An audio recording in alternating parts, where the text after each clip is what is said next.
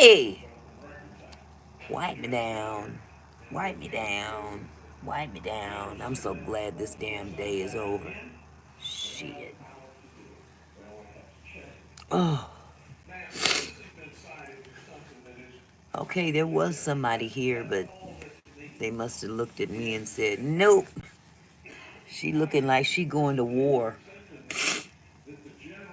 I feel like I'm going to war. Oh my goodness, how are y'all doing today? This evening? Man, come on in. Come on in, come on in. Let me see my family. Because this day has been... Hi, Keisha. What's up, girl? It is Friday. Oh, my God. I got lipstick on, Auntie. I'm so glad this is Friday. I'm so glad this day is over. I was ready to hang myself. Whew, Jesus. I'm too old for this shit. I'm too old. Ain't it the truth? Oh, my God. Working is for the birds. But hey, we gotta do it, so. They were playing with your notifications. They were. Who was? YouTube?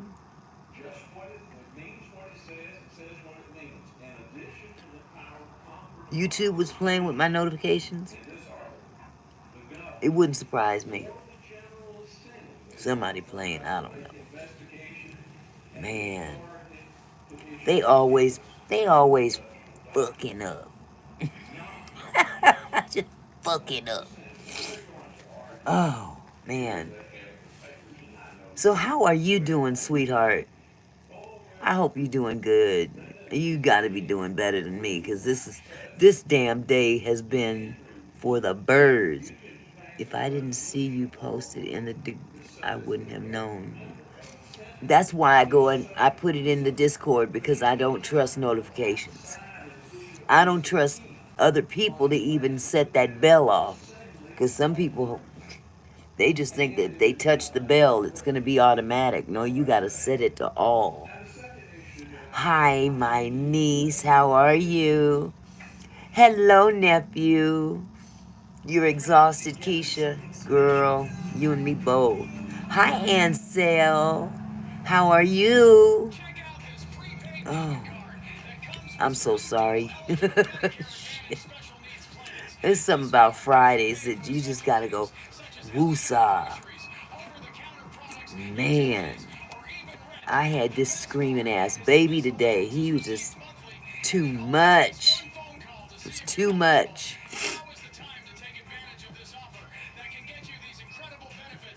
Okay. Okay. Said you gonna cover all your bases right now. I'm good, just dropped my daughter off with her dad and grandmother. Cool.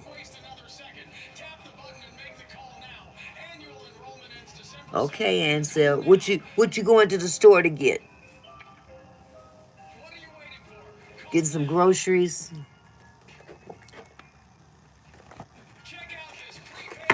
I had to do a grocery run too, but I did it right from where I'm sitting.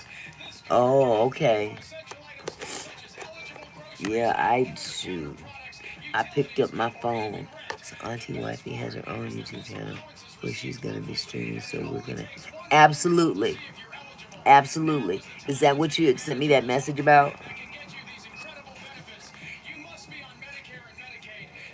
Most definitely. Okay, Ansel. Salad sounds good. I got a little bit to get out my system. Started eating better and working out. I get hungry a lot. I know that's right. I'm good. I'm glad the day is over with. That's why I said wipe me down Friday. I'm wiped. Keisha, what you got to get off your chest, baby? Mm-hmm. Yep. Is she live right now? Are you live right now, niece? I hear you. The cold. You got a cold or the cold outside? Mm-hmm. I'm so glad that this day is over. Mm.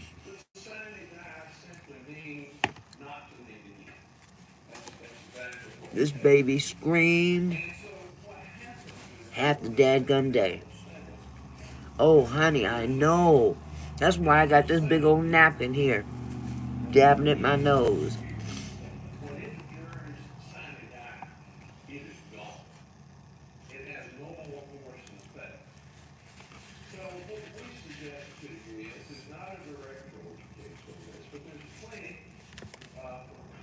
It don't matter what. It don't matter. Don't matter what I take. It's still a hot mess all up in here. Girl, yes, and sell that boy. Oh, you been on cayenne pepper since yesterday? Ooh, bless your heart. Hi, Mama. How are you? Good to see you. Real good to see you. Yeah, and sell that boy. And this is the cool part about it. I got to get it out. Yes, definitely. Blow, blow, blow. Ansel, the only way I could shut. Oh, thank you. Girl, I had to throw something on my head because my head, the hair ain't happening. Hey, nephew. Hi. Only way I could shut that child up is I took my phone out and I just did this to him. I just held it up to his face and he just stopped and he was like, I'm like, damn. 6 months old. He must have had a phone in the womb. He had to. She must have shoved something right up there. Just here, shut up. Quit kicking me.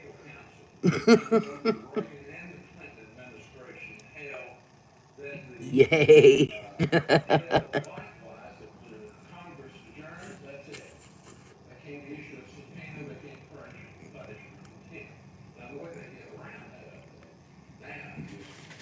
Hmm.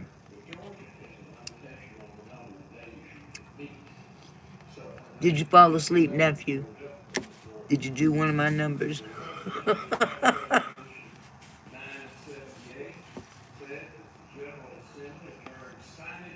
Mama, you haven't lived until you seen me nod out on camera. It's funny as hell. I'll go back and look at the replay and I'll be like, damn, that's embarrassing. I'll be like,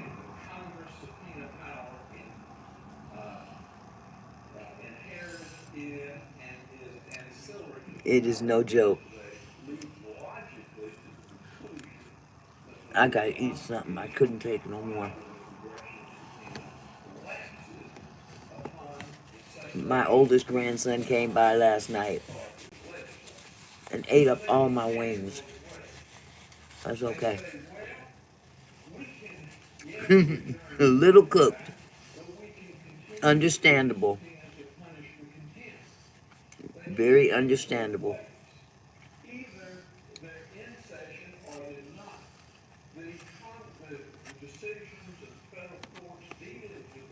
I worry about my nephew. He's got a lot on his plate.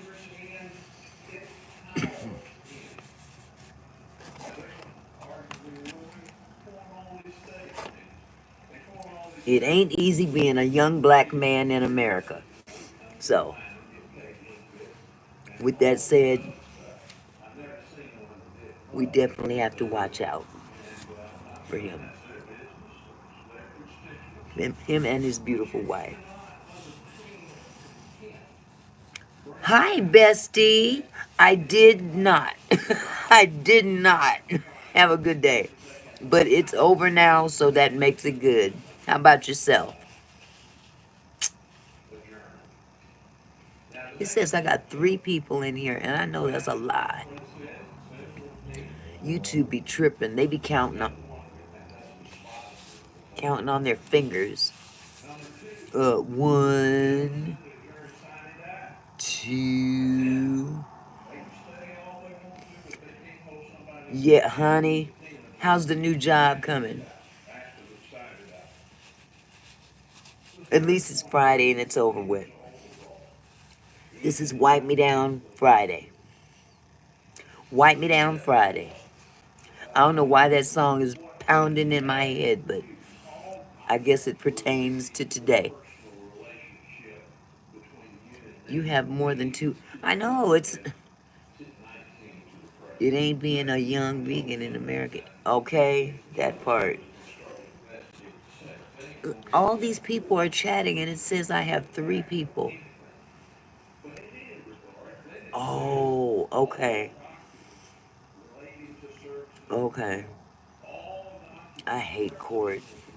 It don't matter what kind of court it is. It could be tennis court. I don't like court. I only go to the basketball court because of my son. But I don't like court. Especially court. They don't like me. Not tennis court. It doesn't matter. Whatever kind of court it is, I don't like going to it.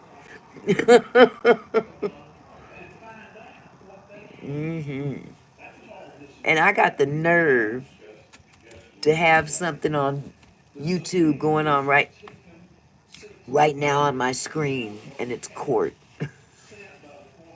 Arguments on Fannie Willis's subpoena challenge.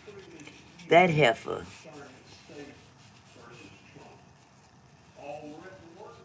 That's all I can say about Fannie. That heifer. She need Jesus. She need Jesus. She need to be baptized in the pool of Shalom. She don't make no daggum sense.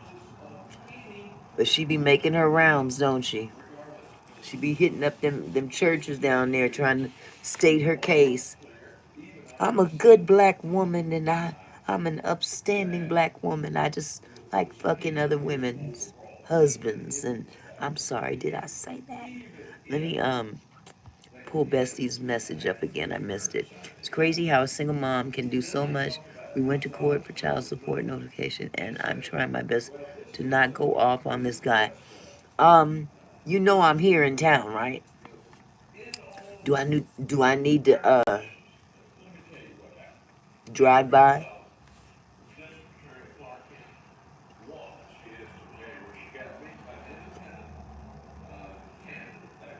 They won't suspect me. I'll just I'll just go into one of my white girl characters. Hi. I don't know what happened. Mm-hmm. I'll just pull up on him. Pow. I don't know what happened. It was just some guy rolled by and he fell. He fell down. I said, oh, no, ma'am, no problem. I'd be like, shit, you just don't know. You better ask somebody. Oh my God. Wipe me down. Wipe me down. Yep, bestie, I can roll up on him. Just let me know.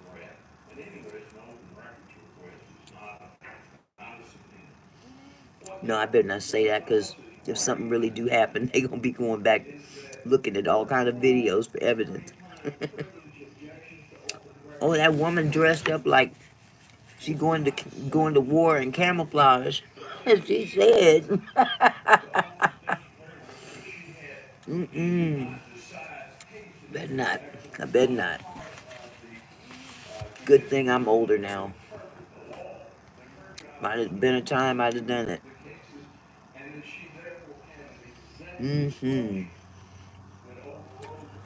Well, she's a pastor's wife. She would never do anything like that.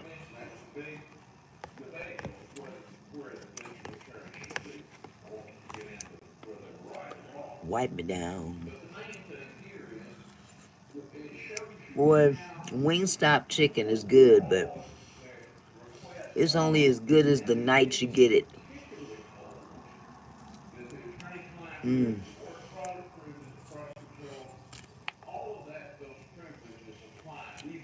man, oh man. But luckily, I only had one child, and that was the screaming demon. He was the only one, and I figured out how to hypnotize him. Just pull out my phone.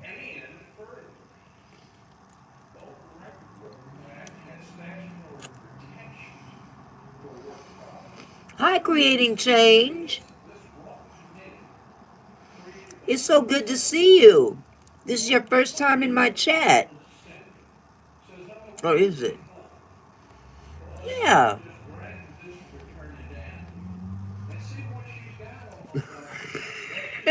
No halibut. Nope. No halibut today. Okay. I get so mixed up because I go into other people's chats. But I've seen you in the chat before. Welcome.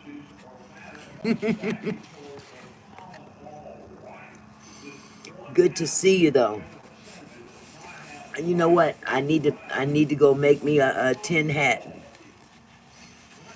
I got plenty of foil downstairs. I'm gonna go make me one of your tin hats. Twist it up here to keep the aliens from reading my thoughts.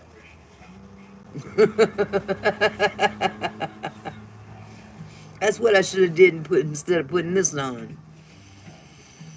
But then again, I have bad hair day. And that's why I'm wearing this. Oh my goodness. Eating cold chicken. What a day, what a day. But I enjoy your videos. I watch them. I watch at least 2 a day. I try to get in at least 2 a day, try to cover everybody. But when it's time to go live, I gotta go live. While many chase the title of being the best, Redestein has set our sights on something greater. Has anybody seen any good movies lately? Thank you. I appreciate it, Creating Change. I appreciate it. I know sometimes I kind of fly off the handle. Don't mind me. I don't take medication. Not much. So I'm not mentally ill. It's just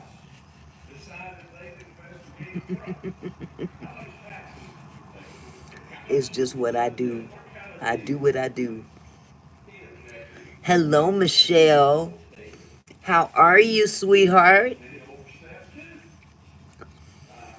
Good to see everybody here this evening.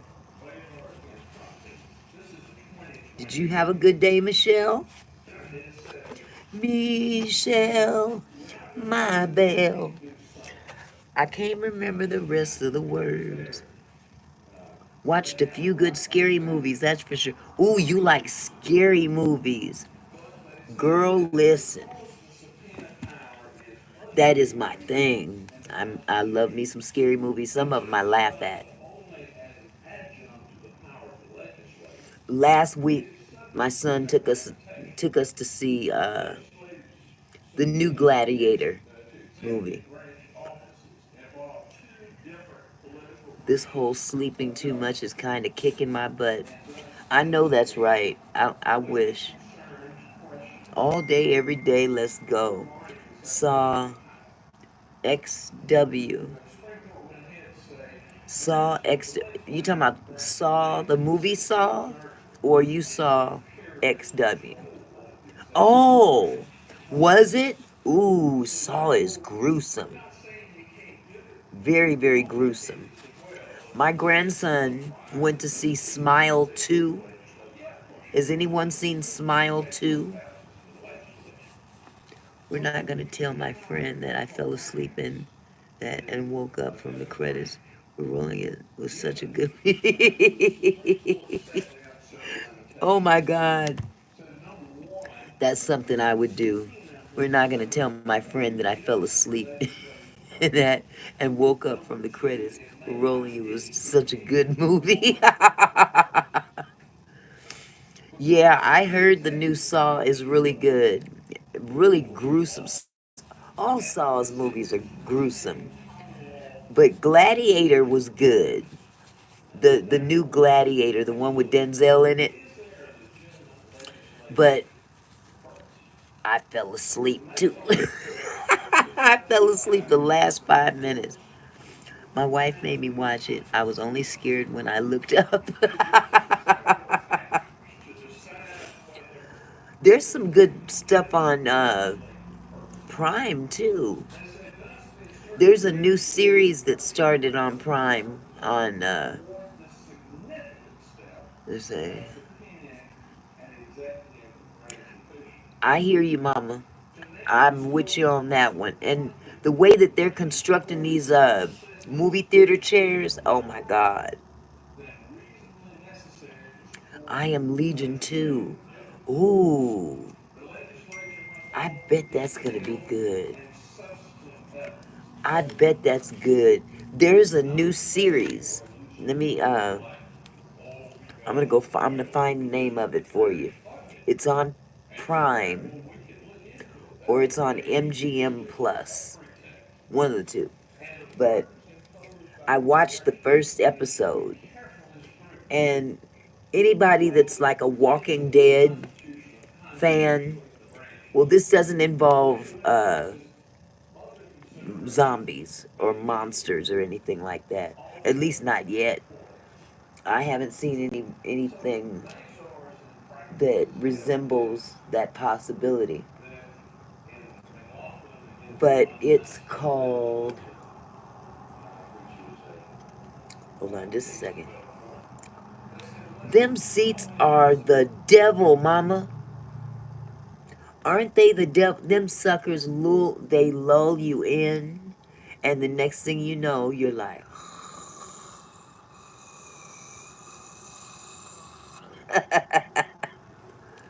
man, them seats are. But some theaters have beds. I don't think I could do that. I don't think I could do that.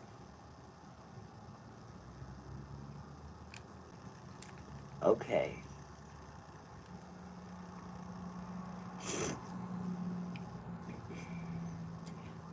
Earth Abides.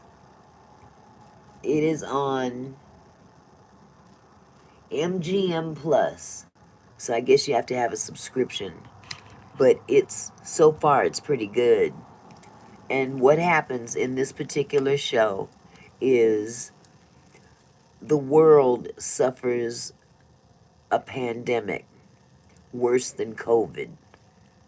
Because they make mention in the show, uh,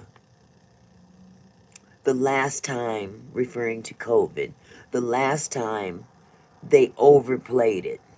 This time they underplayed it. And by the time they figured it out, it was too late. And this particular pandemic is it has wiped out the whole world practically. And so far,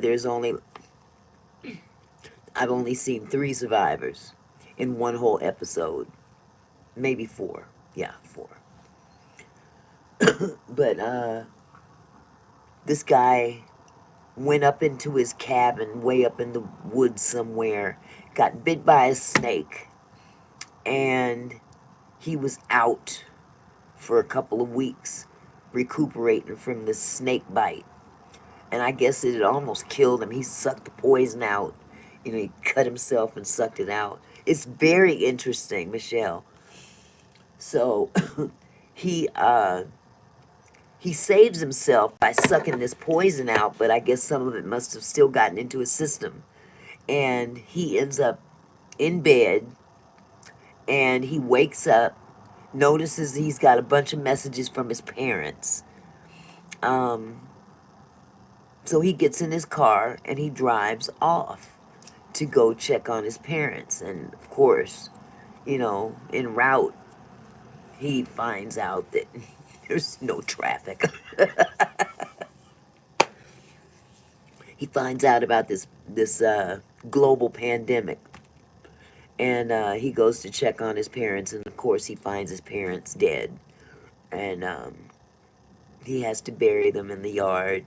It's really sad, but it kind of put me in mind of The Walking Dead without the zombies, because they're laying a foundation, I believe. They're laying a foundation in this show to make you question yourself. What would you do? What are you willing to do to survive? Um, Apparently, the lead character, while on the road driving, he comes across some house, and there's a woman in the house that, you know, she goes out on the roof and she's ready to blow his head off. And beautiful black woman, beautiful black woman, and she's there all by herself, and he's in the car all by himself, and they end up hooking up. So that's all I can tell you for now. I don't want to blow the whole show, but yeah, it's a series. And at one point, he actually drives to Vegas. Imagine going to Vegas and there's nobody around. He does come across two people, though, who are, you know, they have access to everything that's in the hotel, all the alcohol and sables, mink stoles, you know, the whole nine. And, you know, he's not down with what they're down with, so eventually they leave the earth on their own. So, yeah, it's really interesting, though. I'm waiting for the next episode to come. It's still on episode 1. And I'm sorry if I sound really weird. My sinuses are really clogged up right now. And I sound like a dude. Except I'm starting to sound like a dude more anyway. Should have never started smoking. Sound like I've been smoking Black and Milds for the last 20 years. But, very good show. Very good show. Cinema Cafe, their seats are so comfy. They have a lot. Yes. Yes. Those are all the theaters are like that now. There's some theaters that actually have beds. I'm not down with that. I'm not climbing into a bed that someone might have done something in an hour earlier. They even give you a blanket.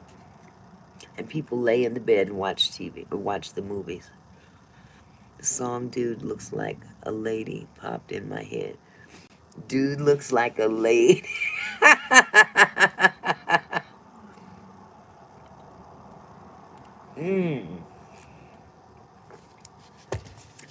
So, Ansel, is this one of those that actually have like dinner and a movie? You could go sit and have a big, huge meal and then watch a movie afterwards? Because I know those were kind of popular for a minute. Okay, okay. Yeah, I could do that. It's just that I'm not laying in bed unless I'm at home. I can't see myself. You eat and watch. Okay. That's, I could do that. I could do that. What else, what other kind of food do they serve? Please say, steak. Something along those lines. Steak, mashed potatoes, gravy.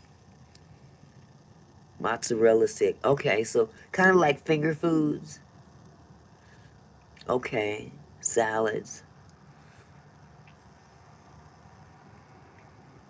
I wish I was a salad girl. Huh. Maybe I should adopt that. Maybe that'll make my stomach go away. They have a lot and they changed the menu up. Cool. See, you get more of a selection.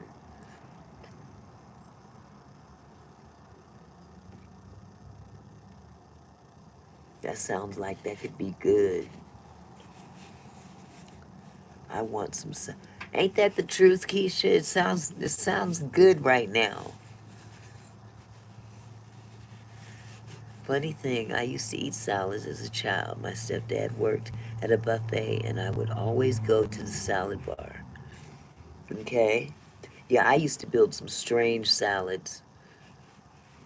Yeah, homemade salad. That sounds really good, especially if they have the right ingredients.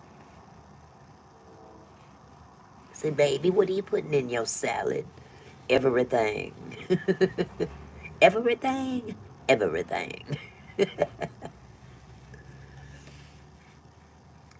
Man, strawberries, apples, beans. I pour all kind of shit in there. A shit salad. It's just full of shit. Oh my goodness, I can't see straight. Eyes are blurry. Oh God. They are too much work. If you're not one that likes to get in the kitchen and prepare, they can be too much work. I don't mind um, chopping it up, but I wish I could eat fresh apples. They have to be cooked because I'm allergic. Oh my God, are you? Oh God, Ansel.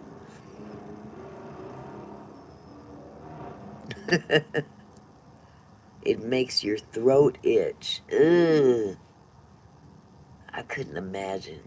Ugh, ugh. So when you get that kind of reaction, do you have to go to the hospital and uh, get something to counteract it, I guess? Or do you just have to let it take its course?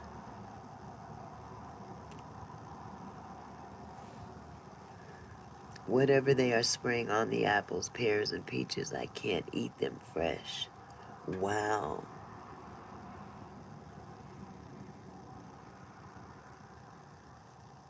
Hmm.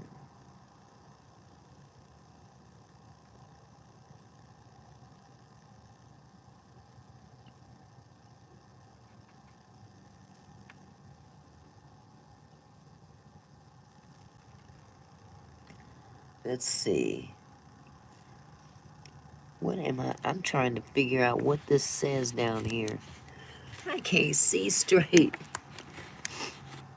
Oh,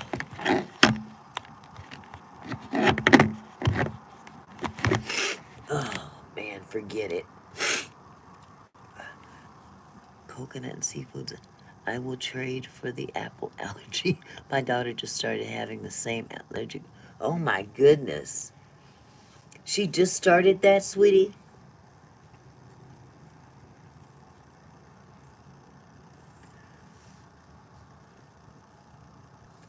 I was around her age when my allergic reaction started. Wow. I didn't become allergic to anything until I got grown. I fooled around and ate somebody's gumbo once.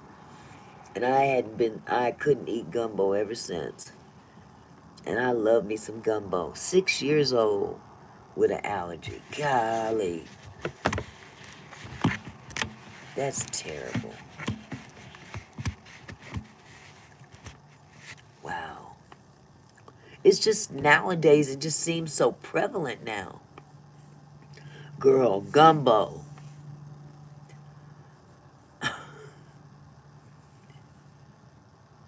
Gumbo. Somebody made some gumbo And that mess sent me to the hospital. I broke out in some hives so bad. Man, I'm gonna start baking and cooking the apples for me and her because we like apples. Yeah, I would do that too, Ansel, if I were you. Man, don't some gumbo sound good right now? Especially if it's made right. Because some folk can't make no gumbo. Everybody can't do that. It's like can't eat everybody's potato salad. Especially if their house is nasty. Like halibut coochie. For real. Mm-mm. Especially if their house is nasty. You don't know what's crawling up in there. All of a sudden you see a almond or something with legs.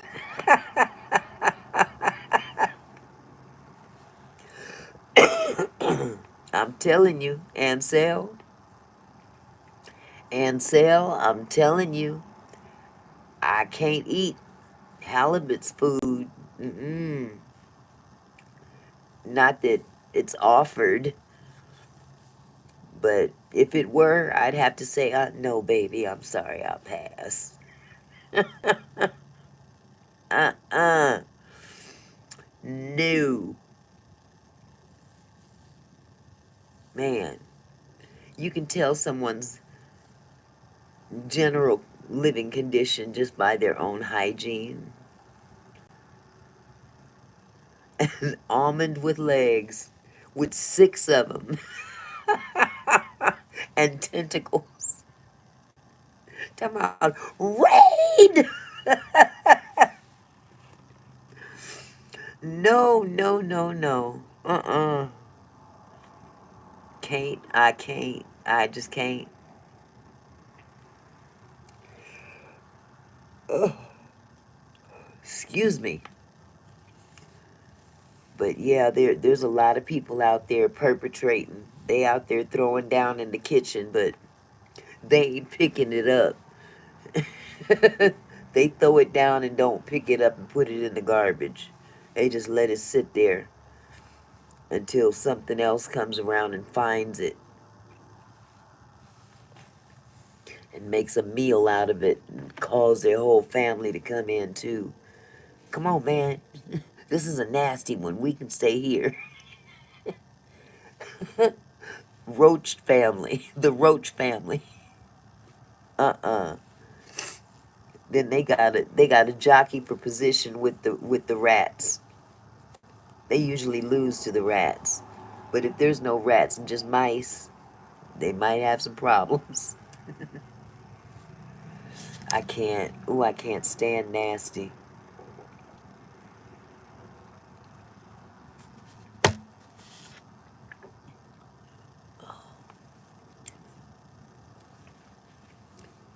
Oh, you used to clean friends' places like that? You're a good friend, Michelle. I just choose not to go over there anymore. and and I might check you before you come in my house. See what you might have crawling on you. I can't do nasty. And it's so prevalent these days with the younger, much younger generation. It's like, Mama didn't teach you. You need to shower up and, get them creases and pieces. Ooh, walking around smelling like Badussy. Mm-mm.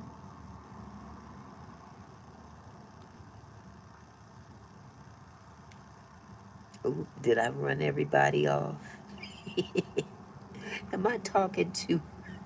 My bad, I'm back. I had a phone call. Oh, yeah, that's the only time I was invited over was to clean.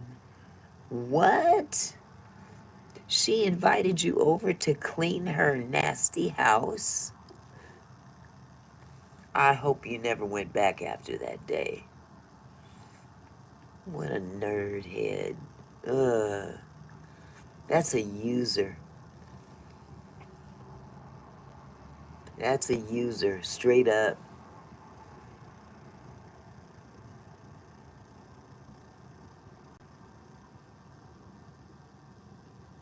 It's, let me see. What time is it? Some messages. Yeah, that's the only time I was invited over was to clean why I said for, okay. It's the way you say halibut. It makes it even funnier. It's, hey, that's my code word with you, Ansel. You and I know what we're talking about. I am her, but am resting because I'm sick. Damn winter. You too, John? We got a chat room of sick people. Not everybody, but for the most part, got some ailments going down up in here. This is crazy. I feel like my head is just full. Just do-doom, do-doom, do-doom, do-doom.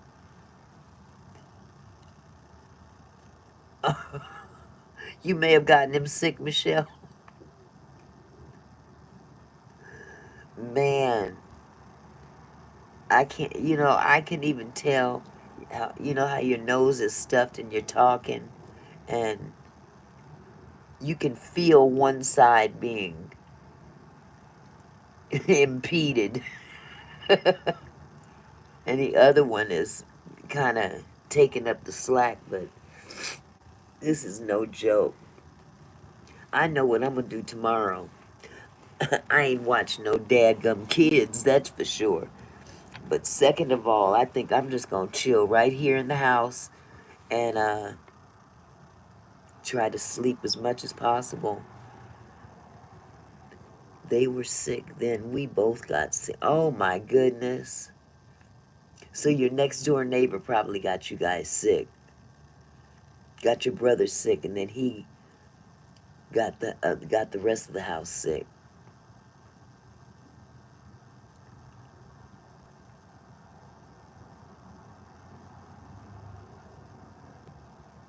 Huh.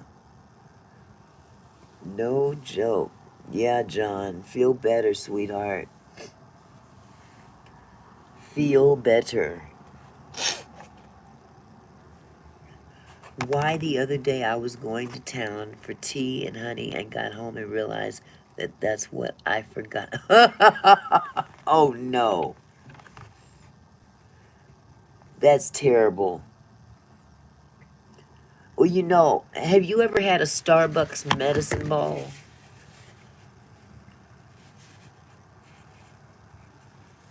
Starbucks medicine balls are notorious for knocking out cold or flu symptoms.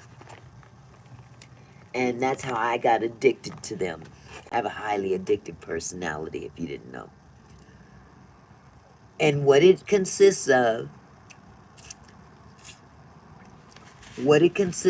it's a jade citrus tea. I'm sorry, jade mint citrus tea and peach tea combined. And Starbucks, instead of using two different tea bags now, they've combined them into one tea bag. They're not balls, they're tea bags. And I usually get a venti. Here it is right here. This was a medicine ball. I drink 4 of these a day, and I doctor them up with bad shit.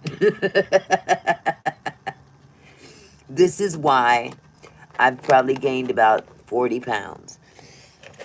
I put 4 more pumps of peppermint syrup in it because in the tea, they also put honey, they fill half the cup up with lemonade, straight lemonade. So you've got lemonade, water, tea bags, honey, and a little bit of peppermint. And that's really good for knocking out the ickies. But your girl here, she got to mess it all up and add 4 more squirts of peppermint syrup and about another tablespoon of honey each each cup, and then stir it. Oh, and peppermint extract. This extract really opens you up though, for real. It might make the taste a little bit stronger if you're not a fan of very strong tea, because I'm not a tea person. I went from Pepsi to this, so drastic change. But when you put a little bit of peppermint extract in it, oh my God, it opens up everything. And I implore you to go try one from Starbucks if you're feeling bad. Just get you a grande. You know, it doesn't have to be the venti. That's the biggest cup they have. And try it, because it might just help you out. That's how I ended up taking them. You know, somebody introduced it to me because I was sick a couple years ago. Yeah, about 2 years ago. A year and a half, something like that. But it's really good. It's really good. If you're a tea person, this is the way to go. The tea that they use is the Tivana. If y'all ever heard of Tivana, it's kind of high priced, but you can use any. If you wanted to make your own, you could make a mint tea and then get a peach tea and put the 2 bags in there, steep them, and doctor it up. Okay. Yeah, see, I'm not a fan of tea. Well, I wasn't until, so I live for these things now. I tried to kick it. It's like crack. Gotta have it.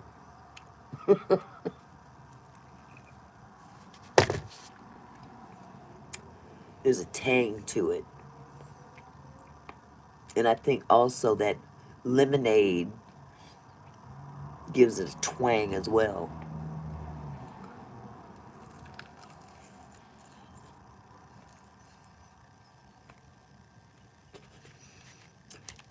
These damn wings is old. But I'm hungry, so.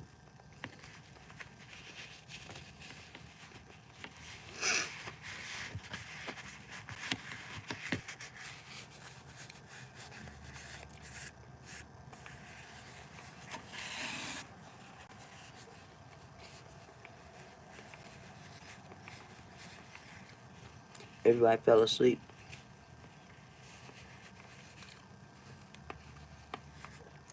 Damn it.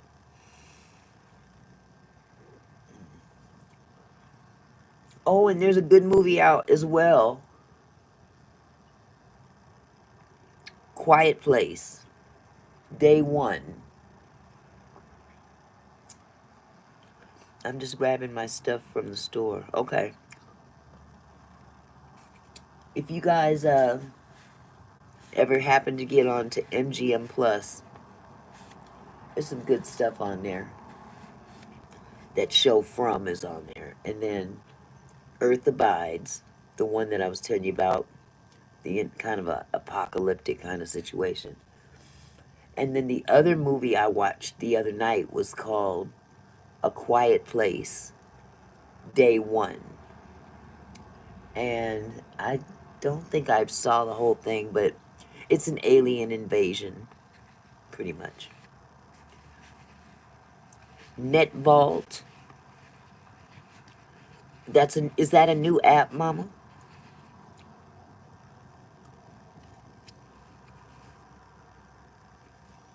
Or is that a movie?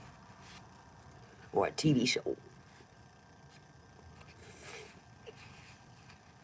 I used to be a TV buff until YouTube came along. I used to watch everything. Now I just watch YouTube. It's an app for watching movies, best movies and TV shows from all different Okay. Okay. I'll have to try that out. I need to condense this crap I got. I got too much going on. Paying too much. I got cable, Netflix, Hulu, Apple Plus, Prime, and this is free. See, I need free in my life right now. I need some free in my life. Other than Tubi. I don't want to be subjected to just Tubi.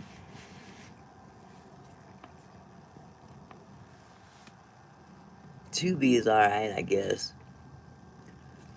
They have stuff for Amazon Prime, Hulu, Paramount Plus. Yep, I got Paramount Plus too. I got 2 Netflix accounts because my grandson was on my account and Netflix got hip to it. So they cut him off of my subscription because we don't live in the same house. So I went on and got him a subscription. I'm paying too much money for this shit. I don't watch all this stuff. I have 10 different movie apps that give free shows and okay. That's what's up. I bet Xfinity do not like that.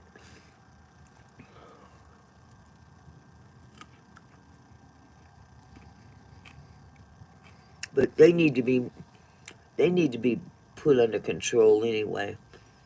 Because their services suck right now. Their Wi-Fi is bad.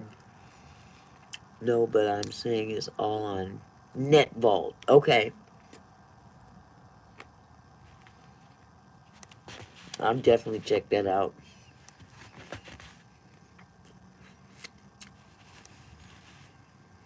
Yeah.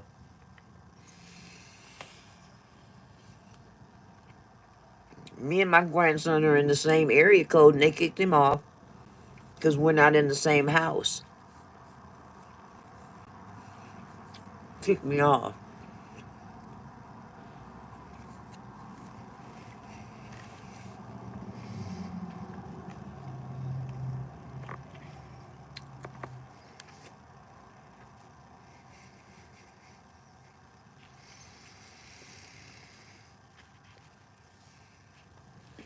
Okay, I gotta put this down.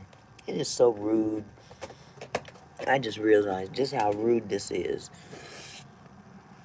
Sit here eating in everybody's face.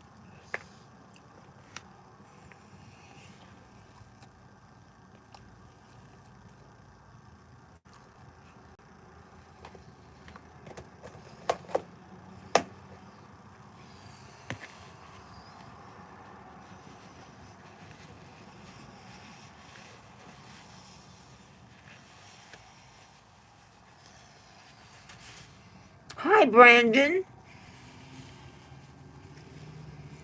Caught me eating. Feeding my face.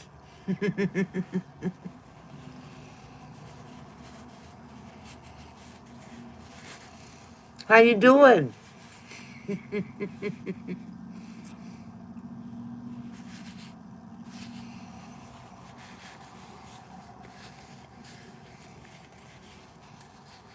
You're gonna do just fine, Brandon. I'm gonna be there for you.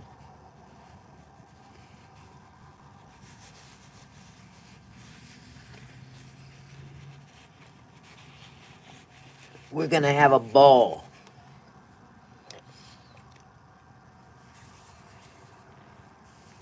I might even bring Mother Jones along.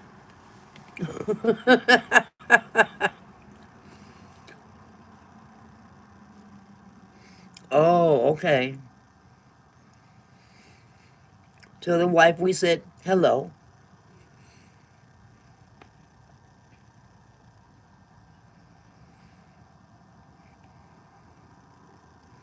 It's kind of late. 7, 8, 9, 10. It's almost 11 o'clock there, isn't it?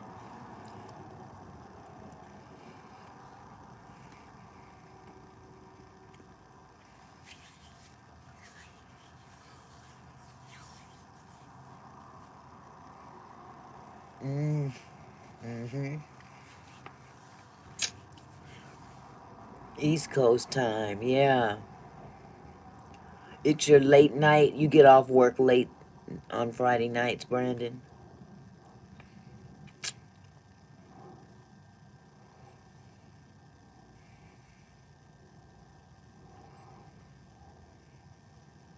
And Ansel, now that I think about it, you shouldn't be going out in the dark by yourself these days. I'm just gonna give you a hard time. All you have to do is, once they start canceling Netflix for other people to give to other people, you'll just pay $5 a month to add that person onto your Netflix, and then they get Netflix from your Netflix. Yeah, yeah, yeah. I am a cheap ass. She said I'm a cheap ass mofo. And I'm not paying for something I don't have to. I know that's right.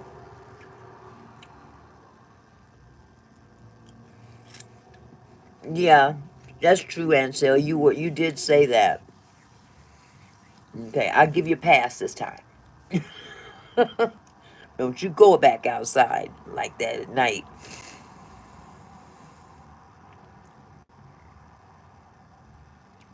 Yeah. Wait, what did that say? Send a picture to the Discord of all the different movie apps that do free movies.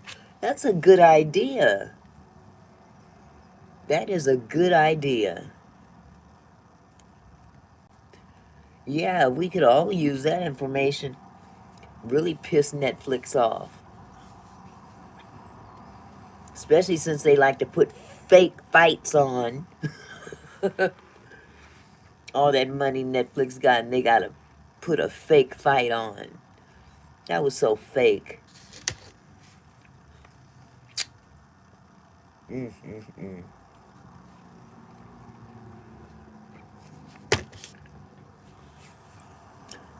I like Pluto because it plays a Doctor Who series that I like to watch, but it's got a lot of movies. Yeah, Pluto's good. Pluto's good. It's got some pretty decent stuff on there. Yeah. Do you have Tubi? Tubi?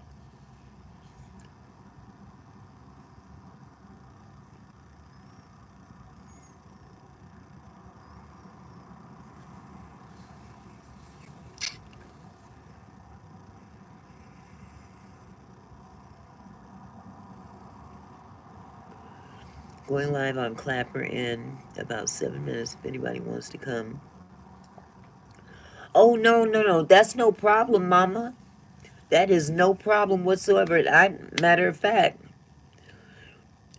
uh, niece, when are you gonna go on? Because we gotta support each other. I don't have a problem, jumping off into somebody else's live. Because we gotta help each other do this thing, get this bag. Gotta get this bag. I can always go back on live. Shoot, I ain't tripping. Okay, you got Tubi, Brandon? Okay. I haven't downloaded Clapper yet.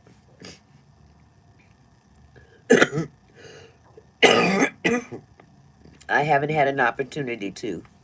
I've had the screaming child all day.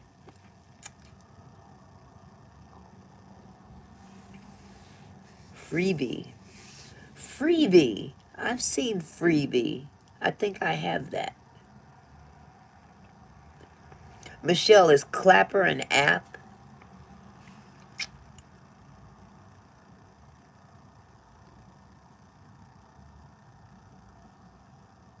Okay. Yeah. I'll download that tonight. Matter of fact, I can do that on my other iPad now. If I could just find it. I'm not going to put it on my phone because I can't have C on that phone. I should put it on my TV. You know, I keep forgetting I've got everything, every device in this house, from phones to iPads to TVs, are all on YouTube. Dang. Pluto. Yeah, I got Pluto. Tubi, Pluto, and Freebie. Roku channel. Yeah. I don't have the Roku stick though. Do you have to have the the Roku stick to get the Roku channel? Crackle. You don't have to have a Roku stick to get the Roku channel?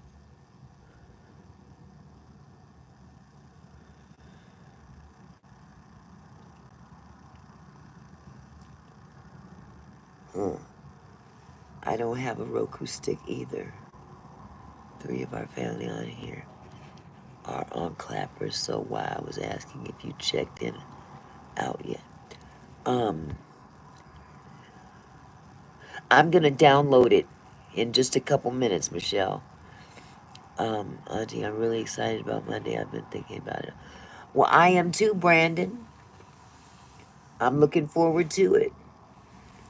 But I need to know, is it okay that I bring Mother Jones?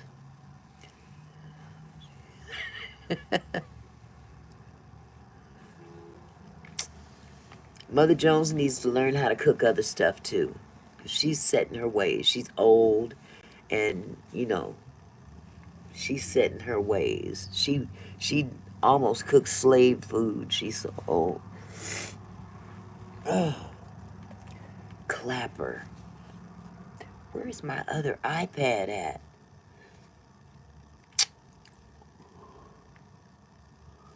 As I suck on my teeth.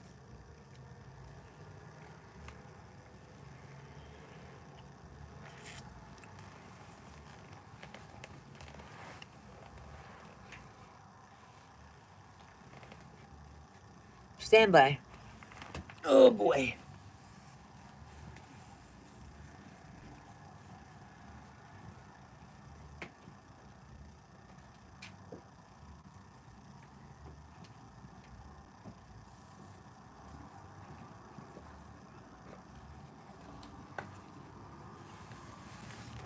Okay, I missed something. Mama Purple, is your name the same on Clapper if I decide to re-download it? And I said I'm a yes, I love that. Uh, do you download it from the Apple Store?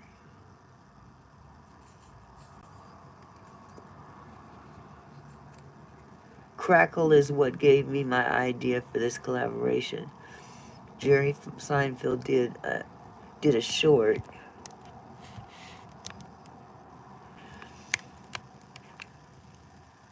Comedians in cars drinking coffee. I remember that show.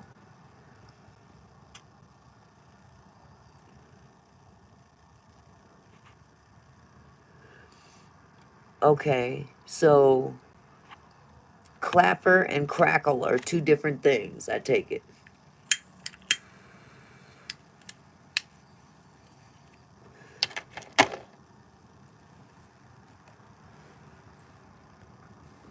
Okay, let me find my app. Let me find my app store.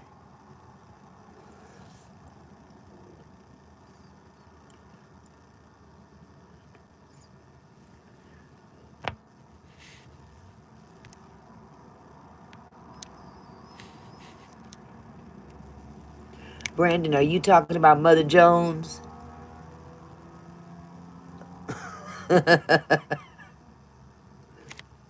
I thought I'd take take some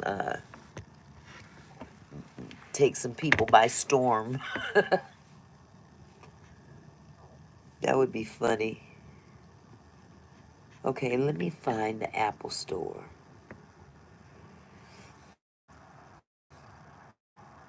I know Jerry Seinfeld was dry, very dry. Apple App Store. Okay, search. Now, which one am I downloading first, Michelle? Is it Crackle or what was the other one? Clapper. That's what it is. Clapper. Okay.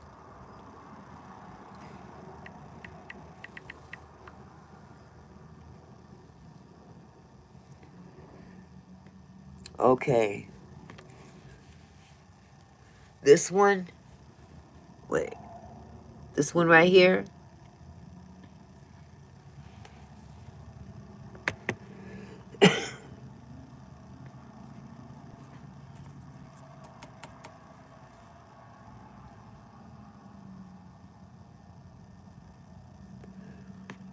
Okay.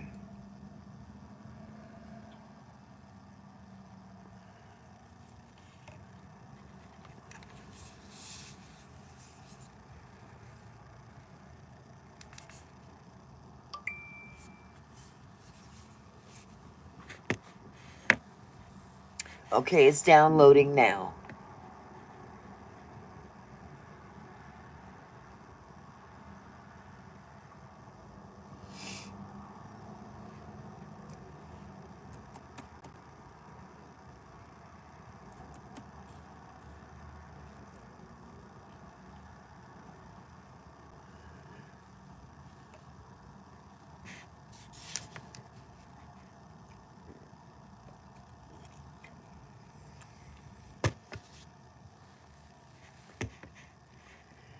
You know, by rights.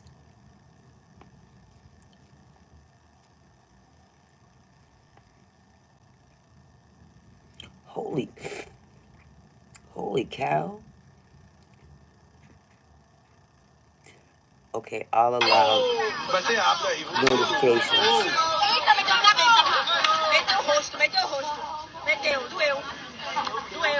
Okay, I downloaded it. How do you set up? Okay, I'm going to sign up. Use Google. Clapper wants to use google.com to sign in. Okay.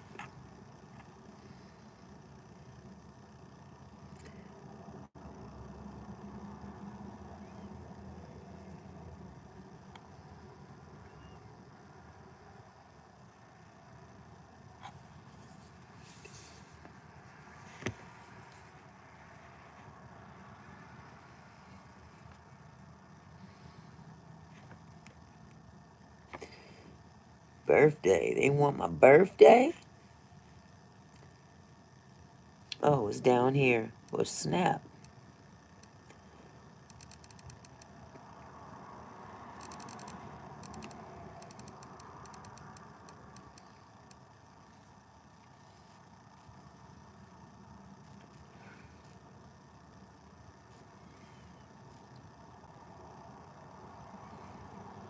Then what? Creator space?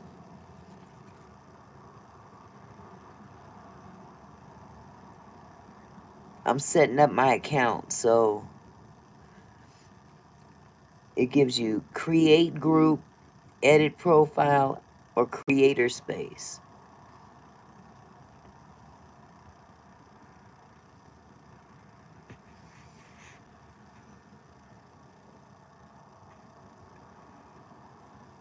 I believe then you can look for Mama Purple.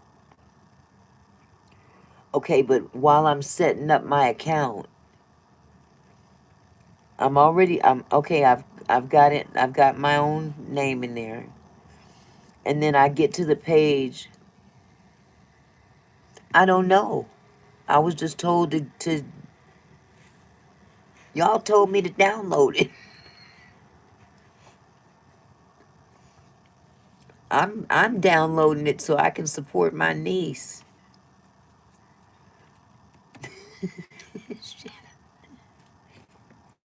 So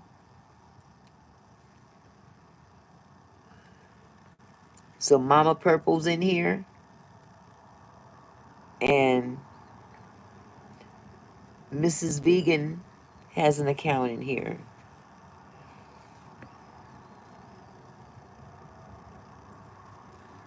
I'm just gonna go creator space. What the heck?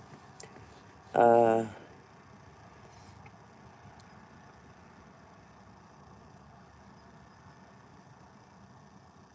okay, okay.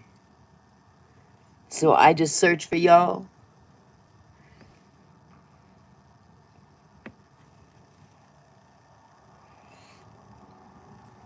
Search.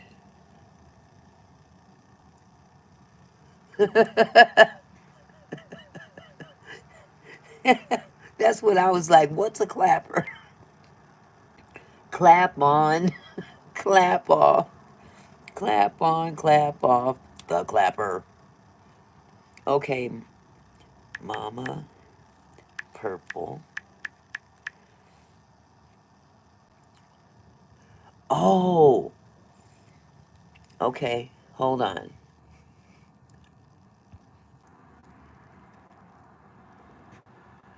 Okay, what is your name in here, niece? Because I don't see it in the. Where did you save it in, or where did you share it in the Discord?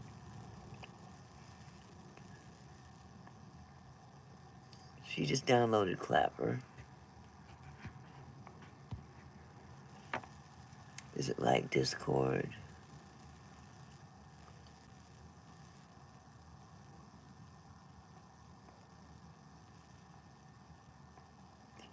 Okay. So, what is. Hey, Abdul, good to see you, brother. Tell the purple. Okay, Abdul, I need to find your wife. What's her name in here?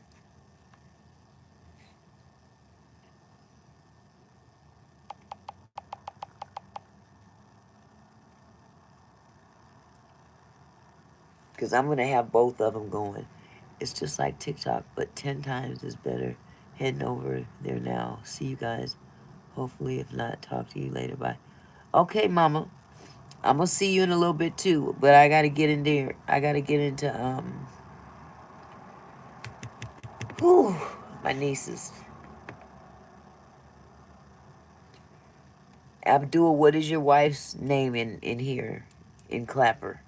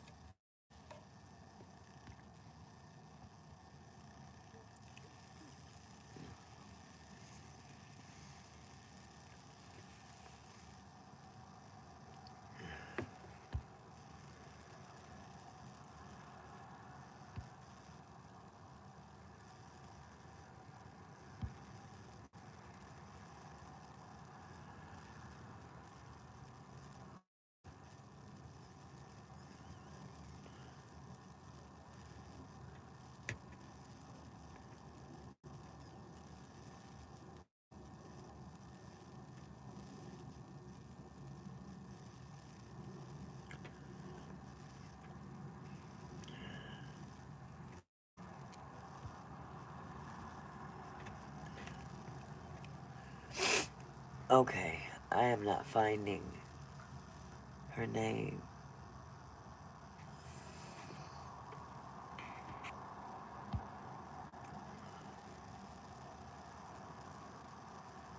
Okay, so just go to yours, Abdul. Is it just vegan, King ZZ? No, I was trying to sign into your wife's thingy on Clapper. Or do I need to sign into yours? I'm signing into something. I just create an account. I need to know where to go. Go into yours. Okay.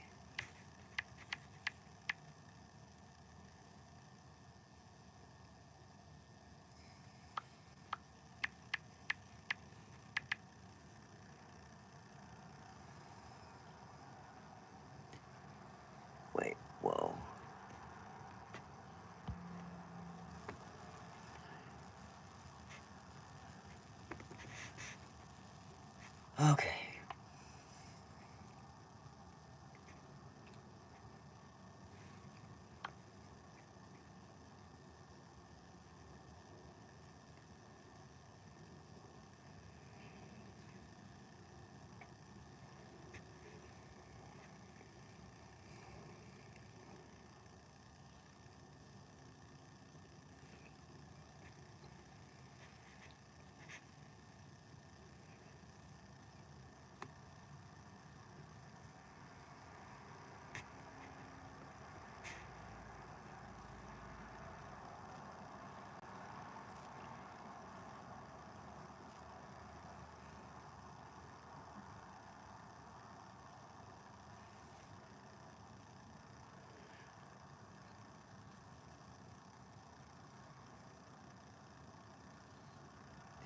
Okay.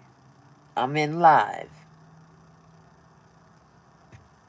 I have no followers. Welcome to your live. A beautiful day with Clapper live. Hurry up. Click the notify and call your friends to live with you. I don't have any yet. Chanel Thomas has joined. The school? Scar Luna. Who are all these people?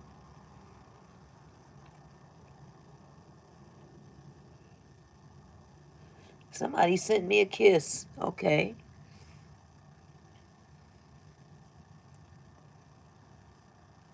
Thank you. Thank you, Scarla. Scarla Luna. Scarla Luna. Hallelujah, Scarla Luna.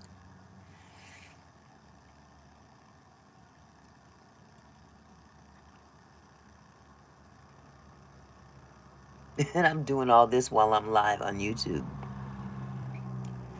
Okay, so this is crazy to me.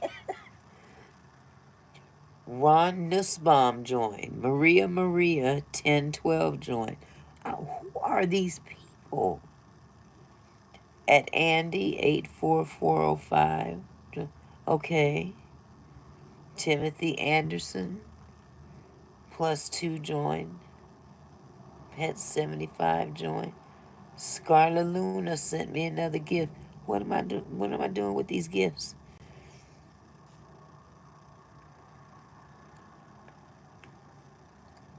Brian.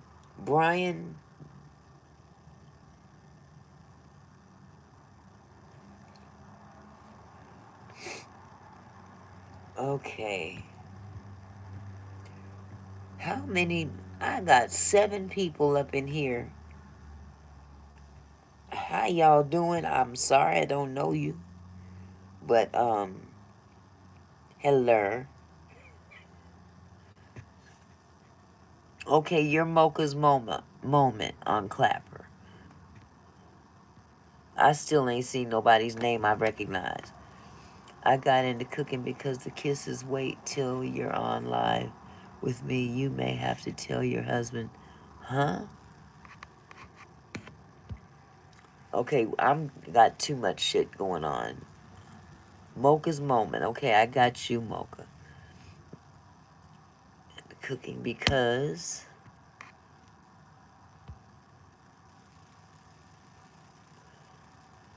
you may have to tell your husband to stand in the other room with all the kisses. Oh, Lord, he ain't tripping. He ain't tripping on that. Well, thank you, love. Angie, 0218.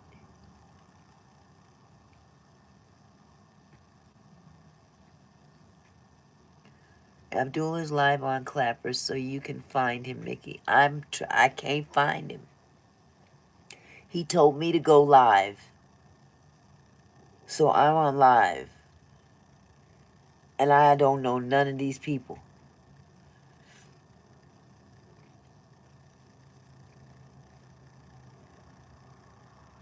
Okay, this is just weird to me.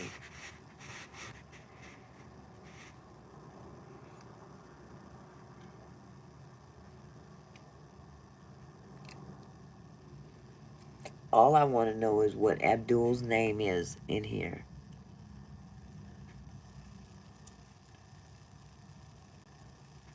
Mine is Auntie Mickey, Keisha. But I don't know. I don't see anybody else's name on here that I recognize.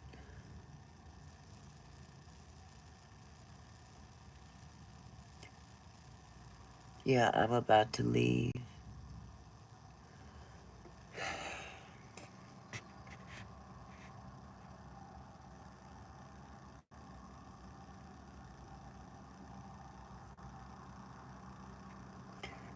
What am I doing on here? I'm just looking at a fucking screen. And this scarlet person keeps sending me shit.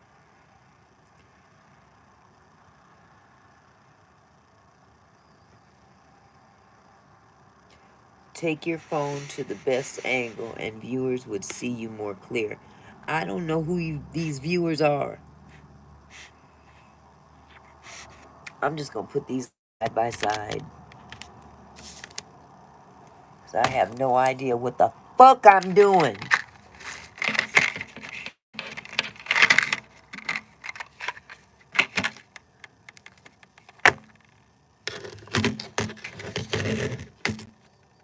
I'm too old for this shit. Okay, you following me now? I can't find you. I'm in here. You told me to go live. I went live. I can't find you. What's your name? Where in Discord? In general chat? In where? I don't... Okay. How do I get into Abdul's live? Because this is all I got right here. Hi, Jamal. How are you?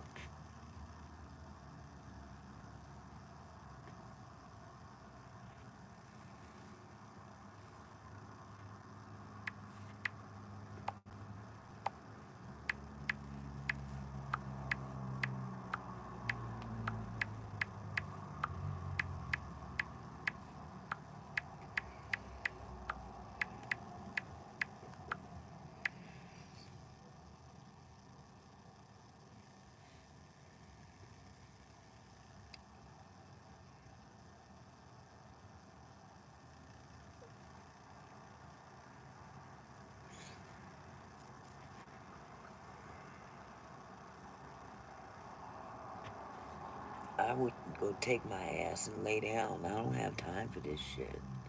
I don't understand this.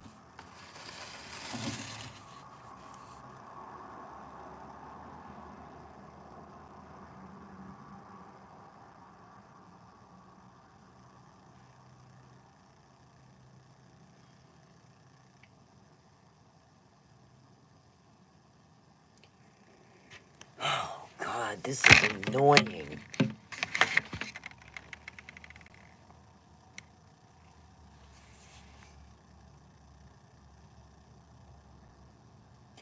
Love you too, Jamal.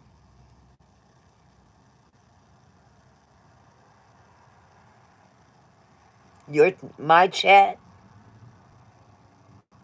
I'm my chat. I don't know what the hell I'm looking at on this.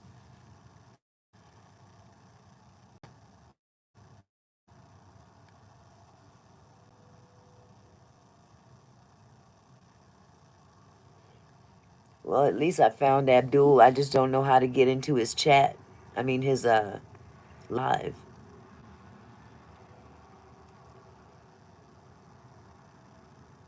Y'all gotta remember, I'm 723 years old. I don't know this shit like y'all know.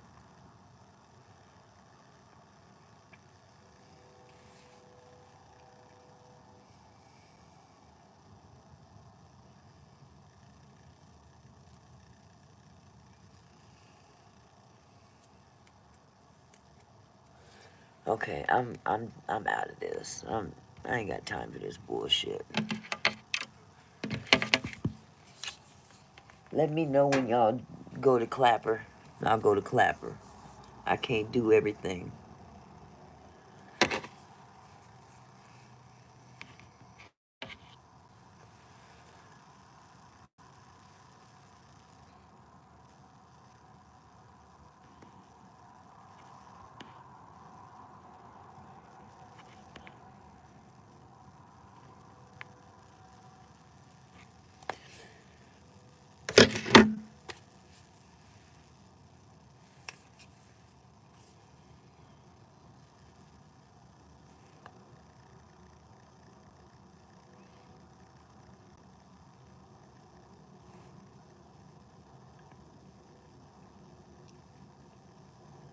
Okay, so when they notify you that they're on live, then what?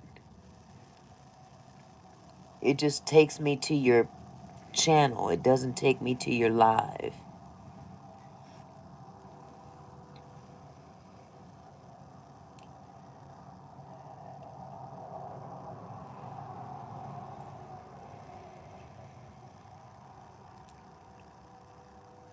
This is dumb.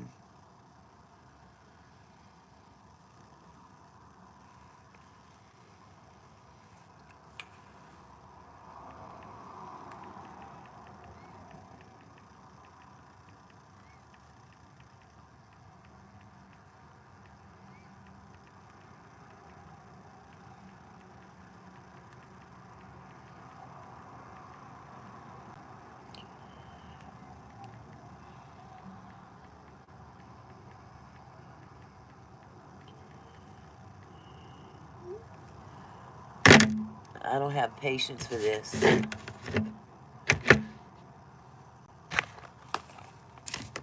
in the bathroom.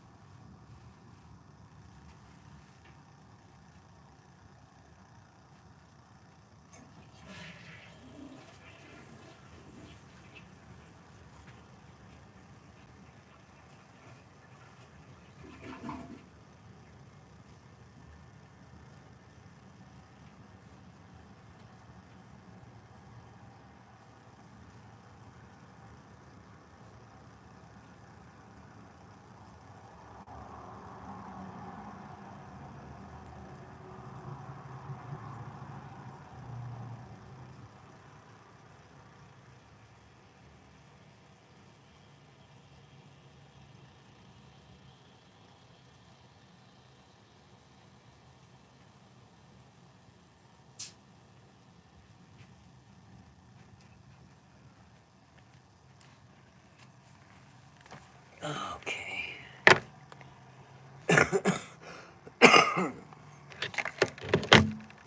Ain't nobody in here now?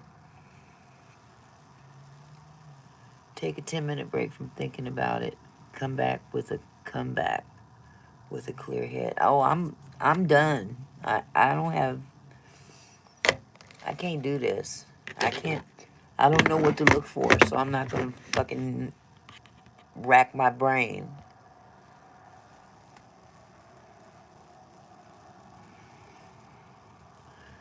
Well, I'm following people. I just don't know how to get on their live there.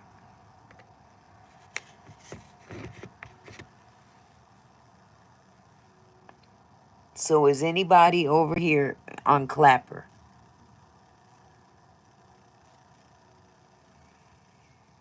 Yeah, I see it. It says 0. One big fat 0. So if I want to come over to somebody's live on Clapper, what do I do? That's all I want to know. I can follow the till the cows come home, but if I can't get on your live, you go to Mama Purple, then ask if you can join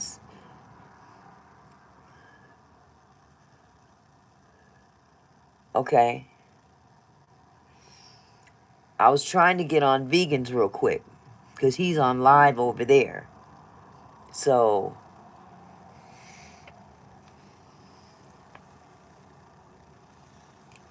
I don't adapt well to new shit right away.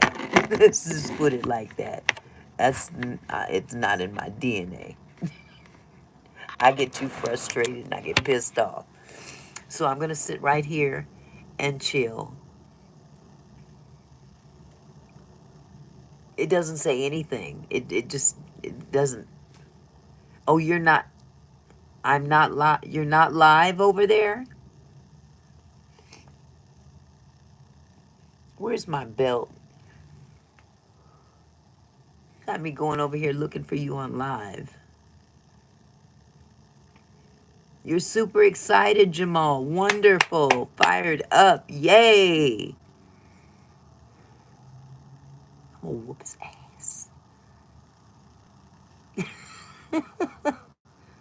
I was, but no one. I was trying to come there. Shit. I'm trying to multitask in this mug. I done threw one iPad down. I hope I didn't break it. Where were you live on? See, that's what I need to be doing, John. Roasting. Instead of jumping on clappers and shit. That's where we got the confusion. I'm trying to support y'all. This a bitch. I saw it in Discord.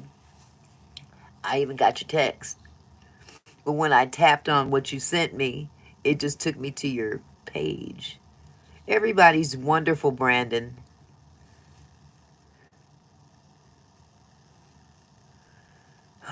God.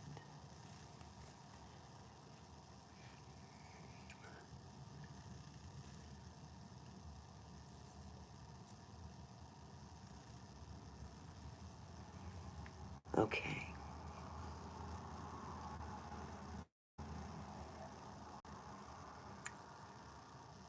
Okay. Well, I think what I'm going to do is go fix me a drink. I was explaining the best I could and felt bad. Like, no, Michelle, it's not your fault. I just have very limited.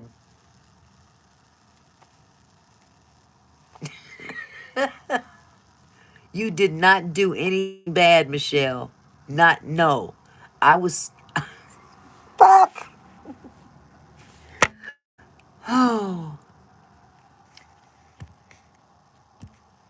Michelle, you did nothing wrong. You explained it just fine. I was just trying to get on a different live and I couldn't find the live. It's not because of you. You did wonderful. You got me as far as I got. And Jamal is lit up. with pizza emojis.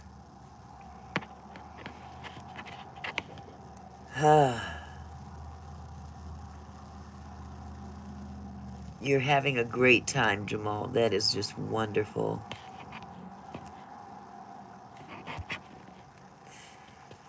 Oh, God. When was daycare over? Doesn't feel like it ended just now. Okay.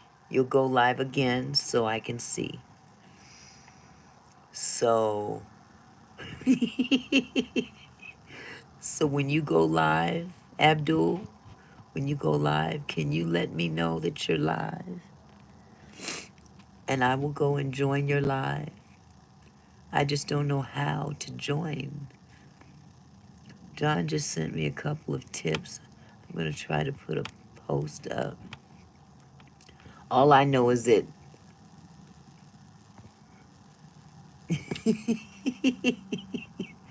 okay, you're live now. Okay. See this?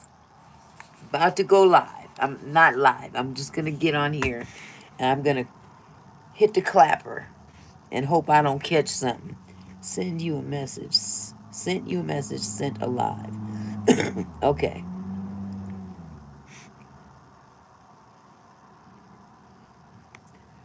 Ha! There you are. Hallelujah. Hello. Auntie, you see it? Yeah. I gotta mute this for a minute.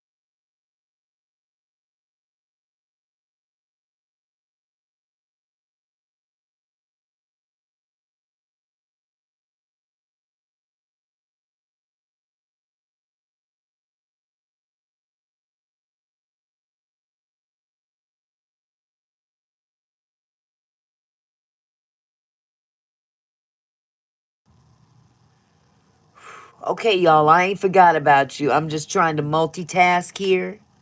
So please bear with me.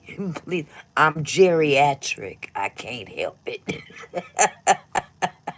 So hold on just a second.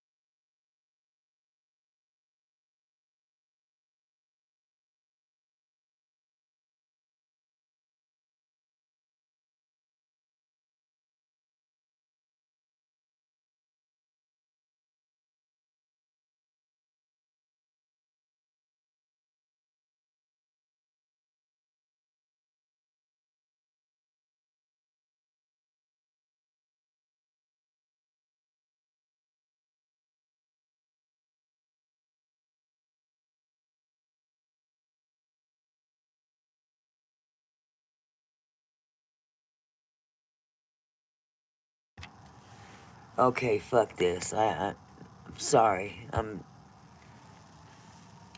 Okay. How y'all doing? Right now, Clapper is not. I'm not a fan of Clapper right now. I do think it's kind of cool that you can have people, more than one person. You can have up to four, but two of us couldn't get on the screen, so. But at least you could hear. But now, it's kicked me out completely. I have. Wait a minute. This live $5 worth has been added to your income. I don't have an income. What are you talking about?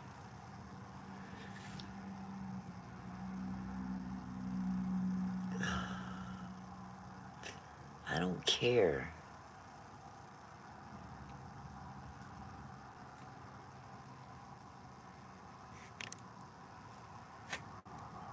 Okay, I'm jumping out of here.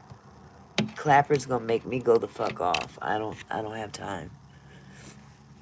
Okay. That was so cool for a minute. Okay. Yeah, Clapper seems like it would be really cool if it. I'll figure that shit out later. Keisha, did it, it wouldn't let me back in. It said, you cannot get your yellow ass in here within 24 hours.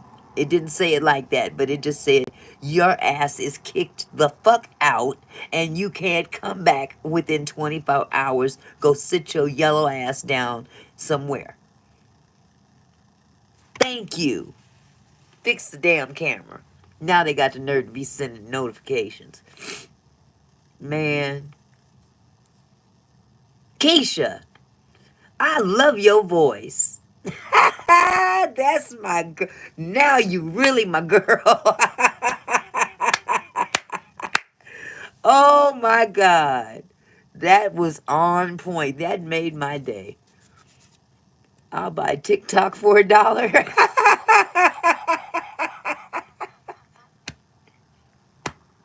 Oh my God. That was hilarious. Clapper looks like it could be fun, but no, what is all this income stuff? Is this real money? It can't be real money. They ain't giving people real money. to get on this thing. They can't be. Is that what it is? Or is it fake money? Here, you can buy this emoji for 25 cents. If they fix the damn camera stuff, they playing too much. I got about 5 invites from Abdul, and I clicked on every last one of them, and it said, "Bitch, we said don't come back here. What you keep trying for? Didn't I tell you? You can't get in here for 24 hours. Sit your high yellow ass down somewhere." Oh God, that was funny as hell. That made my day.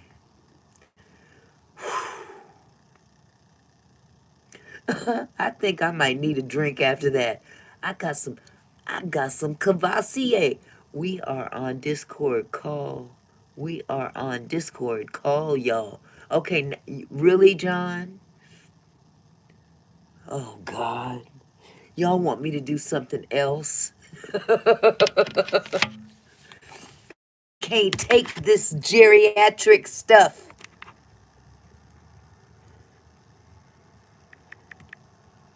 Let me see if I can get on Discord on this one. Oh, Lord have mercy. I feel like I've taken my grandkids to Disneyland and they want to get on all the different rides and I can't keep up. I'm sorry, I just set up a thing to post. Oh, guys got it. I don't know. Huh? Okay. Where's the Discord on this bitch? Oh, God. Discord. Dis. DISCORD. Damn. I don't want to.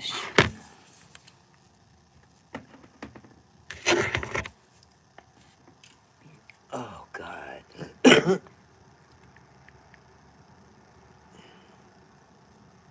This is going to drive me nuts.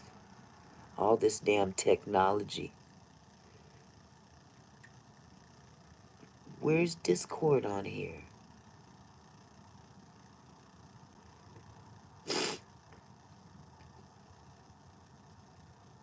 Oh,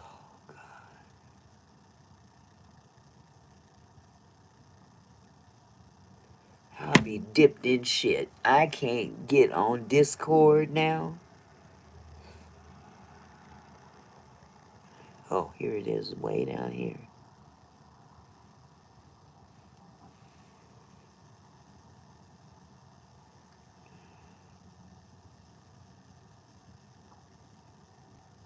I can't even get on Discord on my phone.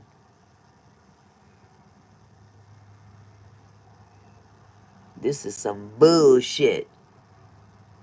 I can't get on the chat on my phone. This is all I can get on my phone. So I got to do it on my iPad. I'm ready to throw all these damn devices in the damn river. Hold on. Doing?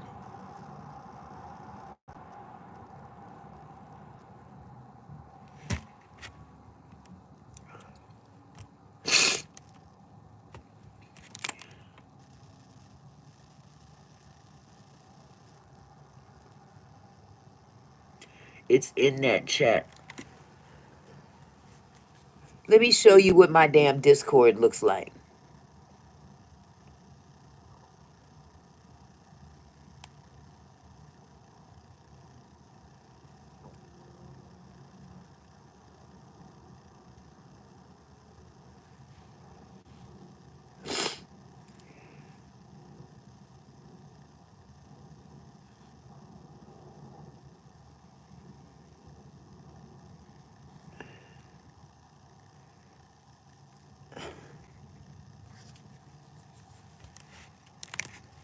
What do I hit? This is all I get. I don't even know this person. Block. I don't even know them. How do I get in the God damn it. Lord, forgive me. I'm sorry. Okay. You see that? All I have is my name up here, somebody else, a bunch of people in my contacts. Where do I go from in the chat from here? I'm all on the wrong side.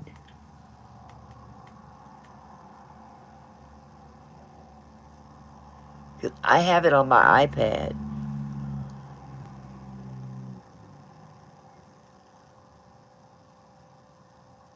Well, thank you for the advice, Brandon. That's wonderful of you.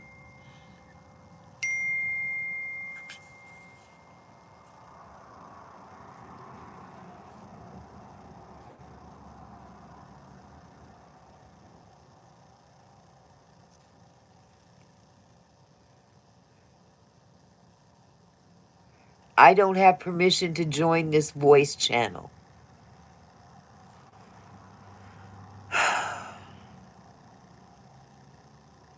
Allow.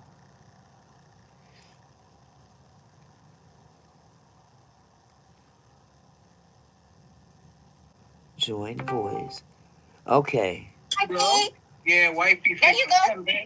See, wifey fixed it. Hello. Take me there. Take you where? I'm trying to. It took me somewhere. I don't know. I'm about ready to throw this whole fucking phone in the river. Yo, I Okay. can't. Oh, I saw a post on Google trending news. The FBI said something like, "Be aware of text messaging on phones or something because of like hackers and stuff." Like, yo, why is Ansel still here? Tell her to come in her ass in this room. For real, like we don't want her to be a redheaded stepchild. It won't let me turn my camera on. What? That's weird. What the hell? I tapped it. I tapped it. It says enable permissions. Discord does not have access to your camera. Oh, you gotta go to your settings where the apps are. Oh, okay. You can enable access in Yeah, you okay. gotta go to settings and then. Oh, Jesus. Okay. Auntie, look your live. We're just being get on today. I know you.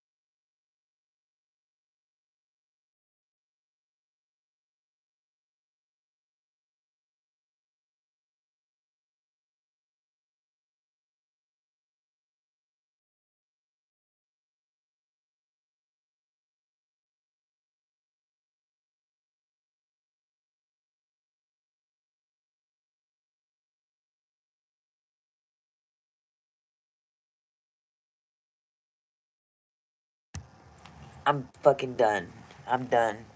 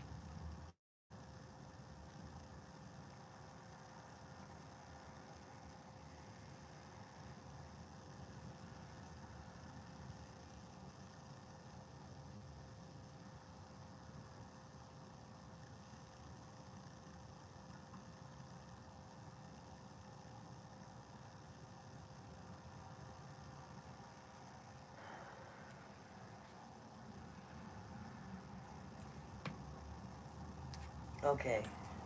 I've had it. I've had enough. I've had enough.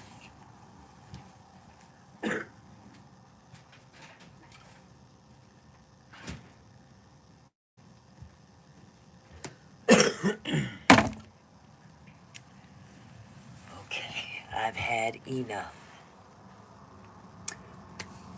Hello, y'all. Good to see you. I'm done. I'm not doing no more. I've had enough.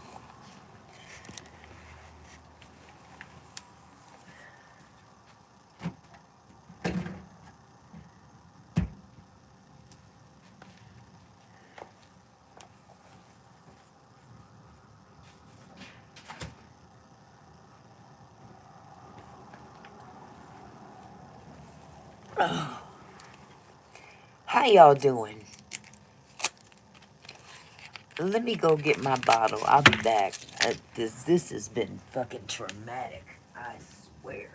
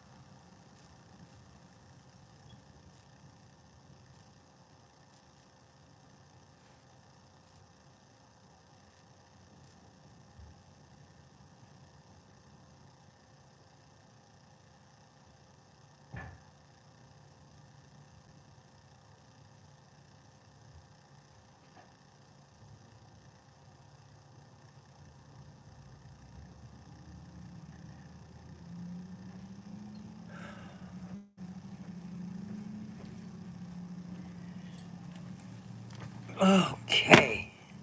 Y'all want to join me? Because I'm not playing. I'm not playing. That was too much. I don't have no ice.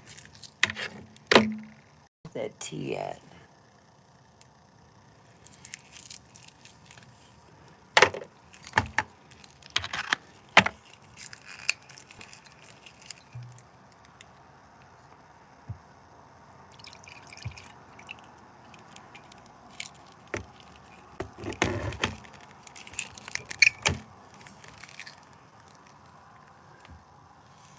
Child.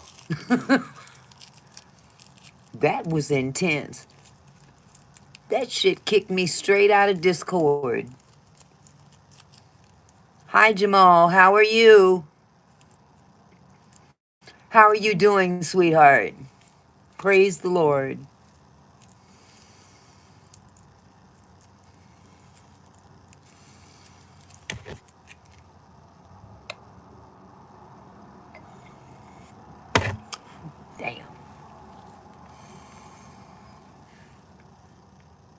Oh, you are Jamal. That's wonderful.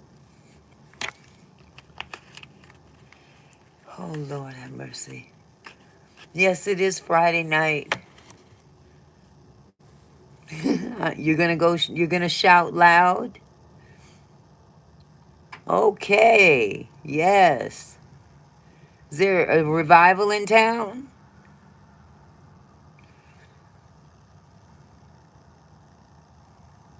There's got to be a revival somewhere in town.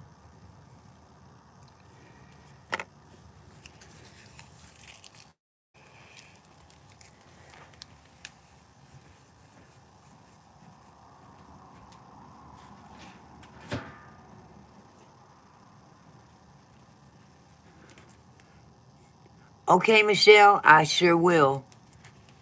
I sure will, because that was crazy. That was crazy, crazy, crazy. I'm going to give me a couple of Reese cups and drink some iced tea. Have a great time. Okay. I don't make it up my own, huh? I don't make it up. I mean, I didn't get that. Phew. My revival I'm having is my YouTube revival on everybody's page. Okay.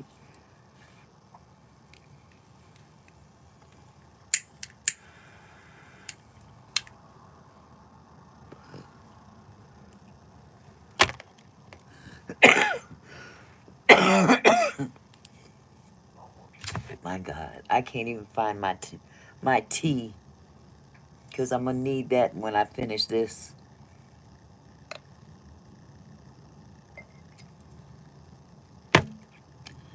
I'm not a drinker,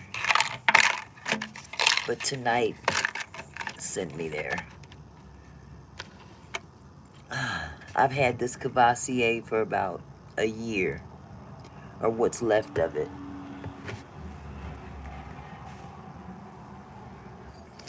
I do too. I really wish I could. I got real close. Then I tried to turn on the camera.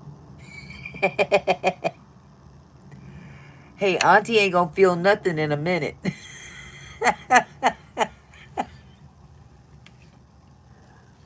My feelings is gonna be far from hurt. Trust and believe. First clapper didn't want me. Can you try deleting the app and re-downloading the app? I probably could. The app wasn't here. Look, Discord even kicked my ass out.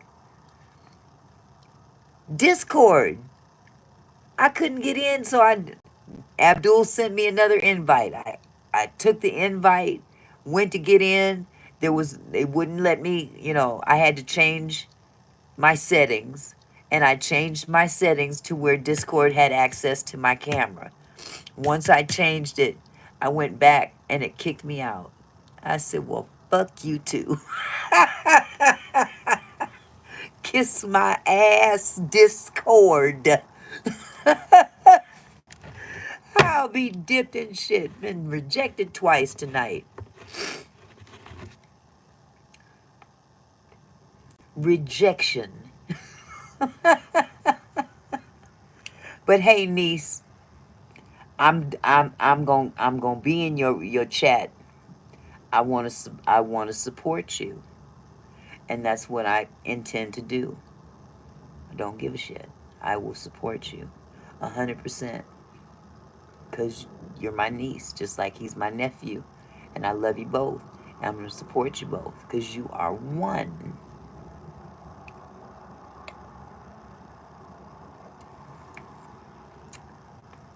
Why does this shit taste like gasoline? This is why I don't drink. At least not straight. But I don't have nothing to put in it. Shit tastes just like gasoline. Gasoline and dirty. I don't have nothing to mix it with, sweetie. Unless I pour my tea in it, and that would be really disgusting. That would be awful. Maybe more sips and I'll, it won't matter. I'll be. That's the first drink I've had in months. No, I take that back. Brown and tea is good. Is it? You talking about brown liquor? I've never you so much. Thank you. You are still here with me. Can I try again? Or wait, can you try again? Liquor? What am I trying first? Hot toddy. Ooh, that's right. A hot toddy. That's a thought. I gotta go find my key though. I set it. I set it down somewhere. But see, a hot toddy's gonna knock my ass out. I can't be going to sleep yet. Oh, you want me to go back to the Discord?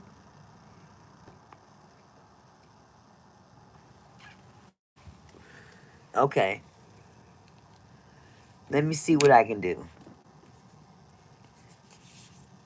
Because I'm trying not to do it on this one. I'm doing it on this one because that way I can put them up side by side. Because I would lose that. The phone is just a lost cause. Wait a minute, isn't that where I just... I was on my phone. Let me... What did I throw my phone in a tantrum? Okay.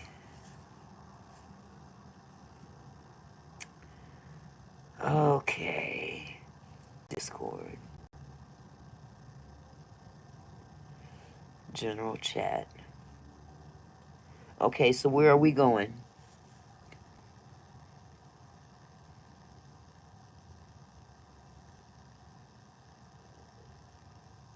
I'm right here.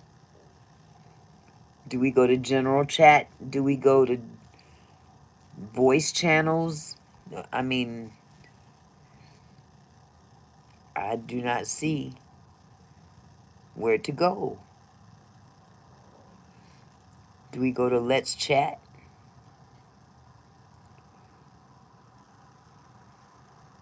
I feel so unnecessary. Even Team is in there. Well, his camera ain't up, but okay. Join the server Discord. Accept the invite.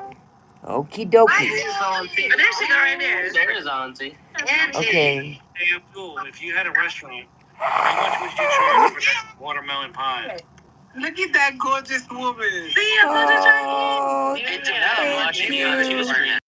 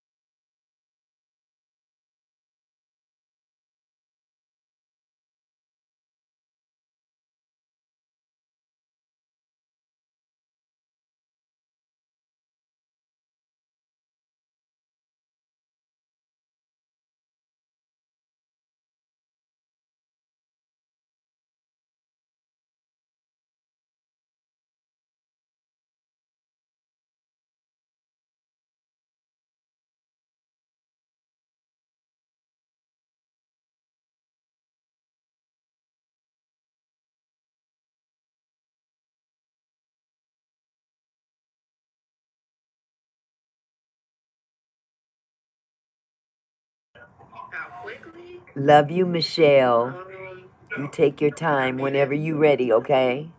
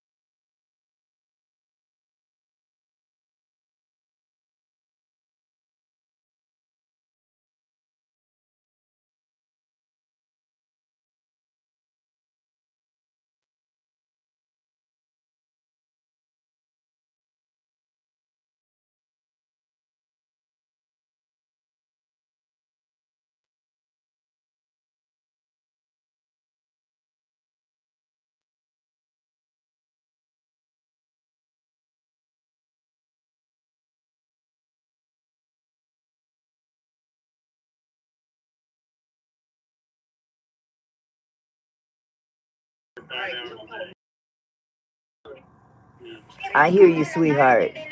Whenever you ready is up to you. I totally understand. Because this ain't for everybody. But you know we got you, okay? I got you. You my Pacific Northwest twin.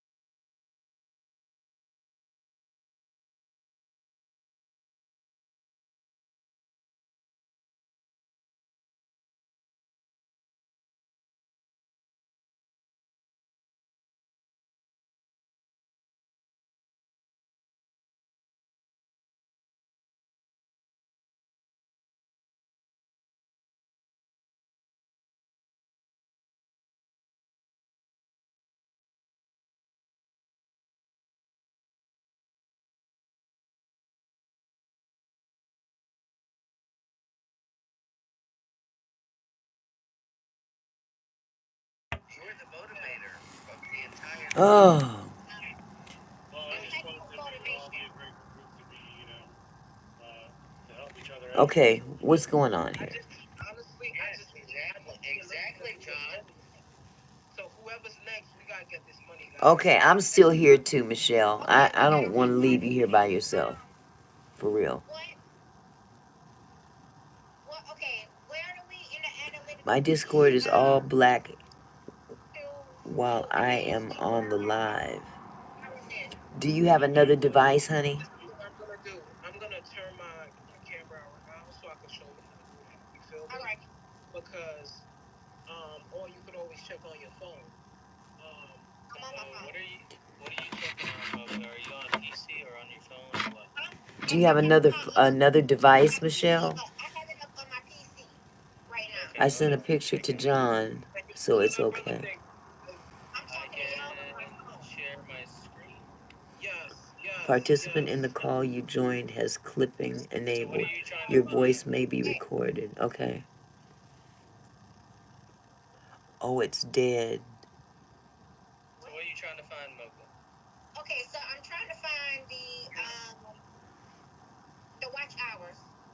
All right. Are you watching? Yes. Hit watch. And you can click me and watch my stream on the Discord. In Discord, I'm streaming my computer screen. So if you just click on me. So all I have is this one device tonight. Oh shoot. So I'm in the Um, studio. if If you you go want to down hop to the tab out of analytics, this live your watch time should be here. and go to your But that's only going to show. Discord, It's only going to show the last 28 days. So you sure? you got to click this down arrow and go to 365 or lifetime. Because you can hop out of And it'll here, then honey. drop. You can hop out of here and join Discord. So third analytics right here. Yeah. And then it's right here in the middle. And you want to change to 365 or lifetime on the timeline. Which I've only got 250 hours total. I haven't been streaming much. Yes, I am fine. I appreciate it. Okay. Depends on your lifetime of your channel. Okay, Mine's less than a sweetie. year, so I just do 365. Whichever you're most comfortable with. That is no problem. Yeah, well then. 826, but This stuff tastes like the gas, thing though, like is fuel, YouTube resets your watch gasoline. after for so long, right? I ain't drinking that shit no Better more to stay unless in the there's last something in it. 365. Gotta mix it up. Ugh. And that's how you see it. It'll tell you your total views, your total watch time, and your total subscribers over that. I just hope that they don't take all my hours. That's all I. Oh, honey, it done smacked me upside my head. Let know that you can do video analytics like that too. So you can Okay. either click the title of your Okay, video, Michelle. Well, or whatever's you can go comfortable down for here to you. this little tab and click analytics, and it does the same thing. How It'll show you how many is it real subscribers you have cold a up video, there in Whidbey Island right now? video. You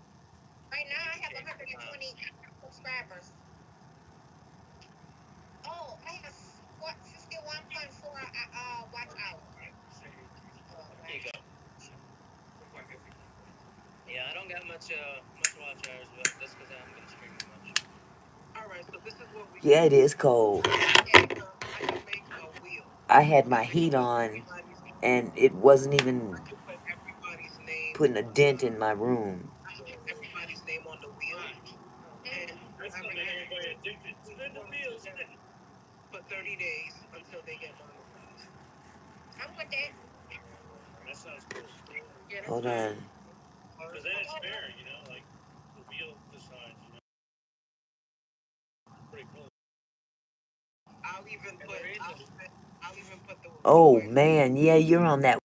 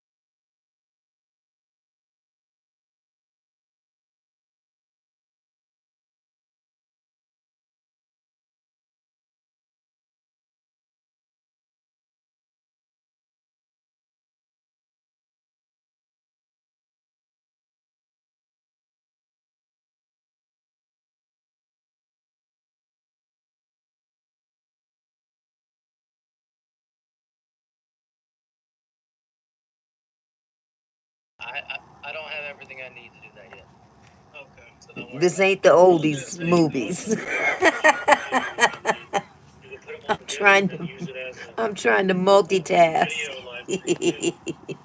Yeah, that's another thing John did. I just don't John want was you like, chilling over here all by yourself, sweetheart.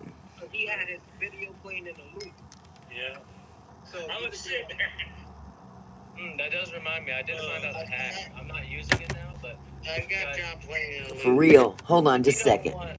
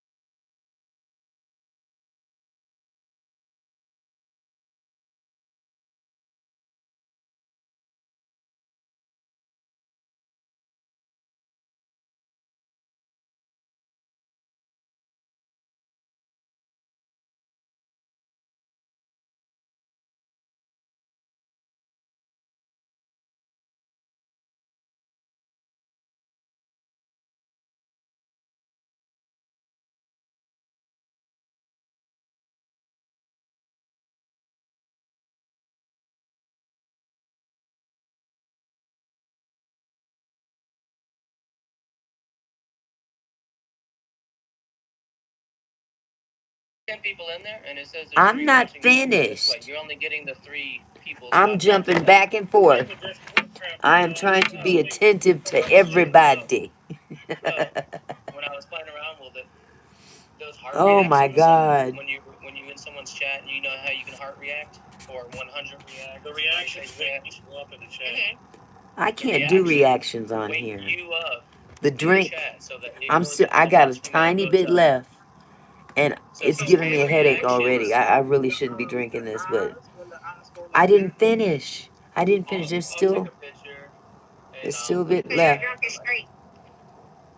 Here, let me put this in general. But it doesn't matter which reaction you do, as long as you're doing a reaction. It'll make it where the chat's like, oh, he's still here. And then the watching Ooh. now goes up. Also, Oh my there's God. a couple more hacks like that too. Hold on, let me get back to the chat screen. Yeah, with the heart. Hold on.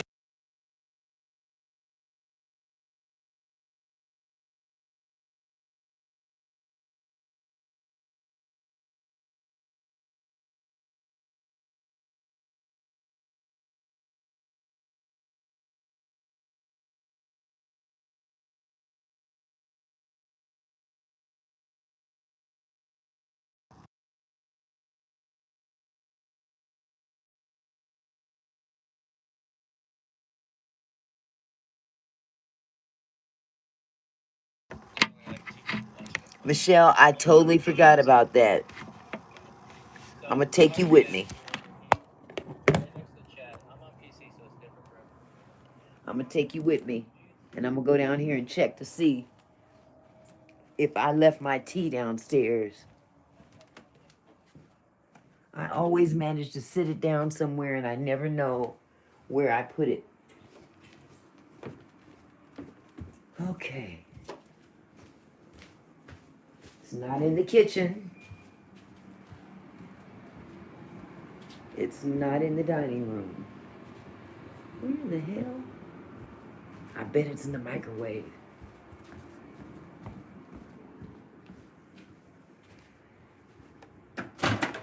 It's not in there.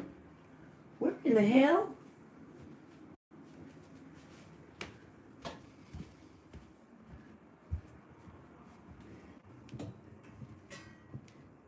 Okay.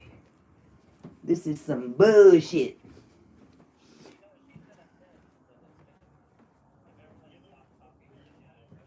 Here it is.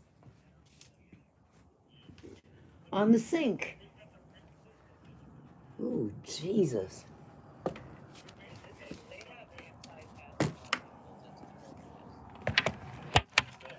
Okay. Now, I gotta go to the bathroom. So this whole time, look, now it's down to 9 because I stopped. Now it says 9 watching. Because I haven't done it in like a minute. I'm impressed with you. Yeah, I haven't done it in a minute. So now I'm going to go back and start doing it. And here in about 30 seconds, that's going to go back up to 10. But that's weird. Unless it calls me a liar, which it does sometimes. But I'm probably listening to me right now. But it takes a while for it to register too, so it's going to stay at 9 for a minute. Maybe it needs to get like 100 reactions before it wakes up. And it might be just I need to do like a toast too. Sometimes you know you can't do the same thing over and over. Right. Ladies and gentlemen, I'm not going at the point in my life right now. I'm not going to retain any information that you guys said to me right now. Okay. Retain it. Oh, Lord, have mercy. Okay, the takeaway is don't just watch. React to the chat. Okay, what'd you say, sweetie? Yeah, but Brandon, you asked me earlier. I'm just saying good night, guys. I can handle taking on here in a crowd, but not when everyone is talking. That is difficult. Yeah, that's difficult. Trying to wait your turn and can't get in there quick enough. Yeah, but the system is rigged, man. That was me for a minute not doing anything. It went down to 9.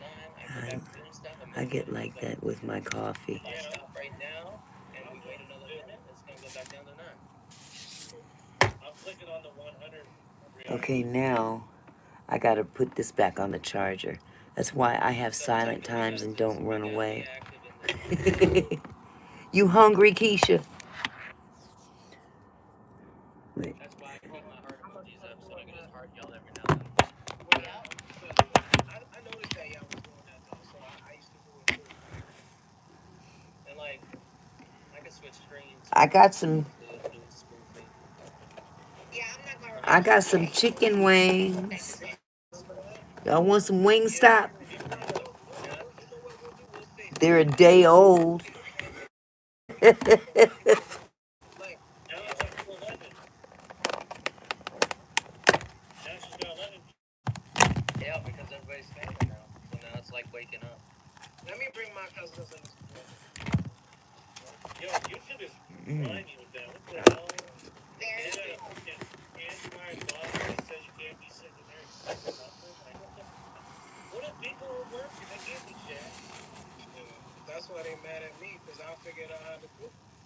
You figure out how to break the system. We hacked the system and they don't like it. Yeah, they don't. They really don't. Oh, another thing, guys, I want to tell you guys. Please do not do reaction videos. All right, Brandon, you out? I already did some. You can do reaction videos, but you know how I used to stick my head in the video? Yo, he said.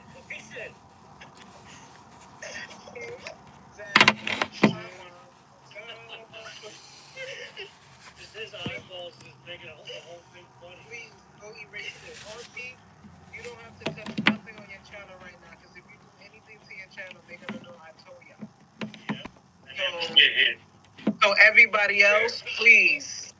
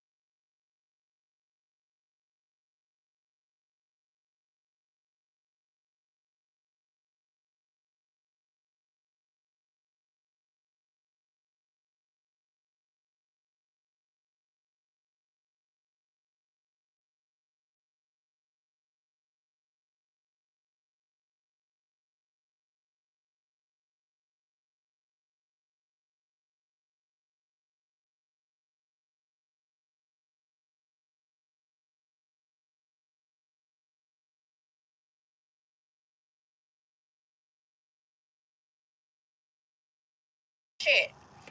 Oh, you get. Love you guys. I don't. Who is that leaving? Somebody's. You out, Michelle? Yeah, Michelle said she'd be back. I haven't even gotten any. Well, Okay, sweetheart. I'll see you in a little bit. nah, you know what you get. Love you, girl. Comments, yeah. I get the comments and the trolls.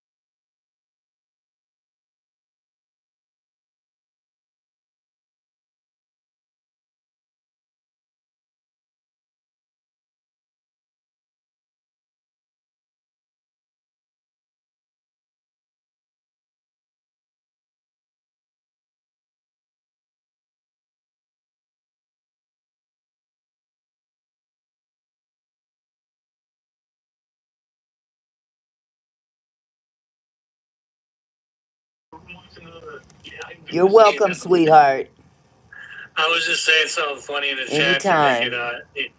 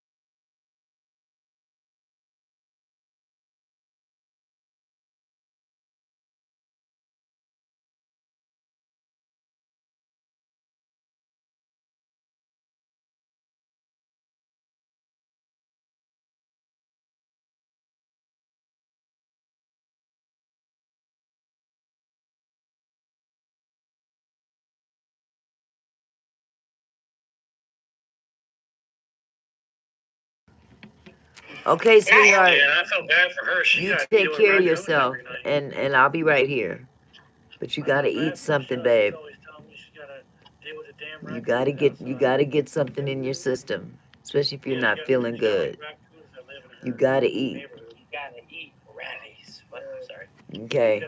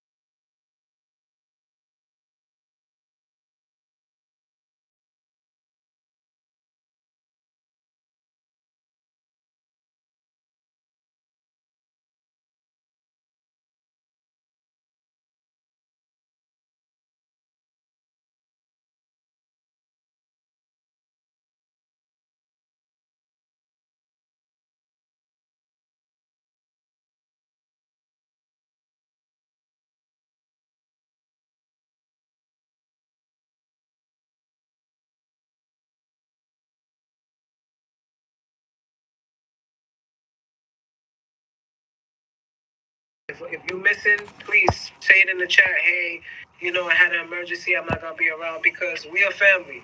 Yeah. We are family, and I just want you all to understand that. Like, cause there was a time team didn't come for like a couple of days. I sent a SMS. Like, he came back and he said to me, "You know what? I'm not gonna lie." He said, "I've been in a lot of family."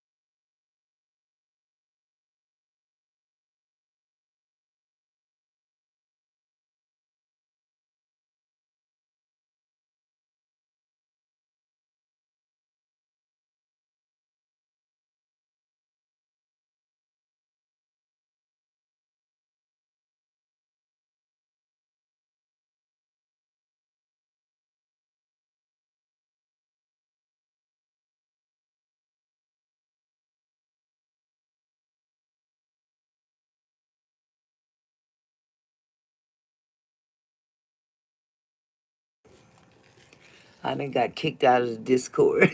My phone died. Okay. Where was that?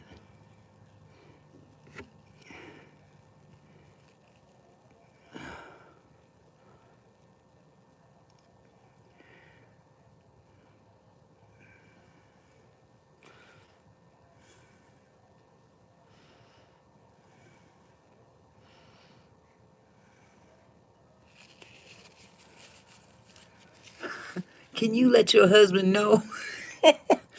My phone died and I can't get back in. I can't get back into the chat. Oh, God. Oh, my God. This is hilarious. What is all... I have no idea what I'm looking for. Oh, Jesus.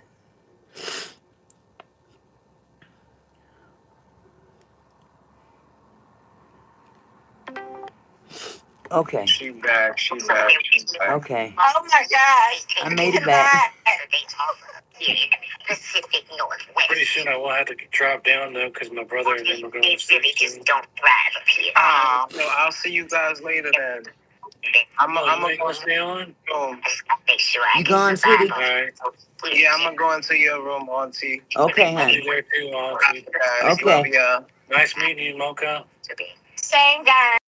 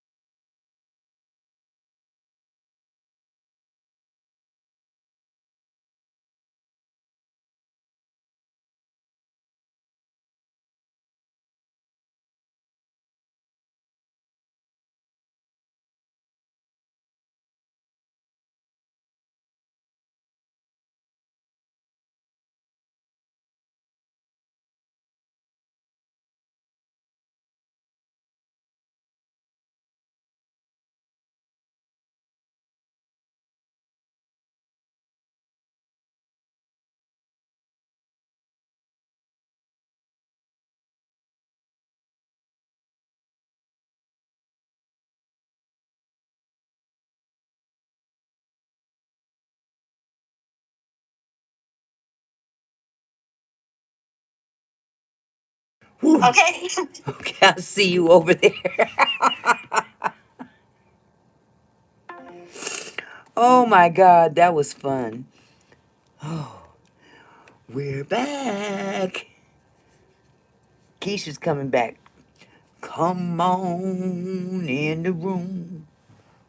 Oh, my husband's here. Oh, oh, that was fun. That was fun. Michelle, I really wish you was there. I really do. You would have had a good time. We're going to have to drag you over next time, whether you want to go or not. Oh, he's finally home. Oh my God, Keisha couldn't breathe. Oh, okay, Michelle. You promise? Promise? You don't even have to get on camera if you don't want to. We would just like your presence. Oh God, that was fun. I guess I could check on my husband. Hold on just a second. Baby! Baby! What you doing down there?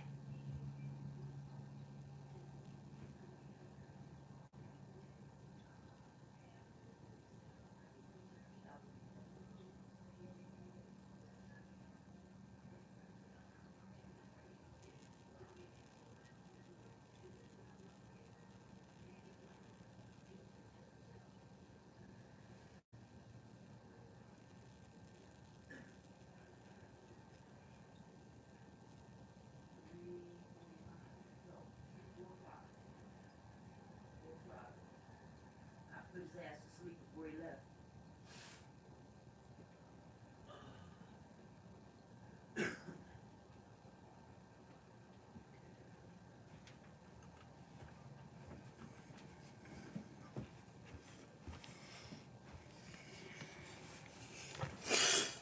Okay.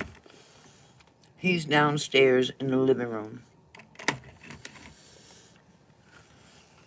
I jacked his chocolate covered almonds.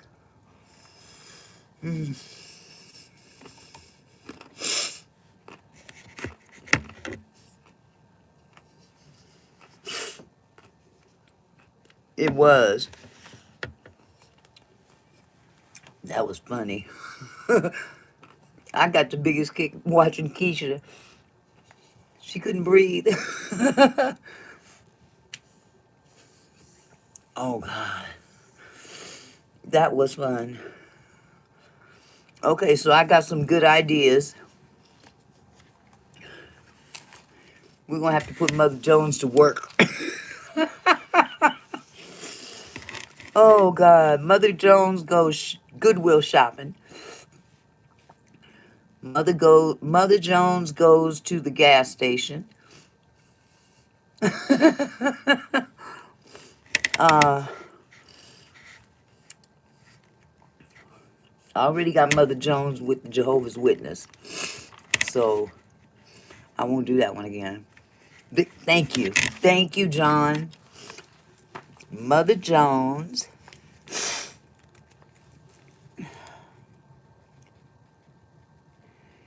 Whew, goes Victoria's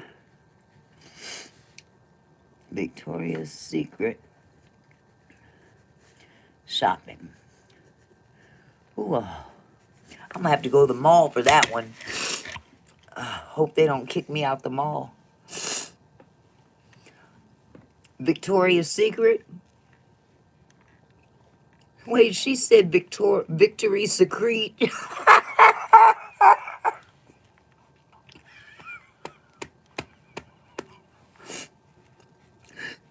She said Victory Secret.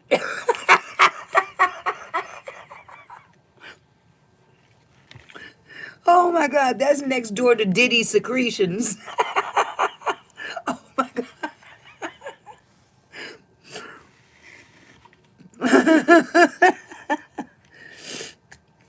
Oh my God. Whew. Let's see.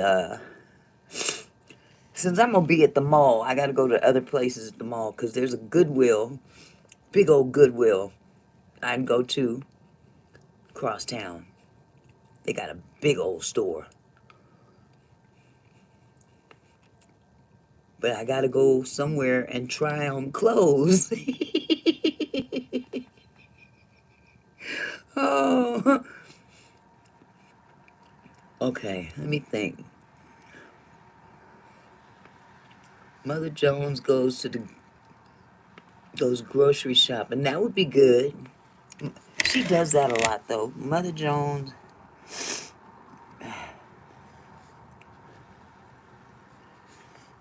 goes grocery shopping. Oh God, I can't stop sniffing. Mother Jones goes to Planned Parenthood. I gotta find a Planned Parenthood though. I don't know if I could find a Planned Parenthood.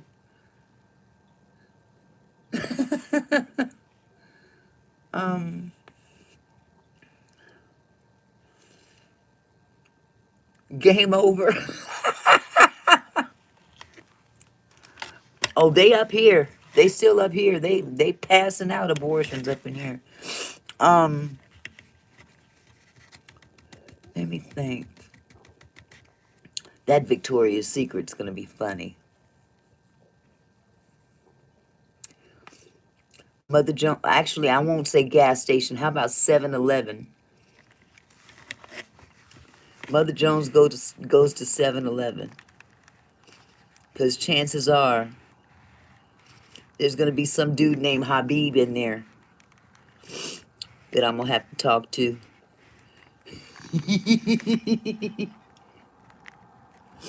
Baby, what's your name? What? Ahmed. What is a Ahmed? Oh, Jesus.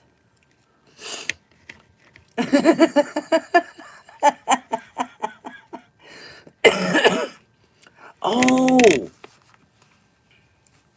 Mother Jones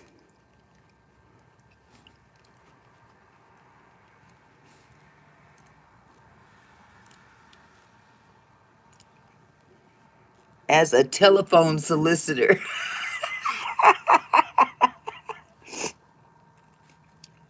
Oh, shit.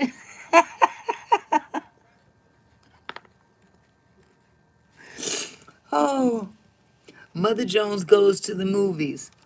Oh, that's a good one. She ain't gonna do nothing but leave. Oh, okay. We got some good ones. Mother Jones is a phone solicitor. I can play two characters with that one. Because then there would be the other person answering the phone. I do those well. Okay. Ooh. Mother Jones does DoorDash.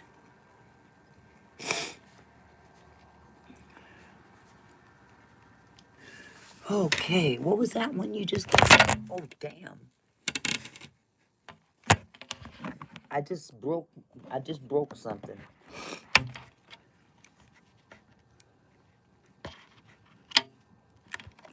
Oh, snap. What the hell? Okay. Mother Jones does Walmart Christmas shopping.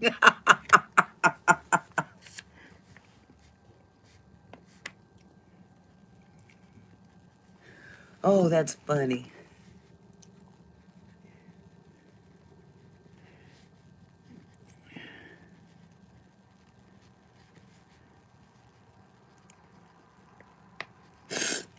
Oh, man. Where's my damn Christmas tree? Where's the ornaments?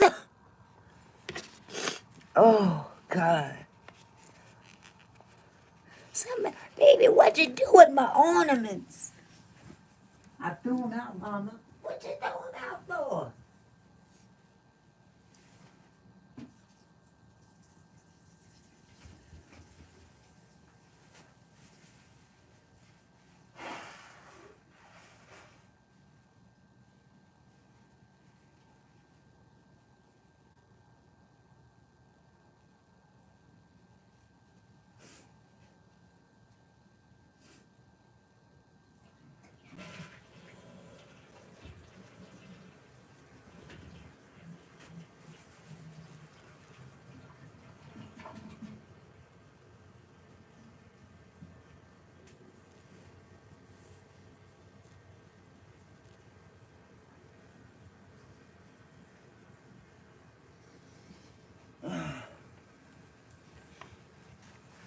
Okay, I've got a lot to work with now. I'm sure I'll come up with something to add. But I like this Goodwill shopping one. Oh, my grandbaby left me in here. Go shopping in Goodwill. She don't want to be seen in Goodwill. Okay, Ooh. Mother Jones gets drunk.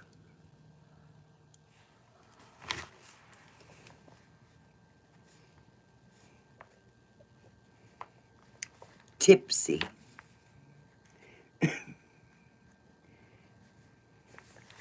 Okay. And goes, no, I ain't going fishing. John, that's not, I don't fool with water. Unless I'm in the shower. Ooh. Whew. Mother Jones gets tipsy. Off of eggnog at Christmas time. Oh, God. Mother Jones' drink gets spiked. Mother Jones buys baby oil.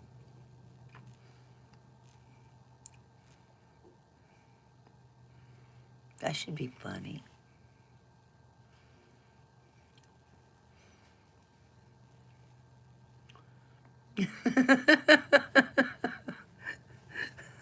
Wait a minute. It's a good thing you didn't say Mother Jones dates Satan Claus.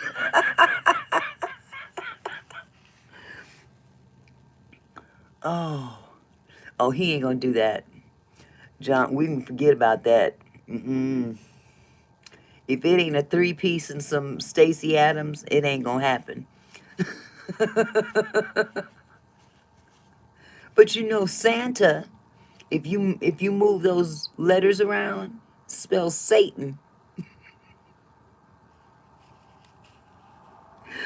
Oh my God. Oh. Mother Jones.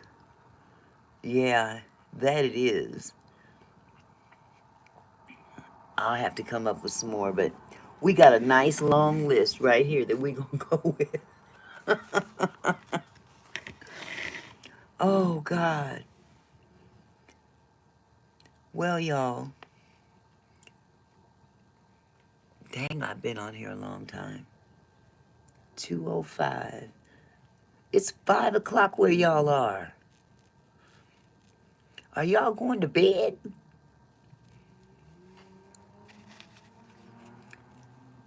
Fireplace time. Yes, it's fireplace time. Ooh.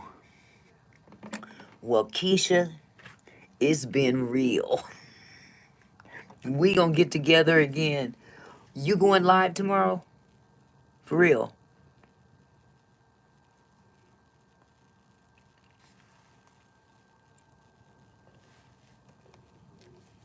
Okay. I've got to go into I got to make sure that my notifications are turned on. Yes. Whenever you wake up.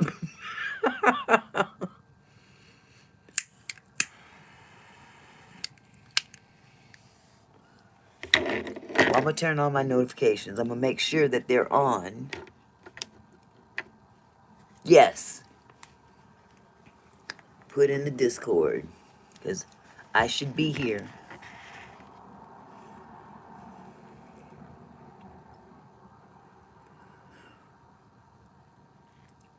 Mother Jones goes to Victoria's Secret. That is so funny. Not the Vampire Squad. 2 p.m.? Okay. So that'll be 11 my time. 11 a.m. That's doable. If I take my ass to sleep. Okay.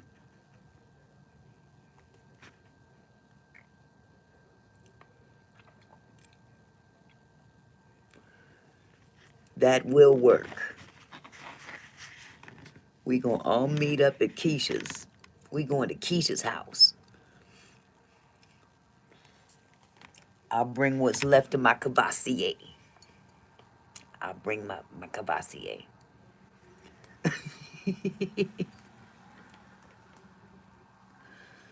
Oh, I gotta set up the fireplace now. Damn it, there go my neck again.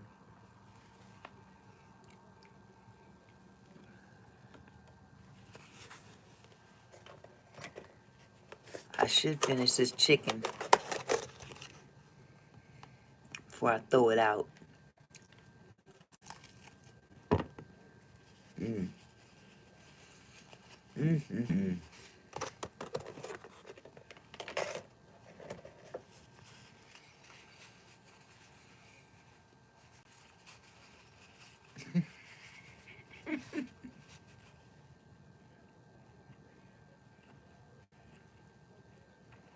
Mother Jones gets a massage.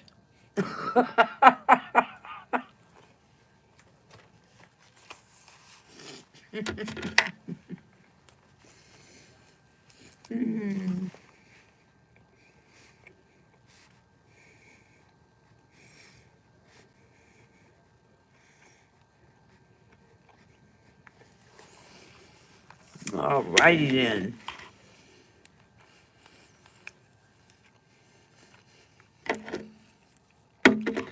Well, y'all, this was so fun.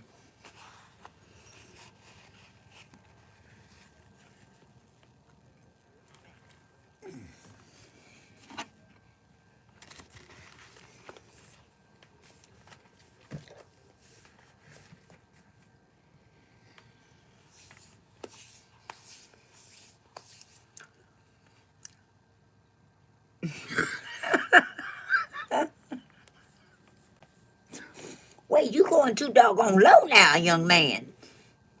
Where's the women's at?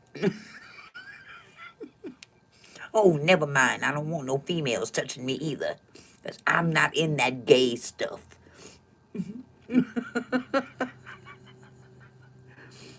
Oh.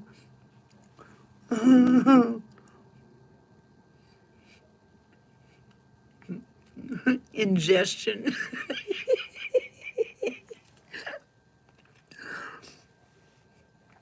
Oh my goodness. Maybe I shouldn't have had nothing to drink tonight. Mm.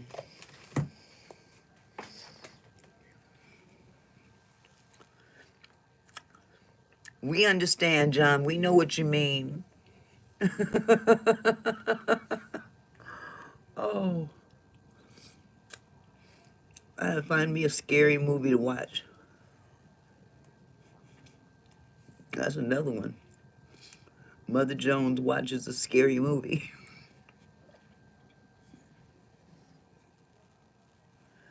Oh my God, that was hilarious.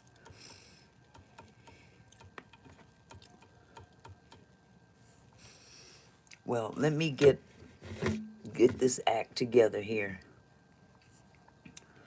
I had put this phone on the other charger so I can keep this charged.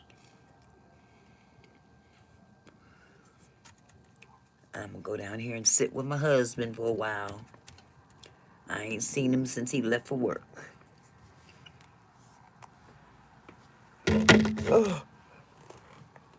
Oh, where is the remote?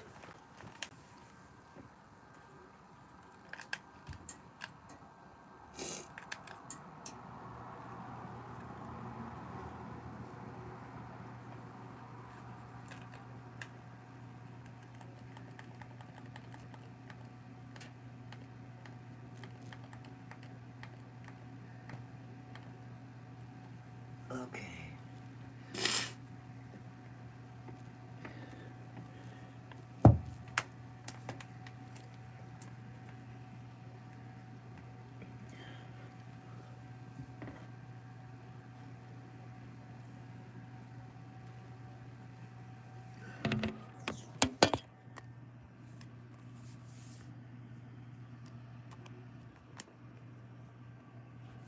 Okay. Oh boy, my nose will not stop running. It's running like a faucet. Okay.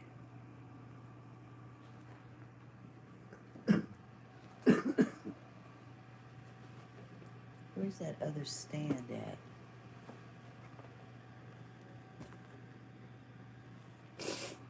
Oh.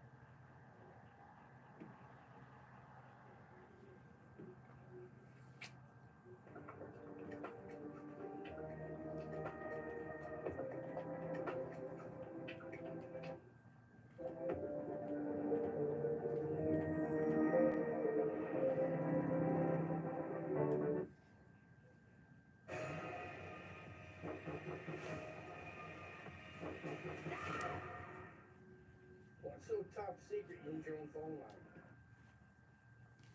Maybe. Also. Oh, hell no. I don't want to see no fanny.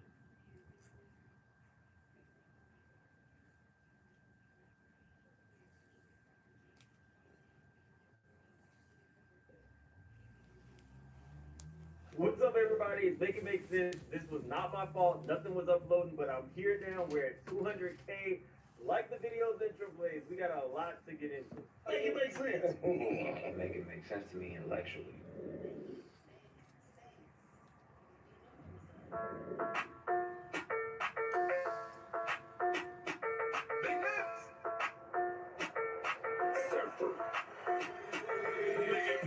Tell me how you squeeze it. Tell me make it make sense. Tell me about the things that you say. Make it make sense. Tell me about the things in your dream. Hey, let me work out all the things that you doing. Make it make sense. Tell me how you squeeze it. Tell me make it make sense. Tell me about the things that you say. Make it make sense. Tell me about the things in your dream. Hey, let me work out all the things that is right now. Bad boy. Love. Well, we about to make love. And then we go change your name back to Diddy. Cause then we gon' Diddy. Then we go change your name back to Puffy. Cause that's what you gonna be when we done Diddy. I like that. Hold on, you supposed to like it. I like what you're talking about. I don't like it if you like it. Straddling and scraping. That's a lot. I like that. I like you. Guard? I ain't locked in here with you, Playboy. You locked in here with me.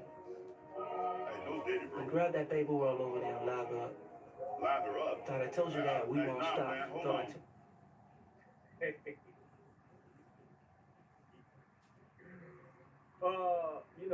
Thank you guys so much. This is not my official 200K celebration because I didn't expect it to come today, but thank you so much to everybody. The new people, the people who've been here since the beginning. I'm kind of overwhelmed. I don't know. I didn't expect it. I literally didn't expect it. I knew it was coming, but I don't even know 500 people. So to have 200,000 subscribers is amazing, especially for somebody who didn't like the way he looked on camera, and I was forced to come on YouTube on a fringe channel, and here I am. So anything can happen at any given time in your life. So thank you guys so much. I appreciate it. Megan's Mole, congratulations on 200K. Mustard on the beat. I hope that I don't become synonymous with mustard on the beat. I hope that that's not Mustard on a beat hoe. Now, it said we have Jaguar right this year. KB says Mims got Misha reaching in this thumbnail the way she was reaching in these lives. Excuse me, lives. And if I was a newly outed woman, I'd sue. She definitely is a Caucasian lady. And AT2, thank you so much for the super sticker. I appreciate you. Okay, but yeah, let's get right into it. So yesterday, I broke the news before any news outlets broke it that Jane Doe was going to have to be unmasked. And I told you guys to look out for that day, and it happened. We're going to get into why I think she wanted to remain anonymous, but let me show you.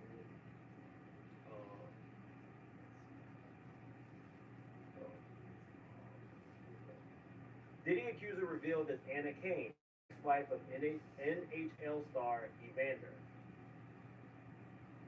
She looks familiar. Diddy's facing a mountain of lawsuits from anonymous accusers, but one accuser's name has now been revealed in court documents, and she's the ex-wife of a professional hockey player.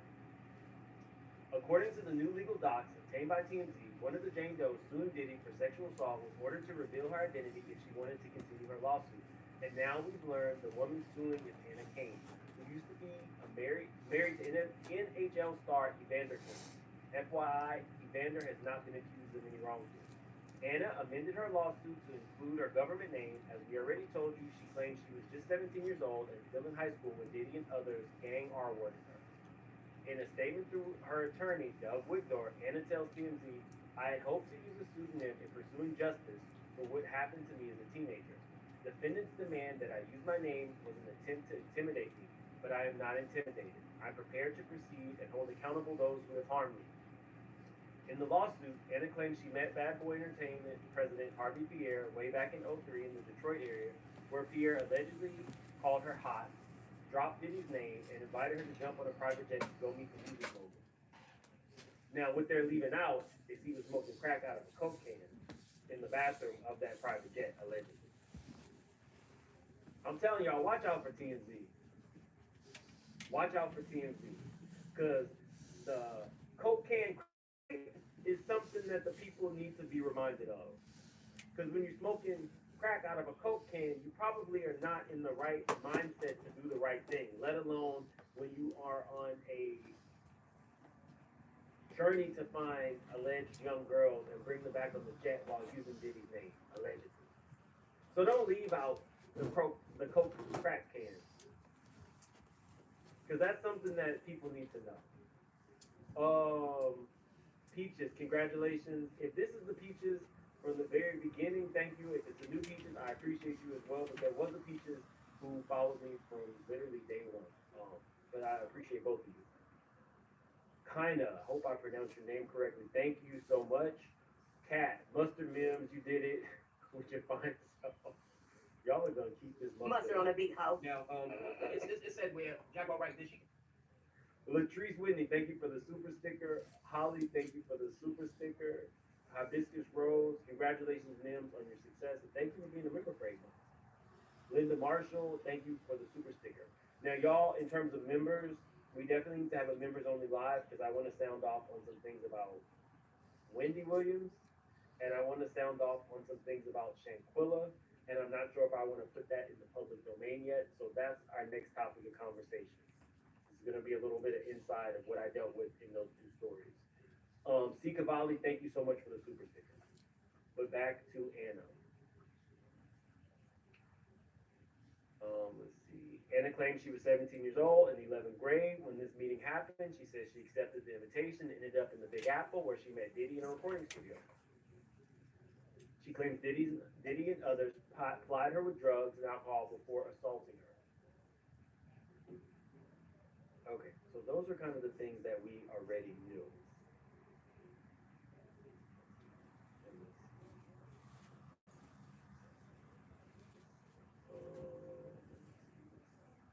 But that doesn't mean if you are new to the channel, please subscribe. We're now on our way to 250. So definitely subscribe if you're not subscribed already. Like I told you guys, I actually broke that story, which was surprising. Yesterday when I talked about her being unmasked, I didn't realize until somebody pointed it out that nobody else had covered that. I want to say this before we get into Lamisha. There was already a person who was a Jane Doe who was unmasked about a month ago. And because she is technically not in the public eye, that unmasking really went nowhere in terms of Diddy and the scrutiny he can put on her. I'm not gonna lie, Lamisha added extra interest in this particular Jane Doe. So when people feel like, no damage was done, I definitely think that there is more interest in this one as a result of that. And that sucks, honestly. So another thing was, yes, I'm aware that people wanted to send me the photo and people wanted to let me know that this Jane Doe was a Caucasian woman. I never wanted the photos, just like when people tried to sell me some of the, stuff involving Diddy, whether it be tapes, videos, recorded conversations, and all that. I don't want it. I don't want it. I want to tell you guys the story. I don't want to be a part of the story. So for this lady, I do feel bad for her. Um, Now a few things make sense. She was the type. Diddy likes women who have some type of Asian ethnic descent, Caucasian women. Kim was the exception, not the rule in terms of who Diddy dated. So this was a 17-year-old girl who had the means to purchase D&G. She was in a VIP area. She has the blonde hair. She has the look that Diddy likes. It makes sense why they put her on a jet and did this. She is his type. But again, we'll get into the Alicia stuff a little bit later. Um, she has now privated her accounts. I told you, sorry, this make sure you can hear me well. I told you guys yesterday that some people thought it was Tiara Marie, but again, people had already told me she was a Caucasian. She's privated her accounts, but now we see why she definitely wanted her stuff to stay, her name to stay out of there. She has a lot of let's just say there's some stuff out there about her private life, especially with her husband. So it's easily found. Evander Kane's divorce battle with estranged wife files on Instagram after custody decision. NHL star Evander Kane scored a victory in court amidst his ongoing divorce with his estranged wife Anna that resulted in a flurry of controversial Instagram story and posts from her. On Wednesday, the San Jose Sharks winger was granted sole custody of the couple's one-year-old daughter, Kensington, according to a statement from his lawyers at Hoover Capella Family Law Firm. Kane's agent, Dane Milstein, tweeted the statement, which said Kane and Anna appeared in court for an emergency custody hearing. On Wednesday, Anna reportedly shared a video to her Instagram story that showed Kane pointing a loaded pow pow at her. The video was removed, but not before other social media accounts recorded it. This is what I'm talking about very wealthy people. The law does not apply. I don't care what's going on with Anna. If Anna had a video of somebody pointing a pow pow in her face, and that person, the wealthy one, gets sole custody of the child, something is off there.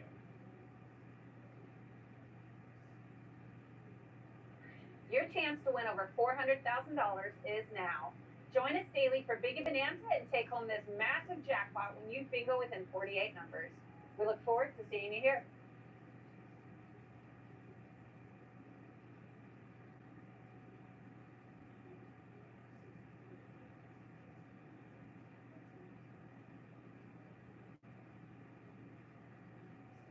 Something is pretty off.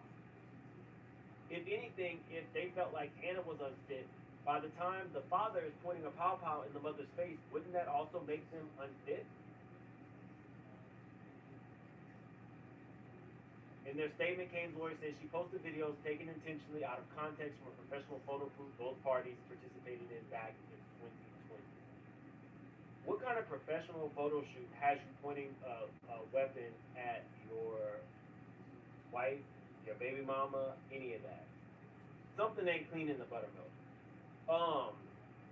Anna, in a post on her Instagram story, wrote, "It doesn't matter what I say or what any of his victims say, there will always be some excuses followed by a lie. Just like now, this photo shoot I was apparently involved in." On Wednesday, a judge ruled that Anna will have professionally supervised visits with her daughter pending her ongoing psychiatric evaluation. The concerns in court was and is Ms. Kane's mental stability, potential untreated mental health issues, and the effects of the same on the party's younger daughter. Now, bingo. We know people who are victims of assault oftentimes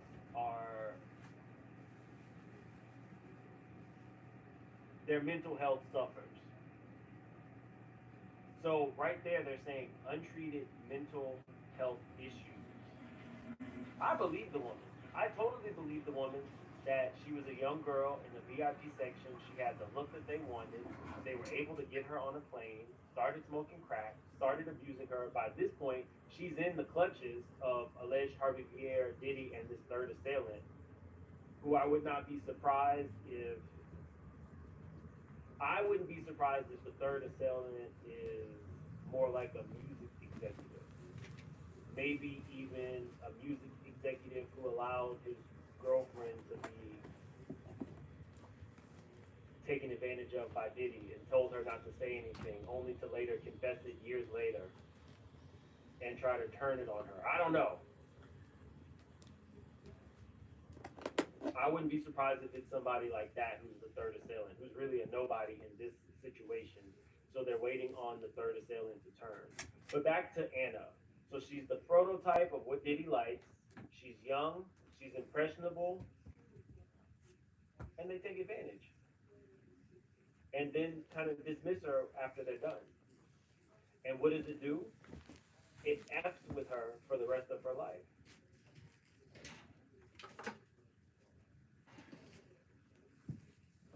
Somebody said smoking crack on an airplane is nasty work.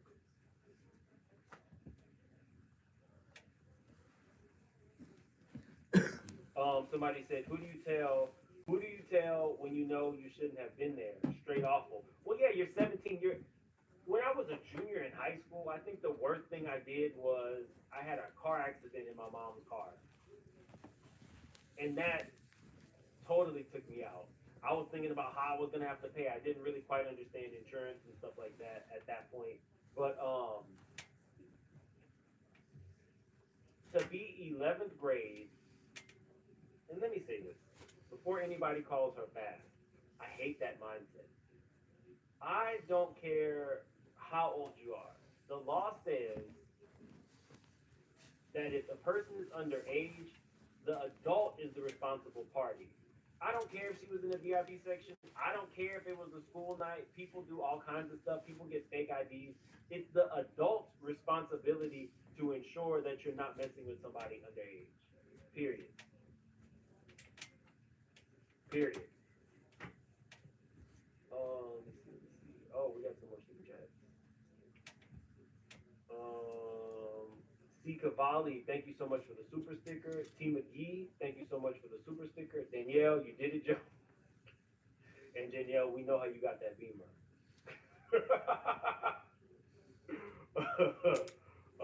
For that old man to keep. I'm just playing. Danielle does not have an old man to give her a beamer. Playing. It's just a future reference from Future's first single. Keita Bug, congratulations, baby daddy. Thank you, baby mama. Peaches, I am the day one. All right, thank you so much, Peaches. Peaches has been with my channel since literally the first day. Neek QVP, congrats, you deserve it. Thank you so much. I like your name. Goddess Noel, Diddy is through. A non-melanated, oh Jesus, a non-melanated underage female victim is a game changer. The judge will put him in the colon of not the colon of the jail. You know they stealing asses. I'm sorry, they're taking asses. According to Ray J. Would Diddy, let me not. Okay, I'm gonna say it. Would Diddy's be taken or would it be given? I don't know.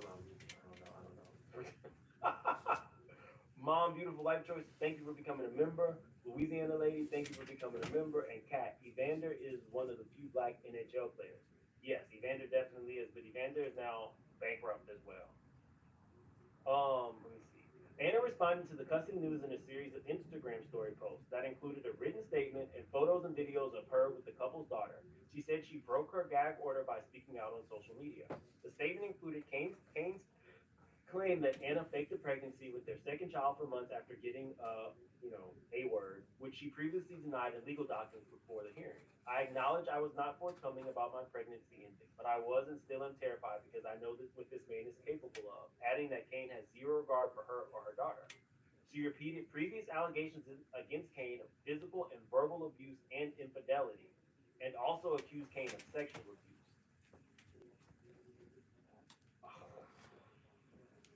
If her claims are truthful about this hockey player, imagine going from 11th grade being assaulted in the most insane way. You're on a plane, you're being transported, you're seeing people smoking crack, you are violently R-worded by three different men that you don't know, and you still have to go home. Now, later in life, you allegedly married another abuser. She says, we were not given any support at all. After the day he decided to leave me, and I found out through social media he was in Europe with another woman, Mara, who is now pregnant with his baby. Kane was spotted with his ex-girlfriend Mara last month, and the two are rumored to be dating again. It is unclear if Tegan is actually pregnant. Anna also shared audio clips from a baby monitor that reported a presumed argument between her and Evander. This is messy. Anna added that Kane has been given a pass by his family and the NHL. She wrote that Kane has gambled away every dollar he's ever made and then some. Kane, who admitted to having a gambling problem, filed for bankruptcy. This is not what I expected. I This is a hell of a lot. But again, this makes why she wanted to remain anonymous. Kane's 21-game suspension by the NFL for the C word violations ended after Sunday's Shark game. The same day the Sharks placed him on waivers, he went unclaimed and was signed to the team's AHL affiliate. Also, he was worth like $50 million. That's a lot. And then other stuff is just like, I guess this is a better photo of her. Evander Kane's ex-wife Anna slides into Matthew to Chuck's DMs on Instagram. Okay, she's a pretty lady. Let me see. So these are some of the messages. So you leave me July 8th. You do not call or text at all for 7 days. Then you inform me you are going to Europe for a vacation. Must be nice. But at the same time, tell me our house is being taken by the bank. What? I'm going on vacation, but our house is being foreclosed on? But do not come home to help your pregnant wife pack or help her with anything at all. You have enough money to party and stay in hotels in Europe and go to dinners every night.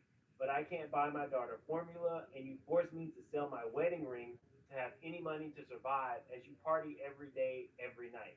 Never calling your daughter and never asking, not even one time, how I'm doing by myself. I don't know if there are even words to describe the kind of. Oh, Oh, okay.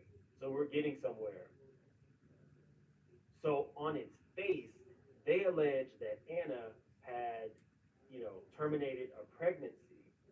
But if this timeline that she's saying is correct, maybe she was pregnant, he was cheating, the house was getting foreclosed, and she was forced to sell her wedding ring to buy baby formula and everything else.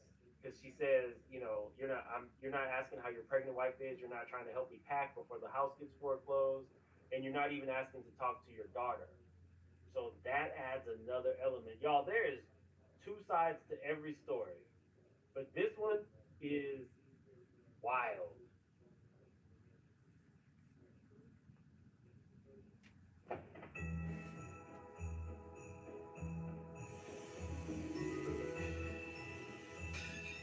Dear Santa, I've been trying really hard to make a nice list this year. I've done all. This one is wild.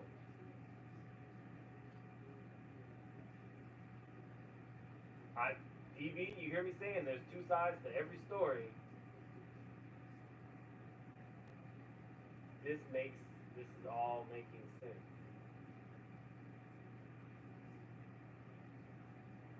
Can you get WIC if you're at a certain income?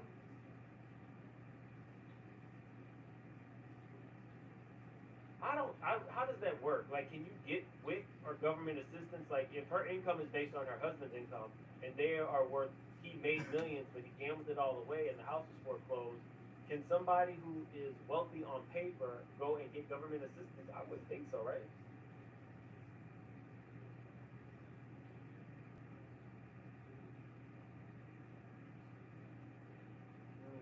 No, you can't.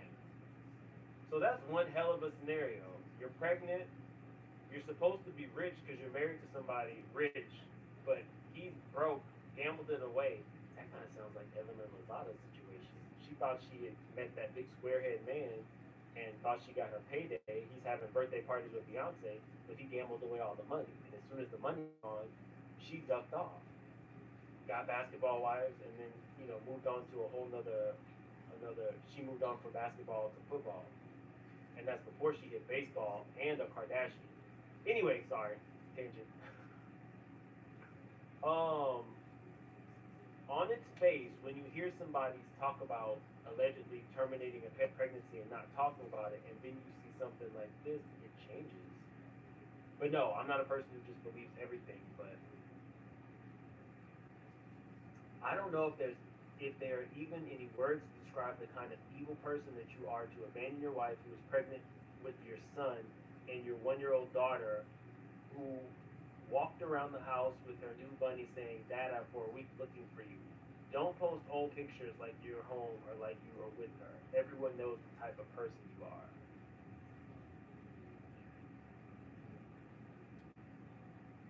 Wow.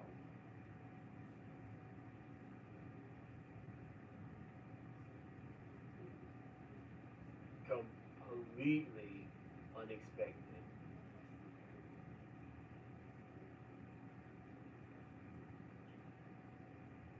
I try to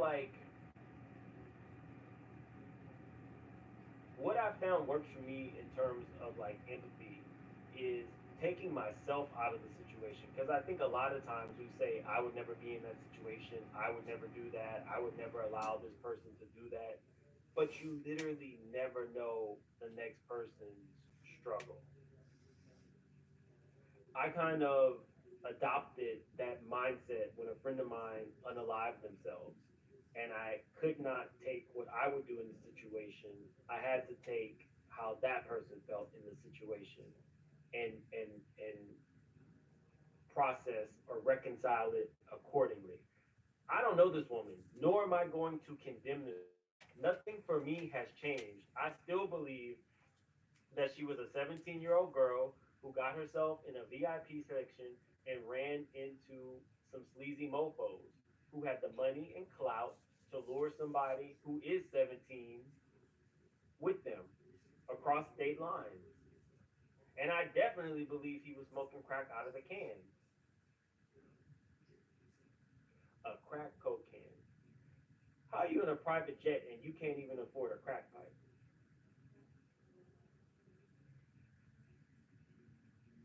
How am I crazy for that? I would feel like if you're in a private jet, you'd be able to afford a pipe.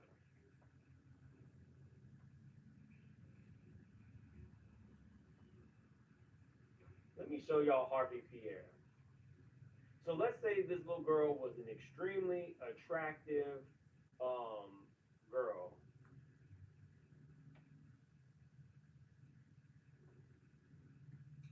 Are y'all attracted to him? Because now that I've heard about the crack coke can, I could see him smoking out of it.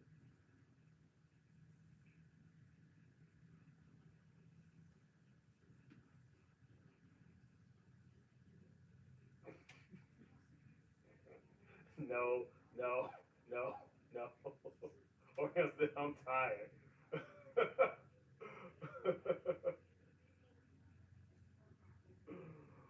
uh,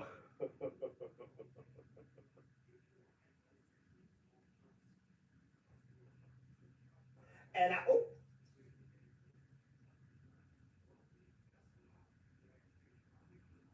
I don't know why that I'm tired comment took me out. You had a whole private jet and you still had to use Diddy's name to lure this girl into a situation where you effectively took everything from her.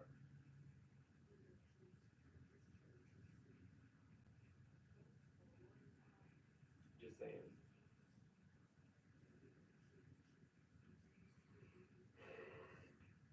So, Victor is her attorney. I can tell you guys this: Wigdor is very thorough. Wigdor is extremely thorough. He's not going to take somebody who's not been vetted. He's not going to take somebody whose case. I'm surprised that there's any case that Wigdor has that has not been settled after the Cassie lawsuit. This girl is no different than the rest. I don't think that whatever her public persona is should be taken as a reason why Diddy did not do these things to her. Those things are very specific. The picture is very specific. And I would ask myself this question.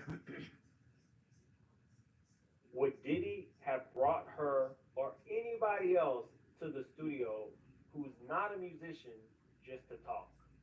And let that be what kind of reverberates in your head.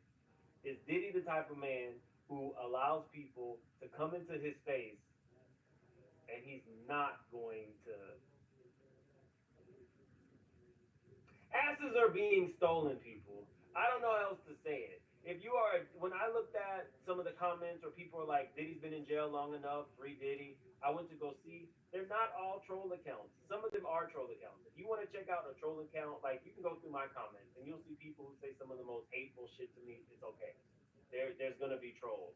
If you go and you look and see that that person, might have formed their account in the last hour, day, month, month and a half, chances are it's a troll account.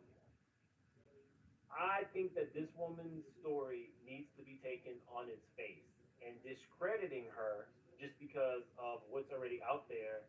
I think I don't think it should be as impactful as people are going to make it. I can already see the headlines. I understand exactly why Diddy wanted this one unmasked specifically. If you guys remember, I've been following this now for over a year, and this was the very first person that he wanted unmasked, and it was for a reason.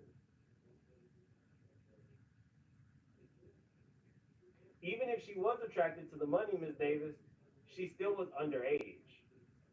And this crackish looking gentleman, allegedly, was an adult with money, clout, and a private jet at his disposal. I wonder if they thought to look at bank records.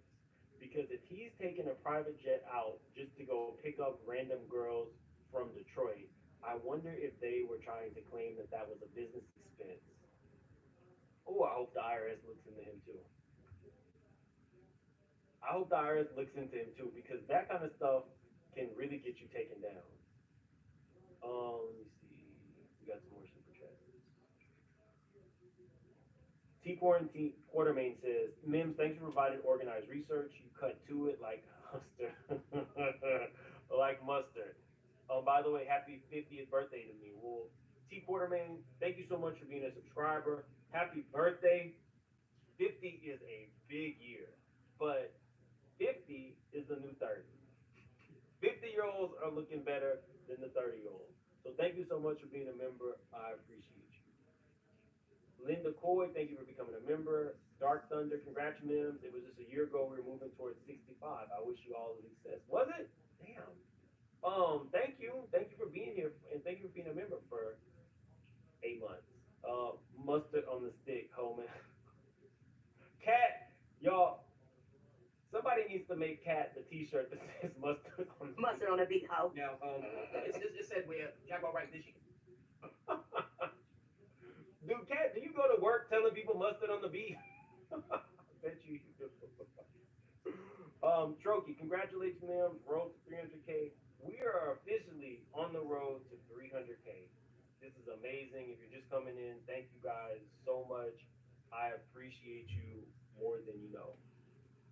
Urban Educated, congrats, Mim. So happy for you. Thank you. GG Gifts, thank you for the super sticker. Miss Astria, congratulations, Mims, on your 200K. You have worked really hard, and I love your channel. Mustard on the. Adria is gonna kick my ass. Adria is going to come and find me and F me up. Mustard on a beat hoe. Now, it said where Jaguar right this year. Candy Con, thank you so much for the super sticker. I appreciate you. Misa Ray, thank you so much for this super chat. Congrats, Mims. And Oriole Thompson, you reached 200K. Thank you so much, Oriole. Okay. After Mustard on the beat, it was the denture shop. Oh Lord, yeah, she's really gonna get me. And House of Princess, thank you so much. House of Princess was here when I started my channel and actually collabed with me. What were we talking about? Mistresses. We did a whole video on mistresses. Oh, this shit used to be wild. Thank you. Okay, so let's move on. So I want to get into Biggie's mom. Now, y'all might be thinking, how the hell did Biggie's mom get Diddy's money? Well, I saw this that was posted to the channel, and it says 8 million from 1 billion in a year. Let's get there next year. In this year, Biggie alone got almost 1 billion streams. So you're like, what? Okay, whatever. Not whatever. 1 billion streams on Spotify alone is $4.5 million.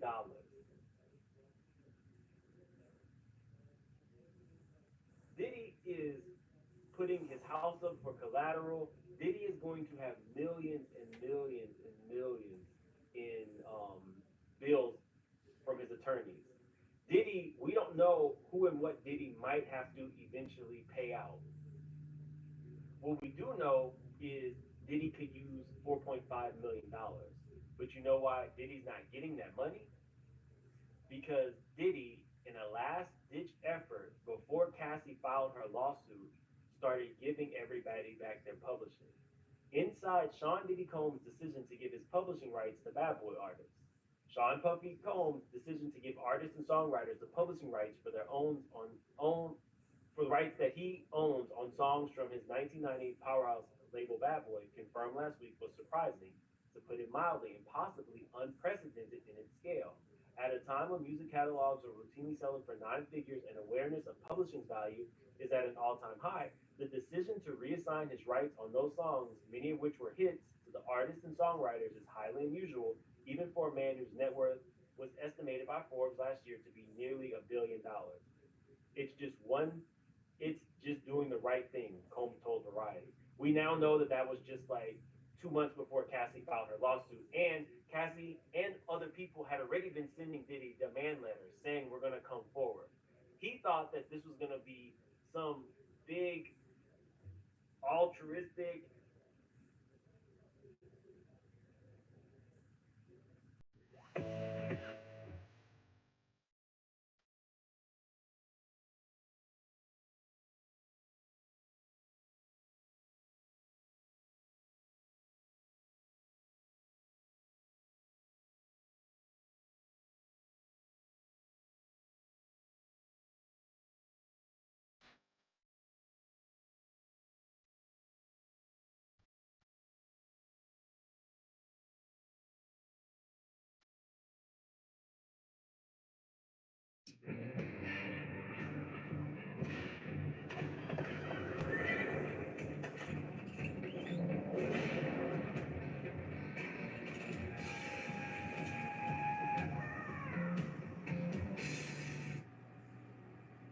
Big altruistic.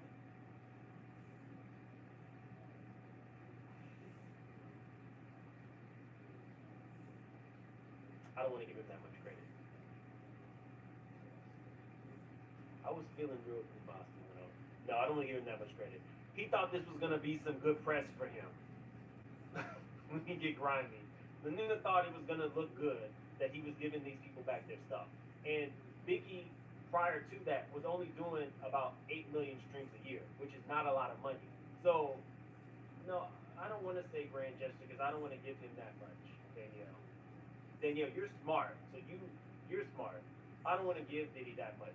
I think Diddy was just looking for just some PR and before he was going down. The same going down is a bad. That's a bad reference. I take that back. Not before he was going down. This ain't about asses being stolen. Diddy knew that he was only gonna have this one opportunity to get a Grammy, so he did the Love album. Diddy went ahead and gave the publishing rights to these people because they were not actually making a lot of money on that. Little did he know that during his downfall, it would reignite people's interest in his artist. So I'm pretty sure Mace's streams have gone up, and now Mace owns his publishing. But Miss Wallace, who is in control of Biggie's estate, and turned it into worth an estate worth 160 million, now got from Spotify alone an extra 4.5 million dollars from Diddy. And Diddy had no idea that this was going to interest in his artists were going to reach a fever pitch. I guarantee you that he's going through withdrawals right there in the courtroom. Once he starts seeing just how much money he lost, giving his publishing back to these artists who now people are very interested in, he's going to have explosive diarrhea. You think that that man couldn't use $4.5 million? And that's just money that goes directly to him because you own the publishing. You don't have to split that with a manager or anything. Those are just royalties that you get. I'm telling you, people don't have to be out here like making up content. The content is there. You really just have to like take the time to like dig and parse it out. But the content is here. This shit writes itself. The fact that we know Miss Wallace is with the shits. We know Miss Wallace is with the shits because Miss Wallace told Gene. Let me see if I can. I want you guys to hear what Miss Wallace had told Gene Deal.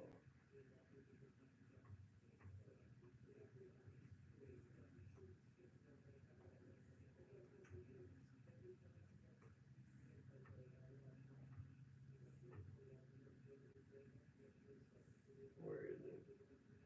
Okay, here we go.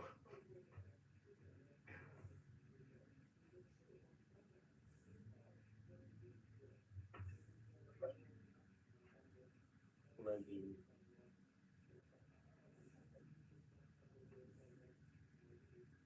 Okay, here we go. Let me share this and then turn it off so that you guys can actually hear it.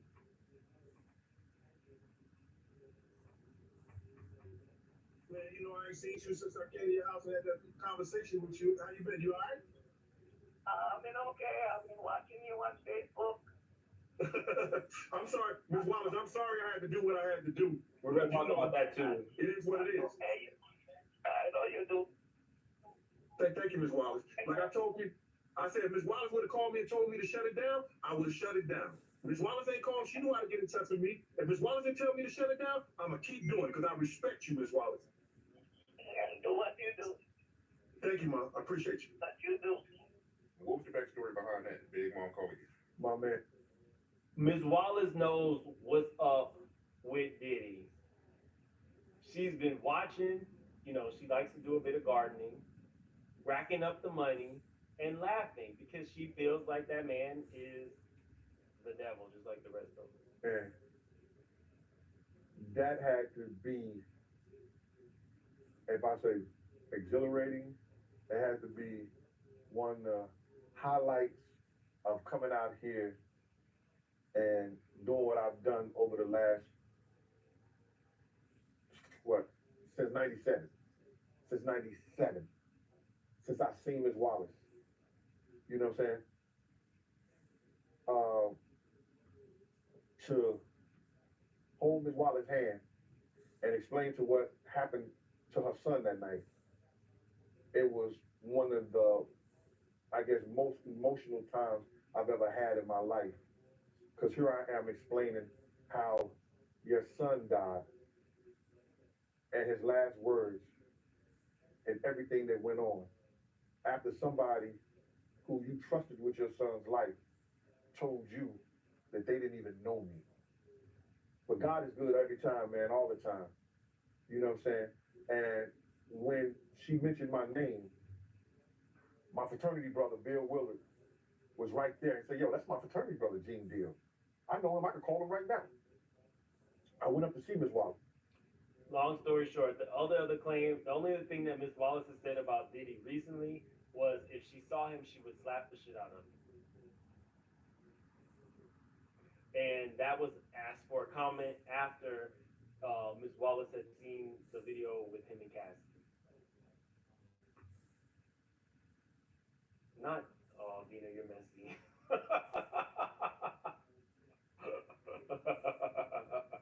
Okay, but yeah, I wanted to talk about this really quick. So once I started talking or thinking about the publishing, it got me to thinking about Aubrey O'Day. Now, Aubrey was somebody who came out very early on and said that she was not going to be signing the agreement for the publishing, and it was because Diddy was trying to silence them. And that was the other element to him giving that was the other element to Diddy giving back those rights. Again, it was not out of the kindness of his heart. Giving back these rights to music that wasn't making any money also came with them signing an agreement where they would not be able to say anything about Diddy that was disparaging or paint him in a negative light. See what I mean behind the devil? You're giving them what you thought would be pennies. You did not know Biggie alone, his catalog will cost you $4.5 million from one streaming service. From one streaming service. Aubrey O'Day claims Diddy is silencing artists with NDAs if they want to receive publishing.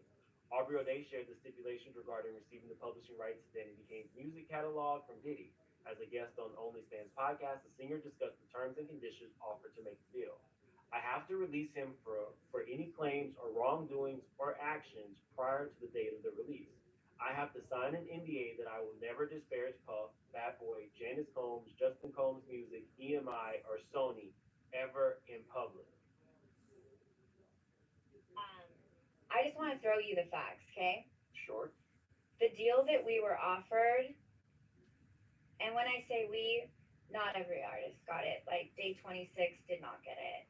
But And I definitely, if he only knew, he probably should have been trying to silence Day 26. Because Q alone. Really agree with me because, you know, certain people sign up to get fucked. Certain people, if you're gonna keep it real, certain people sign up to do the job of paying their rent that way. Right. You know, I didn't sign up for that. I felt like my talent was enough. So now that 4 years later that I have experience in seeing, not putting anyone's business out because, you know, what you do in your personal bed is whatever you do. But as far as me, when I go to an appearance, I want to get paid for that appearance. I'm pretty sure he wished that Q wasn't saying that. this is what it is. You can have your rights back to your music after Puff went under and somebody else bought our catalog. Basically, we only get the amounts due since Sony bought our catalog. Okay. So streaming for the past couple years, it's about $800, $900, some in the hundreds, okay? And in order to get that, I have to release him for any claims or wrongdoings or actions prior to the date of the release. I have to sign an NDA that I will never disparage Puff, Bad Boy, Janice Combs, or Justin Combs Music, or EMI, or Sony ever in public. King Combs music is trash. That alone is hard to do.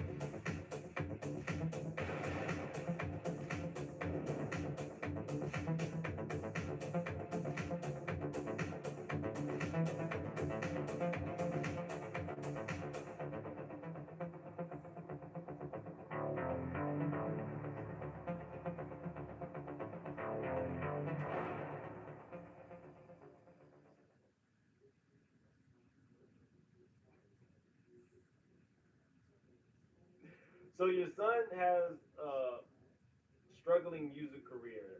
You're putting in an NDA that none of your artists are allowed to talk about his music. When we all watched you on the Making the Band really lay into everybody, the rappers, the singers, and everything in between. Meanwhile, your son is marginally talented, talking about the feds missed the other house full of shit that could get your dad locked up, and your dad releases it. Like, it's nepotism is a hell of a drug. So that you just got recently for this thing. I got it a few months ago when he started doing this. So what's happening is artists, some of them, not all of them, are being given streaming royalties and ownership back over our publishing on songs that we wrote. Now, Danity Kane, maybe they did not get a resurgence, but we saw the numbers with Biggie. Biggie definitely got a resurgence. I also wanted to show you this. Hopefully, we don't get in trouble for this. I don't get in trouble for this, for playing this. When I thought about, because definitely making the band, the original with the band, Danny Decane, Day 26. That was definitely the time where I was watching reality television, and I was into all of it. You play it. I'm thinking a little differently about Aubrey now. We know that Dawn was not just some random pick. Dawn was already pre-picked for making the band. She came out and said that. But with Aubrey,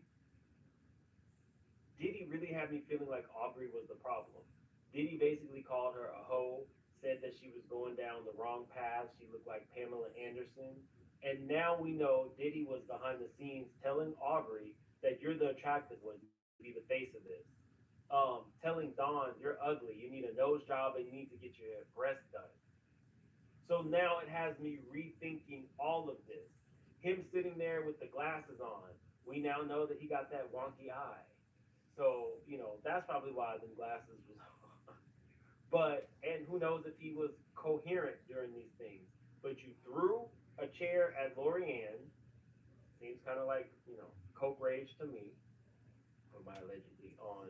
And you made us believe that Aubrey was just some wanton, whatever you want to call it, sex kitten.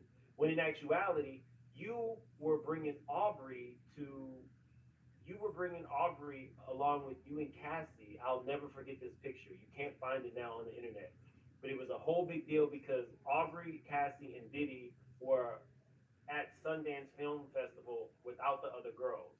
So it was just Aubrey along with Diddy and his girlfriend. And you're telling her that the other girls are ugly and she needs to be the face of it. Meanwhile, having the audience believe that this girl was the problem. The more I think about Aubrey's story, the more I think, okay, she's the type. He likes white women. She's very young, but Aubrey has like a propensity to talk back. Aubrey is the one who is kind of like scrappy. So what does he want to do to a person who might talk back to them? He wants to break them, even at the expense of breaking up the group. And hindsight is crazy when you think about what was really going on. So Aubrey wasn't getting a lot of the lead vocals. You are publicly arguing with her on the show, making her look like a slut. But then in the background, you are lording her around your girlfriend. God knows, because Aubrey has not fully told her story. God knows what was going on there. But you pretty much broke this girl. And I was like everybody else. Well, Aubrey's the problem. Aubrey's the reason the group is broken up. I don't even understand what kind of pressure that would be when your only hope for releasing music is Diddy, and he's hitting on you, talking about everybody else, making you look like a hoe. Because at that point, Diddy's words were powerful, and these were very impressionable young people watching the show, watching MTV, and you're thinking, yeah, Aubrey, oh yeah, definitely Aubrey's the problem. Had everybody calling this girl hoe, not knowing what this man was doing to her. It really changes the way you view this shit. Hopefully, we don't get in trouble for this. To show all your skin. You want to be naked, but the whole concept of Danny Kane was like when it comes together, it's one. Pat's going hard on the group, and then all of a sudden he singles me out and starts going on and on about how unhappy he is with me, and I just feel like nothing that I do he's ever happy with. Can I ask the question? What do you want to look like though? Do you want to look like a playboy, playmate? Do you want to look like you? I'm done with all of that. No. What do you want to look like though? I'll tell you. What do you want to look like though? I'll tell you. I'm not focused on me. I'm focused on what this group should look like and how I should fit in this situation. You like big hair though. I don't like big hair. You like big hair. You like big hair. You like a lot of makeup and all that. Actually, I don't. I don't like big hair. I don't like certain makeup. I'm very flexible with what you want to do, and I've worked with everything that you've thrown I'm not at me. saying the flexibility. You gaming me. Your hair people came in today and they said this is how it needs to be. You know what I'm talking about. You're pushing your own image though. I'm not worried about whether my hair is straight, curly, whatever. I'm not here in a group to have curly, straight, thin, makeup, whatever. I'm here in a group to sing with my group, and that is all I care about. For real. Like, maybe you just don't get me. You're gaming me because I pulled in all of the makeup artists and all of the hair people. They would not say that. With the wardrobe, did I not try? Somebody said Aubrey did change. I felt all of that from watching the show, but now we know how reality TV works, and now we know that her boss might have been trying to do something behind the scenes sexually to her, or doing to her what he did to Cassie. I'm never going to release your music. I'm never going to do this. You really don't know what kind of added stress or pressure that puts on somebody who's not only dealing with this in person, but now it's all playing out on television and it impacts your career. I'm not saying Aubrey is perfect. I mean, you know, I'm definitely not saying Aubrey's perfect. We know what she was doing around the time of The Apprentice, which was much later than making the band. But in terms of now that we know some of the behind the scenes with Diddy, it changes the way you view some of this stuff. Oh, we got some more super chats. Um,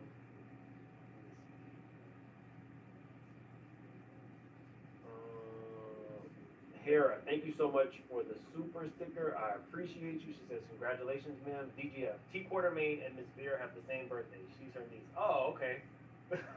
Miss Veer is our resident 95-year-old straight shooter who just had a birthday. We're going to find out a little bit more about Miss Veer. Sid, thank you for the super sticker. Welch, thank you for the super sticker. Louisiana Lady, it was a bad PR stunt. Diddy should have given the music to the artist or their family years ago. Absolutely. It was him trying to make sure that they had to sign an NDA because he knew it was coming. Michael Brown, man cues make anyone honorary. Diddy was they made him a Q? I hope they take it back. Thank you, Michael. Just hope. Wow, this is crazy. I don't know what to say. It's been one hell of a day. Too adorable. Sounds like Cassie had him tied up in litigation. King Combs Music probably owns the rights. Technically, what Cassie did earlier in the year was send a demand letter, which he refused. Once she actually got the court case filed, he settled that within 1 day. So there wasn't too much litigation that Cassie had him tied up in per se. Nicole, thank you for becoming a member. Philly Baby, King Combs. Mustard on a big house. Now, it said we're Jaguar right this year. We now know he does have a cockeye. He does. It was what it is. Let me see if I have the photo. Thought I had it already pulled up. Too adorable. Diddy hasn't looked in the mirror. He is not a pretty sight to look at. Well, too adorable. Did you like Harvey Pierre? Lex, congratulations on the 200K. Thank you. Lex has been here forever with me as well, so thank you. I appreciate you. Let's move on to media takeout. I don't think we really need to compare.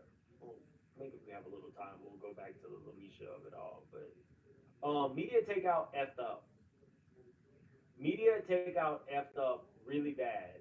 And what this reminded me of was, I think R. Kelly was trying to say that Tasha K was about to help him get out because Tasha K had allegedly paid some lady who worked at the police station to give her his calls, and then they got published, or intimate details.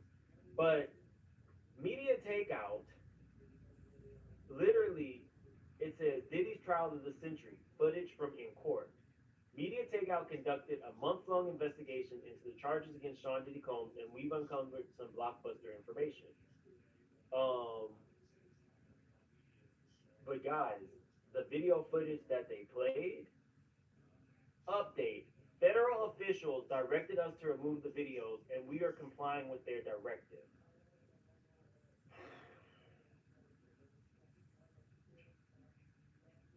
If this bullshit is used to help Diddy in his court case in any kind of way, I think canceling media takeout, finally, putting them out of their misery, is necessary.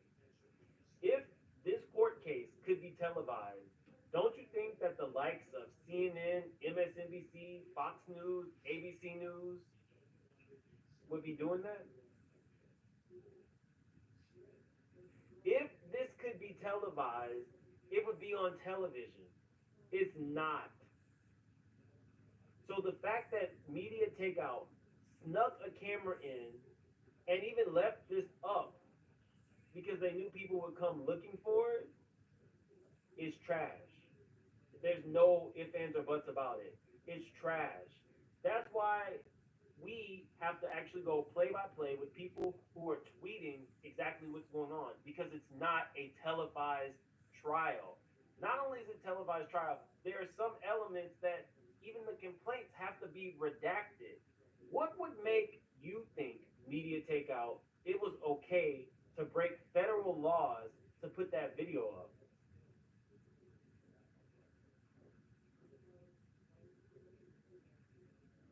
Oh, they said somebody said it looked like it was surveillance cameras. So you think that somebody at the courthouse saw the footage?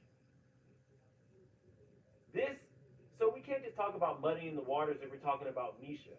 Anything now that could impact the government's case against Diddy is effed up, and anybody who does it needs to be prosecuted.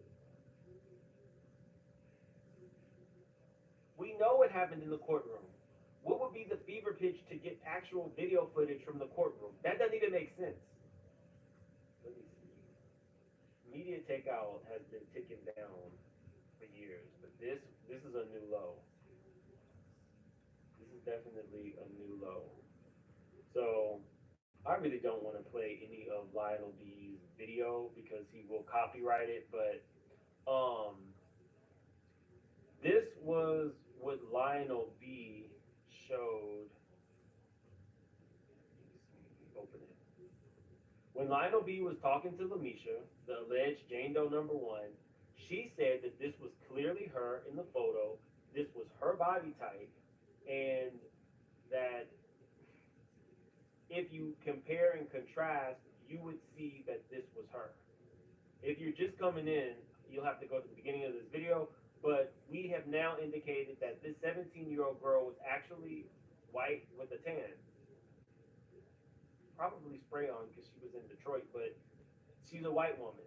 And for the people who feel like Lamisha was not actually saying that it was her, she clearly indicated that it was her and that these this girl and these DNG pictures were her, and that the feds, or I think she said the police, I don't know, feds or police were the ones who have it, and these were her pictures specifically.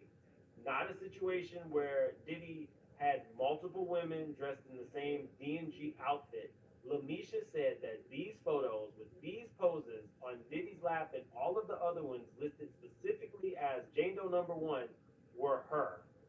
There's no mincing my words. That's exactly what she said.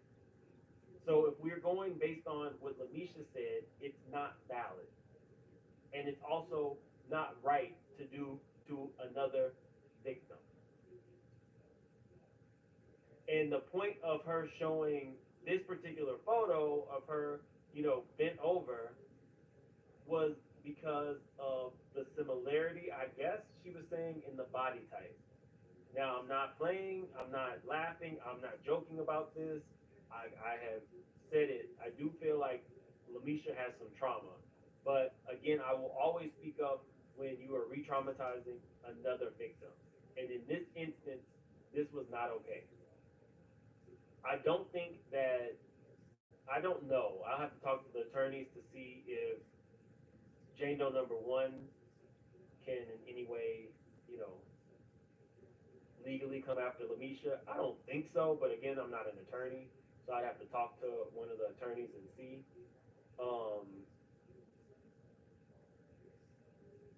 I'm not the cockeyed crew. Kat said, excuse me, Mims, I said we are now the cockeyed crew. I'm not part of the cockeyed crew. Thank you for the super chat, Kat.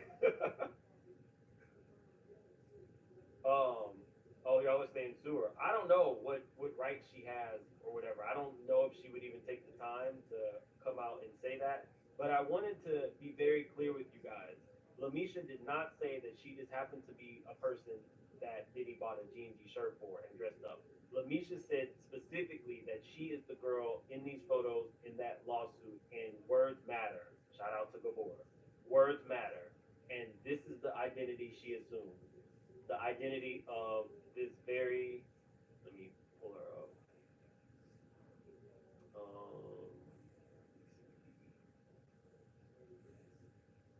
This very much Caucasian lady.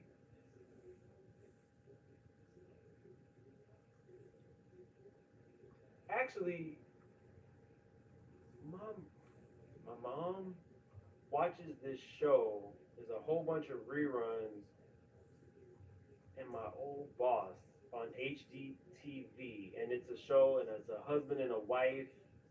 The wife looks like this lady. Husband and wife, California. They used to buy like foreclosed homes or whatever. The homes would be like real nasty. She looks like the wife from that. Christina Hall. Here we go. She looks like this lady to me. Is it just me, or does she look like her?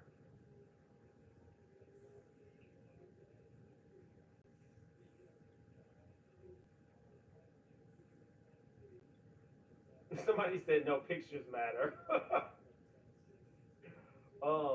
No pictures matter. That ain't that white lady in them pictures either. Real eyes. It's the gig is up. This is the woman.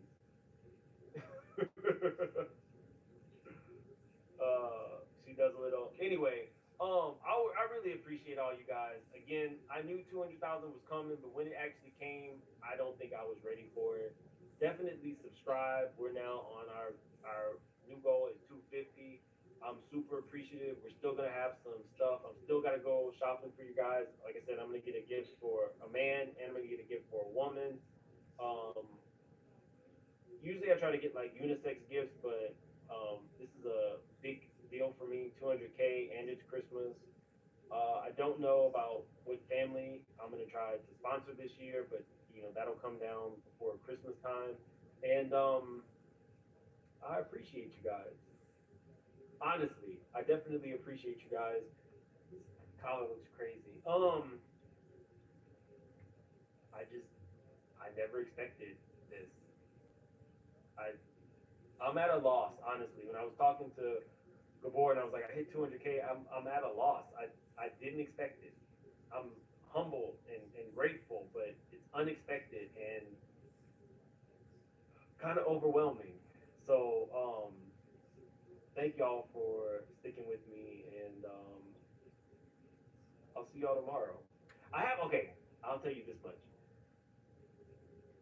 I'm working on something and think that I'm onto something that nobody else has really covered.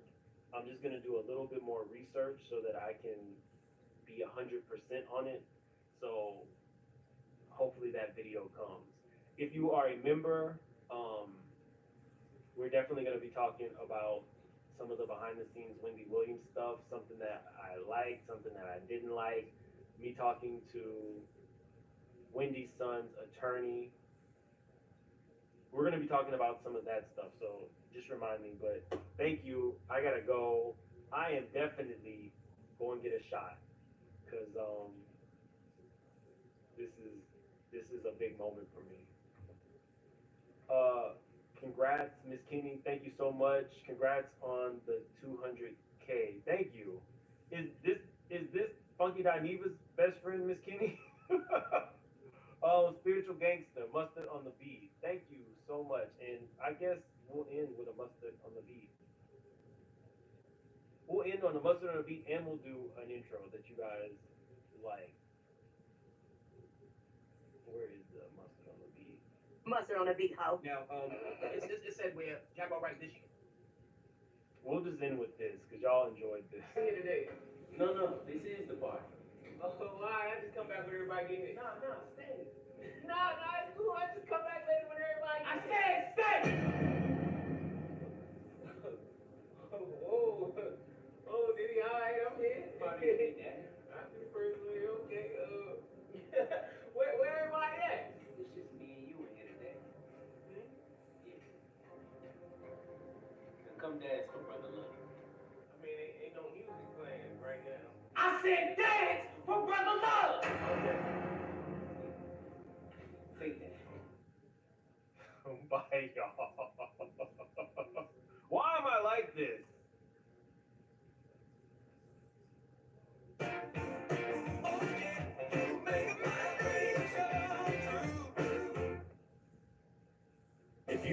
high-performance portable generator at an unbeatable value? Check out Predator Generators from Harbor Freight. Whether for outdoor recreation, the job site, or home backup, we have what you need. Predator, the power to do more for less. Only at Harbor Freight.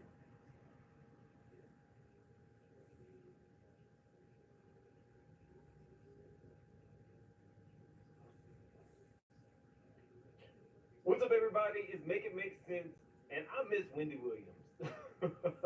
We got a lot popping off, so like the videos, the intro plays, we got a lot to get into. Make it make sense. Make it make sense. Make it make sense to me intellectually. That's what you were talking. Maybe I meant you're stupid. I don't know.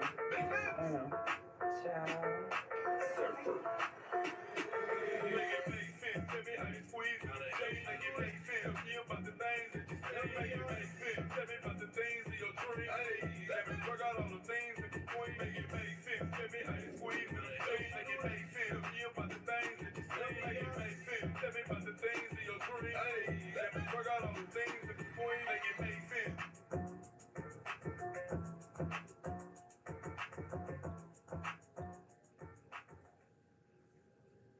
Displays look in their eyes and just stumble in.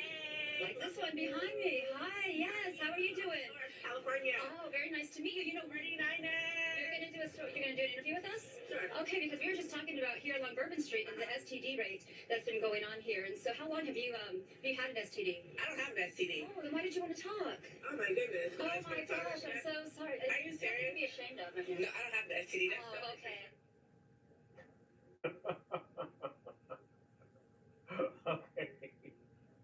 Okay, so all of this popped off technically with just Quincy posting this photo. You guys know that Jack came on my channel and she had a lot of positive things to say about Albie Shore, who is her friend, and it just got me to going to follow Albie Shore. I had no idea all of this was going on until I started reading the comments. So Quincy posted this pic, and it says, let's start from here. Here's a rare photo of me with my mom and dad. I miss you every day. And so once I saw Kimora say now Quincy, I was like, okay, this is already started off messy. Like, I could just. So basically, what I took from this photo was that Quincy was acknowledging that his father is Diddy. And after all of the court documents just came out about Quincy taking direction from Diddy, like all the rest of the children doing that Instagram post with the baby, this was Quincy's acknowledgement of who he's standing by. So when Kimora kind of checked it, I didn't think that it would go this far. So shout out to this content creator on TikTok, Shog41. She had this to say, and then we'll get into what just popped off. Quincy and his daddy. So a couple days ago, right, Quincy posted this photo of him and his mother, Kim Porter, and said, here's a rare photo of me with my mom and dad. Love and miss you every day, meaning his mom. Now, clearly there's no father in the picture, but here's his father, Albie Shore, and him and Quincy have always kind of had like an up and down relationship his whole life. And up and down meaning, I don't think Quincy's ever denied Albie Shore being his father, but he's always considered Diddy his father, and that's another story for the day. However, on Albie Shore's Instagram, he made some type of post about Kim Porter, and someone commented, oh, you were nice. Do you see the shade that just shone through at you yesterday? And he responded, it wasn't shade. His father was the one taking the photo of him and Kimberly. Then he responded to another comment. You're saying that the volume is as high as it goes. Okay, so I'll just paraphrase for you guys. Albie Shore comments, it wasn't shade. His father was the one taking the picture of him and Kimberly. That's just everyone being thirsty for more perceived drama, all for the internet. Wait for it, Netflix and 50 cents. So if you remember, Jack was telling us that Albie Shore will be on the 50 Cent documentary. Now, Jack was trying to connect me with the dude named Bo. Connect me with Albie Shore. That would be an interesting conversation. Somebody went on to say, beautiful tribute. I'm glad you're taking the adult approach with this. Once your son wakes up out of this brainwashed mindset, you two will have a beautiful relationship like never before. As his father, no matter how much he pushes you out or away, never stop trying. Forgiveness is key. I'll be sure, I guess, had time because he said, what my son Quincy knows very clearly is that I actually took this photo of he and his mother, Kimberly, in the parking lot of Toys R Us. He wanted the red car so much that he decided he was going to ride it out of the store. I found that photo and gave it to Kim because she called me and told me all of our family photos miraculously burned up in a house fire. One of the many facts that the whole world has no clue about. Wait for the new film on Netflix. You'll go into culture shock when you find out the truth. And basically saying the same thing ever. But that's Aura came in. Kimura decides to jump in. And Kimura says, Al, with all respect, you were definitely not taking that picture. That is not true. Let's keep it really real. No need to conflate lies for the public, please. I was like, Kimura really did say Diddy on said Al was always real. No need to conflate lies for the public. And if you know, Kim and Kimura, best in the comments. Okay, so it takes another turn because there's a lady, I think her name is Lala. I think that she is Kim's sister, but she's the one that's currently the one who really stays with the twins. So I'll be sure posted this, and him and Lala went at it. This was so messy. Definitely hit that like button. We have 1,200 in the chat so far. If you're new to the channel, please subscribe. We're really close to our goal of 200,000. I think we're like less than 2,500 now. He says, Miss Kimberly Porter, Albie Shores, DMs. Miss Kimura Lee, Buckley, Simmons, Perkins, Lesnar, and Hanzu should choose her words carefully when addressing Mr. Albie Shore. It would be wise for her to express kindness, gratitude, or refrain from comment altogether. Please refer to the screenshots of Kimberly's DM exchanges, which have now been deleted from her account and disconnected from Albie's. No matter what tactics are taken to hide the facts, the true story of it all will finally be revealed. Whether it's related to you, my brother, manager Andre Harrell, an old colleague, and Mr. Russell Simmons, and the connection of Albie Shore, if it makes the cutting room floor. I've remained silent and classified about a great deal. It's ironic that you wait until 2024 to pop into my son Quincy's tribute post to his amazing mother and refer to Albie Shore as a liar regarding personal photos we shared from my collection upon Kim's request. No, I did misrepresent that she had a fire in her home when it was actually a flood as stated in the screenshot. It might be more beneficial for you to address author Chris Todd directly, who has published edited works given to him by one or more of Kim's close friends, post Kim's murder that present stories about you, also including the non-existent calculated fiction about Sean and I, who have never had contact with each other in the past 30 years in a lobby of a Netflix building in LA to support Quincy right before Kim's untimely death. Whoever gave Todd fake information set him up by adding my name to the nonsense to further discredit me, all because I will be opening a full investigation into her death and all who have been working together to cover up the alleged crimes. Back to my day job, which is caring for my mother, who is in hospice care with stage 4 cancer. I didn't know that. And I've committed to advocating for equality in this fractured healthcare system for Black and brown transplant patients while maintaining a healthy lifestyle after surviving death and several attempts on my life over the past 2.5 decades, including my forced silence. Check the latest follow-up servicing to Chris Todd and Amazon. I didn't know Kimura was married all those times.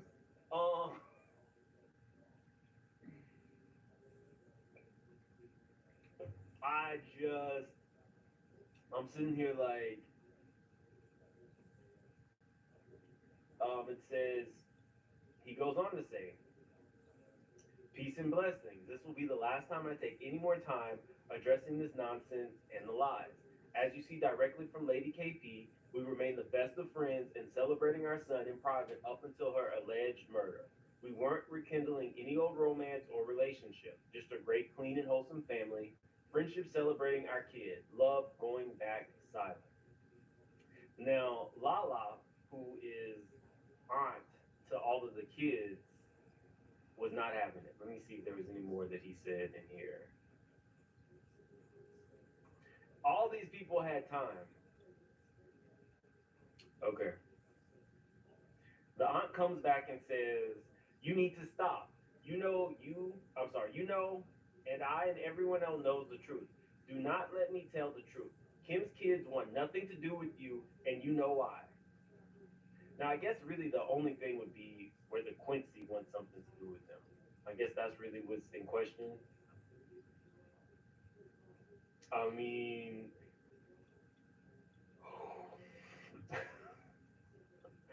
let's see. Do not tell the Do not let me tell the truth. Kim's kids want nothing to do with you, and you know why.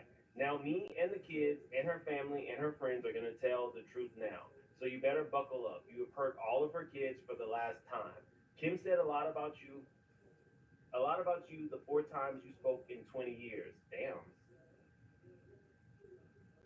What about your other boys and the drama there? You need to stop right now. Soon the truth will be out. What will you do then? I will say this, there is a fraction of people who feel like the stuff that he says about Quincy in the press is unnecessary. Like when he always talks about Quincy being brainwashed. Let's see. Go kill that candy cane. Make mine a double.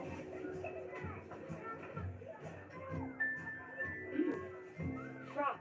Make moments sweeter.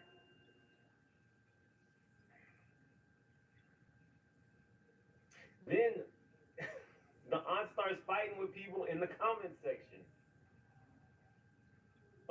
Let's see. Somebody said, "My prayers are with you." Somebody else told him, "Let him speak his mind. We all know that Snake did something to her. We all know you and your loved ones are still hurting. I just wish her family can get her excused." I think they meant exhumed and get closure. The Muse says, "But you are silent when it comes to Diddy, beating Kim's ass and all the horrible he has done to Kim." Lala responded, "You have no clue about her situation with him, so stop." Let me see. Atomic Underdog says, "Auntie Lala, please don't do this. I know you're surpassing your boiling point, but please don't give these blog ass trolls what they want. They're looking for a headline. Let the clowns perform their circus." Now, I'm not sure who Atomic Underdog is. If you guys know who that is and if she's really part of this, let me know.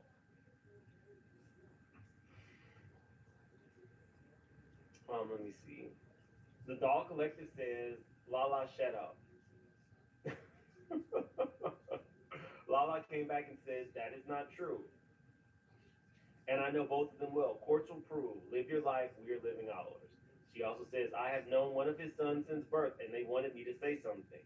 So my guess is she's talking about Quincy, which I don't know why she just didn't say Quincy. The Muse comes back and says, "You are silent when it comes to Diddy beating Kim's ass." Let's see. The Doll Collective says the son posted the picture. He said that his father took the picture. Y'all choose to be messy with it just because everything wasn't perfect. Let's see. Blah, blah, blah. Why does it keep going back?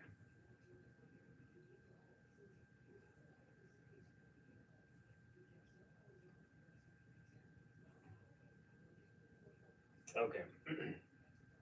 She goes on to say, "Of course you'd say that you're Kim's friend. Why don't you tell Kim to go worry about the money she stole from her white husband?" I think she meant Kimura. "And why don't y'all ever speak on how she stole from a black man too, didn't she?" Oh my God. Let me go to this.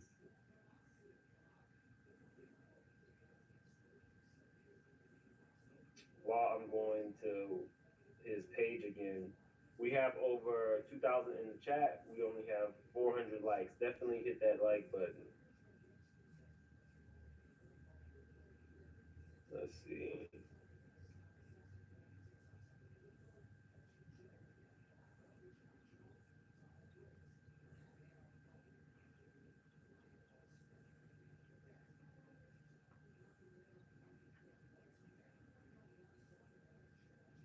I don't know why it keeps going back. Let me go under the comment section here. Okay. Lala says, I have worked with all of these people. I raised Kim's kids. I have worked in major projects. Al will tell you that. He knows who I am and will never criticize me because he knows what kind of friend I am and how close me and Kim were. I am no groupie. I have worked hard on everything I've done. You should check. You should check yourself because Al will check you about me.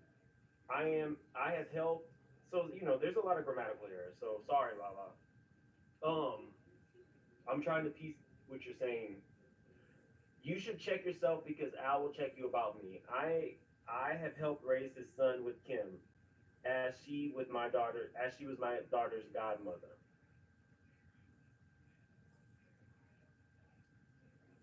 Let me see.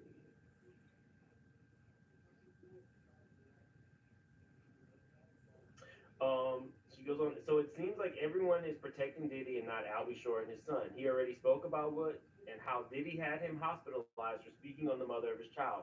I'm confused why he's being attacked. And Albie Shore is now alleging that Diddy has bots on him and his channel. And that's not too far off because he goes on to show an account that he thinks is uh, one of them. It says, someone from a TikTok messaged me with your name. Doesn't look like it's your account. Just letting you know so you know someone's impersonating you. And he says, there are cyber criminal fake accounts. You can usually tell, like, if you guys don't really know, you can usually tell when somebody is using a fake account. You can go to their profile, and if it is a non-public profile with very few followers and they follow a lot of people, more than likely that is a bot.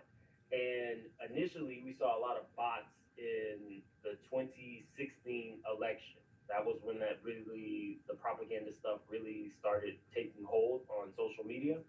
What we learned from that is they learned how to appropriately scam people. So now they'll use actual black people's faces. They'll, put mother of three or four, father of this, you know, they'll put a job, but technically you'll know because they will have a non-public profile. They'll have almost no followers, and they'll be following a lot of people, faceless too. No, it's not Lala Anthony. Lala is the lady. You'll see her in a lot of Kim's pictures. She literally is the one taking care of the twins after Diddy fired Kim's alleged niece, who then sued him. It's a lot of shit. Like we've learned a lot about this family in the last year.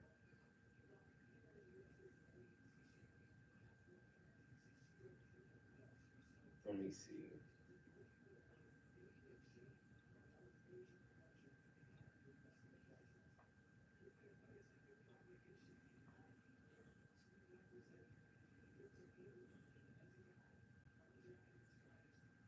Let me go to Albie Shore's response underneath here.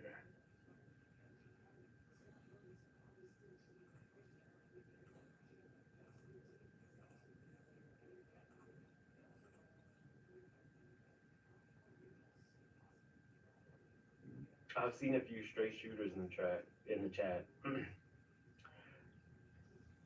Move over says,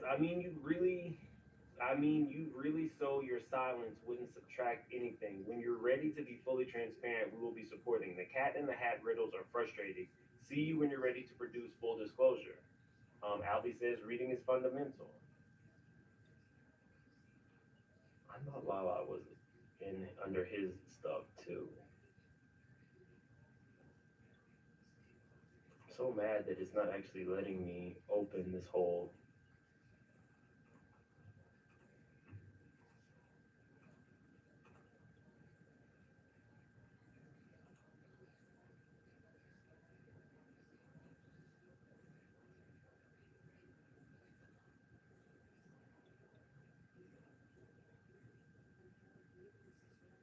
Damn it! It's something about when you open up Instagram on on your browser doesn't fully fully open everything, for me at least. So I have to go through all of these comments on my phone.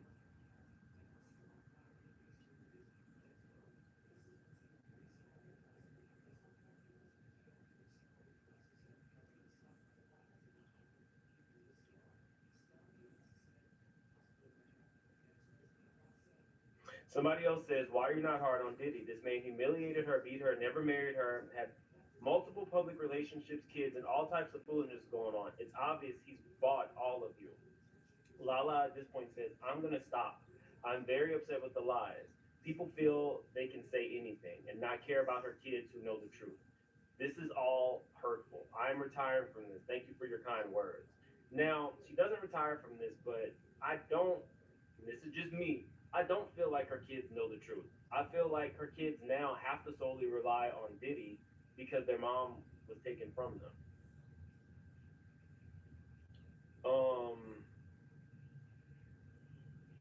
Let me see. She comes back a little bit later.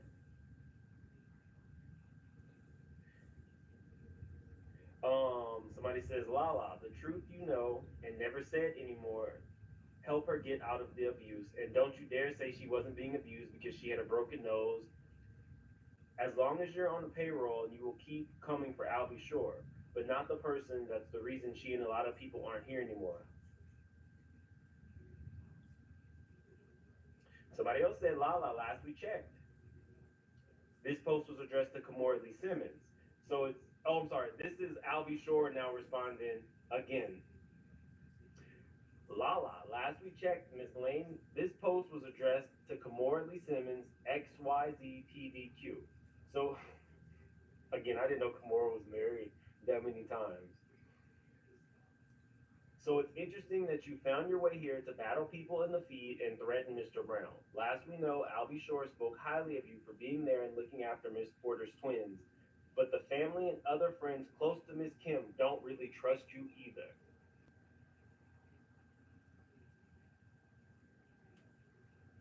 What?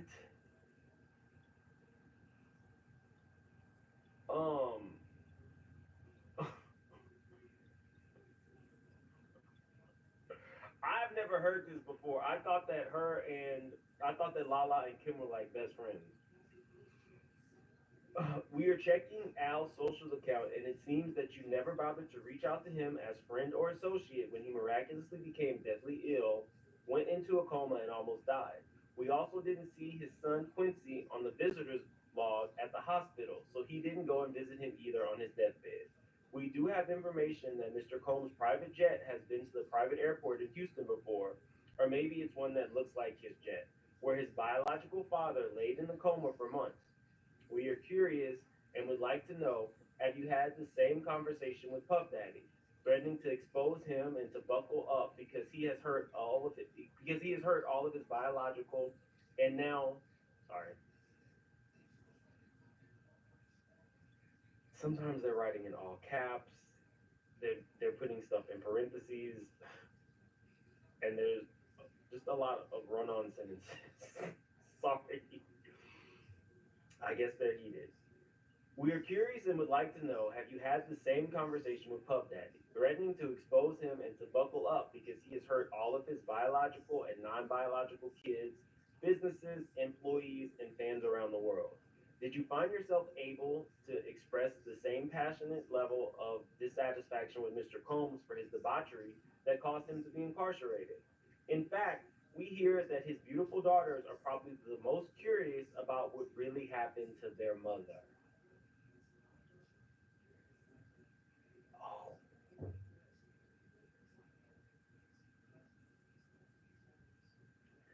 I get where Albie Shore is coming from, but those little girls are really between a rock and the hard place. And I kind of wanted to bring this up because in the real world, there are abusive relationships in households.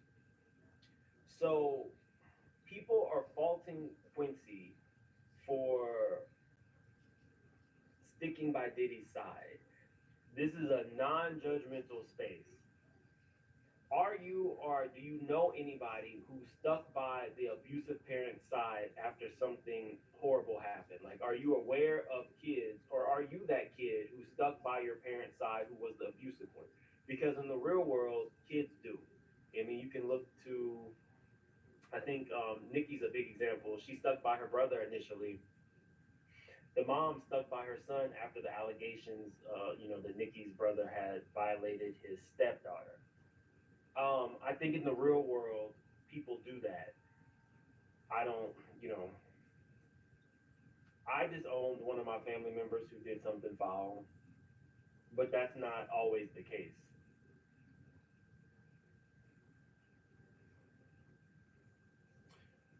I don't know.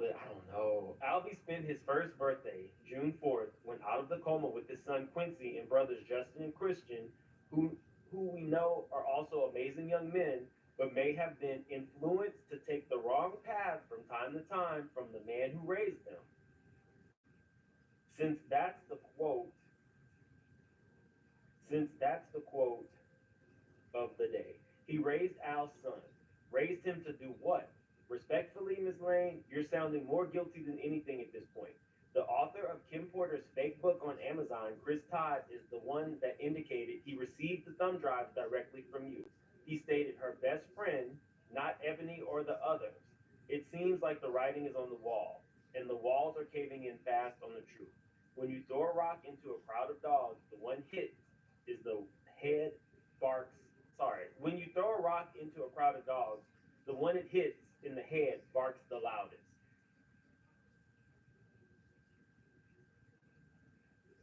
Oh, Dr. J says, I was taken advantage of by my dad and my mother stuck by his side. I haven't talked to my mom in 8 or 9 years and have no intentions on doing so. It hurts so bad, but I'm a CNRNA right now and moved on. I'm sorry that happened to you, Dr. J. And I don't blame you for separating yourself from that toxic energy. Right, a hit dog will holler. I told y'all this was messy.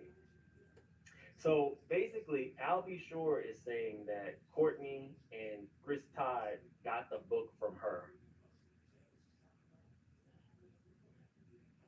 Lala comes back and says, yes, I have spoke to him several times about speaking out. I'm assuming she means Quincy. Kim's other friends and I are still very, very close, and Kimora is one of our good friends, and we speak every day. I will stand up for Kim and her friends because we were there for each other through good and bad. We lived it, not you. Damn. You saying things to people you do not know, nor do you know him. Guessing she's talking about Quincy. So stop it. She goes, so I guess she's big mad at this point. She says, you are lying because me and Ebony do not know who this person is who did this. We speak every day. I do not know him at all. I have bad to do on record about that. I don't know what she means there.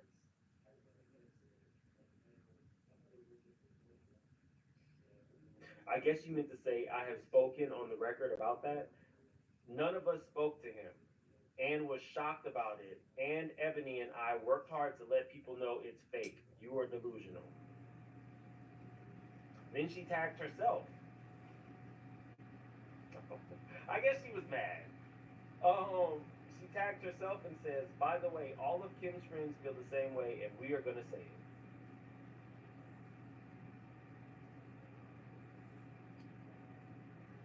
Let's see. She goes on to say, Al hurt Kim in the worst way. I have kept my mouth shut. I was with her when she... I'm trying to paraphrase, guys. Al hurt Kim in the worst way. I have kept my mouth shut. I was with her when she and Al went through a lot of stuff. So they all have their faults, and I have said nothing about him. If he cares for Kim, he would be kind to her kids, and he is not. All for want no parts of him. Al for want no parts of him, and I with them every day.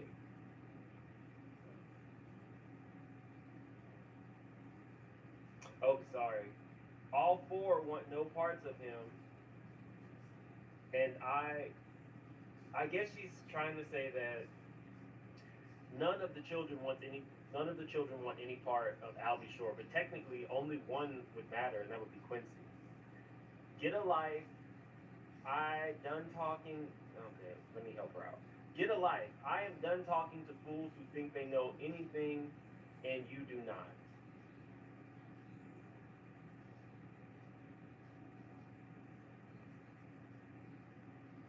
So then there's a lot of Albie Shore's people going in on her. So then Atomic Underdog, who I think continuously calls this woman Aunt, says to Albie Shore, Lala absolutely did not give anybody any hard drive because there was no hard drive to give. I don't know where that even started, but it's insane. Regardless of what conspiracy theories the world is cooking up, the truth will still be the truth. Lala has done nothing but be a sister to Kim and a dynamic auntie to Q, Chris, Justin, Chance, Jesse, Delilah, and Baby Love. Notice how it says, notice how didn't just say KP Kids. She has more pictures of Q throughout all the stages of his life than his biological father. Shit. This is messy. We got over 3,200 in the chat. Definitely hit the like button. Kim says, love is not an on-off switch. Absolutely, Kim. But I'm willing to click some switches off. Celebrity Scandalous says, hey, Mims, my mom is a retired RNNP pediatrics, had her own patient panel. Her experienced children will still innately love parents that have even abused them. It's not uncommon. Absolutely. I think it's important, like, when we hear these things and we see it on the face, for Quincy, it's all he's known. I don't know if his grandmother is still alive and that's who he lived with for a big part of his life, but he did have Albie Shore to some degree later in life. And Diddy is the one who I guess was around. So he's probably extremely confused. He's probably feeling like he's responsible for his younger siblings. I don't really know what Quincy is thinking. But posting that picture, if he meant that Diddy took it, he definitely chose a side. But this lady clearly knows some stuff, so we're gonna keep an eye on Atomic Underdog. She has more pictures with Q throughout all stages of his life than his bio father. Not just baby pictures, but I'm taking all birthdays, graduations, parties, events, trips, and etc. And I don't want to hear about how the devil kept him away because there is no being from hell or heaven that would stop me from being a parent if I really wanted to be one. That's not shade, that's just speaking her truth. She's just as involved, if not more, than other people. Mr. B knows that making these kinds of posts irritate Quincy and are offensive to Chris and the twins too, because he's still talking about their deceased mother.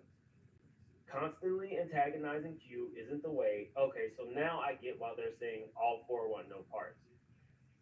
So if you are in the Diddy camp and you are one of Kim's children, then that's how all four make a difference. It's not just Quincy. I guess from their vantage point, they feel as though Albie Shore is not only poking at Quincy when he's making these posts on social media, he's also poking at the twins and that middle one. What's his name? The middle one? King Combs.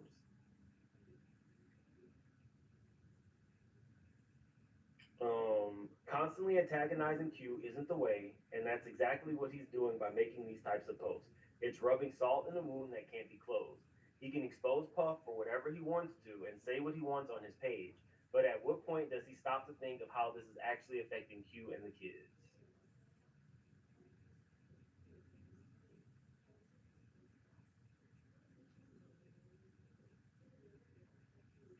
So it looks like Albie Shore is not going to respond to Atomic Underdog. And somebody said major tea spilled. Somebody feels like she's on Diddy's payroll. So y'all, a war is brewing. Gamora hasn't said anything since, but that was a hell of a lot for me. Where are we on likes? If you're just coming in, We don't even have 1,000 likes yet. But if you're just coming in, we are less than 2,500 away from our goal of 200,000 subscribers. So let's see. Let's move on to this dude. I'm trying not to call him a fool, but he's really like. Let's see if the sound is on. I figured out a way to test it to make sure that the sound is on, guys.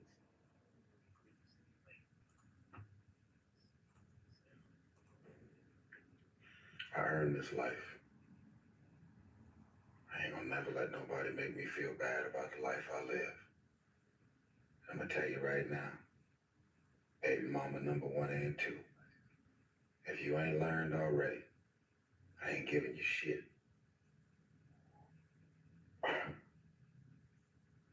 Just like I fought to earn this life, I'm gonna fight to keep it. Not giving it away to nobody. Ain't nobody gonna take this. I'm gonna shoot, stab, and kill over mine. I'm gonna protect this bottom line at all cost. I've earned it, and I'm gonna protect it. I'm gonna protect it as hard as I've earned it. All I heard was shoot, stab, and kill. That goes for all my homies, anybody in my family, anybody I ever marry again. If you think I'm about to just give it to you after I worked this hard to get it, let's listen again. I earned this life. I ain't gonna never let nobody make me feel bad about the life I live. I'm gonna tell you right now, baby mama number 1 and 2. If you ain't learned already, I ain't giving you shit.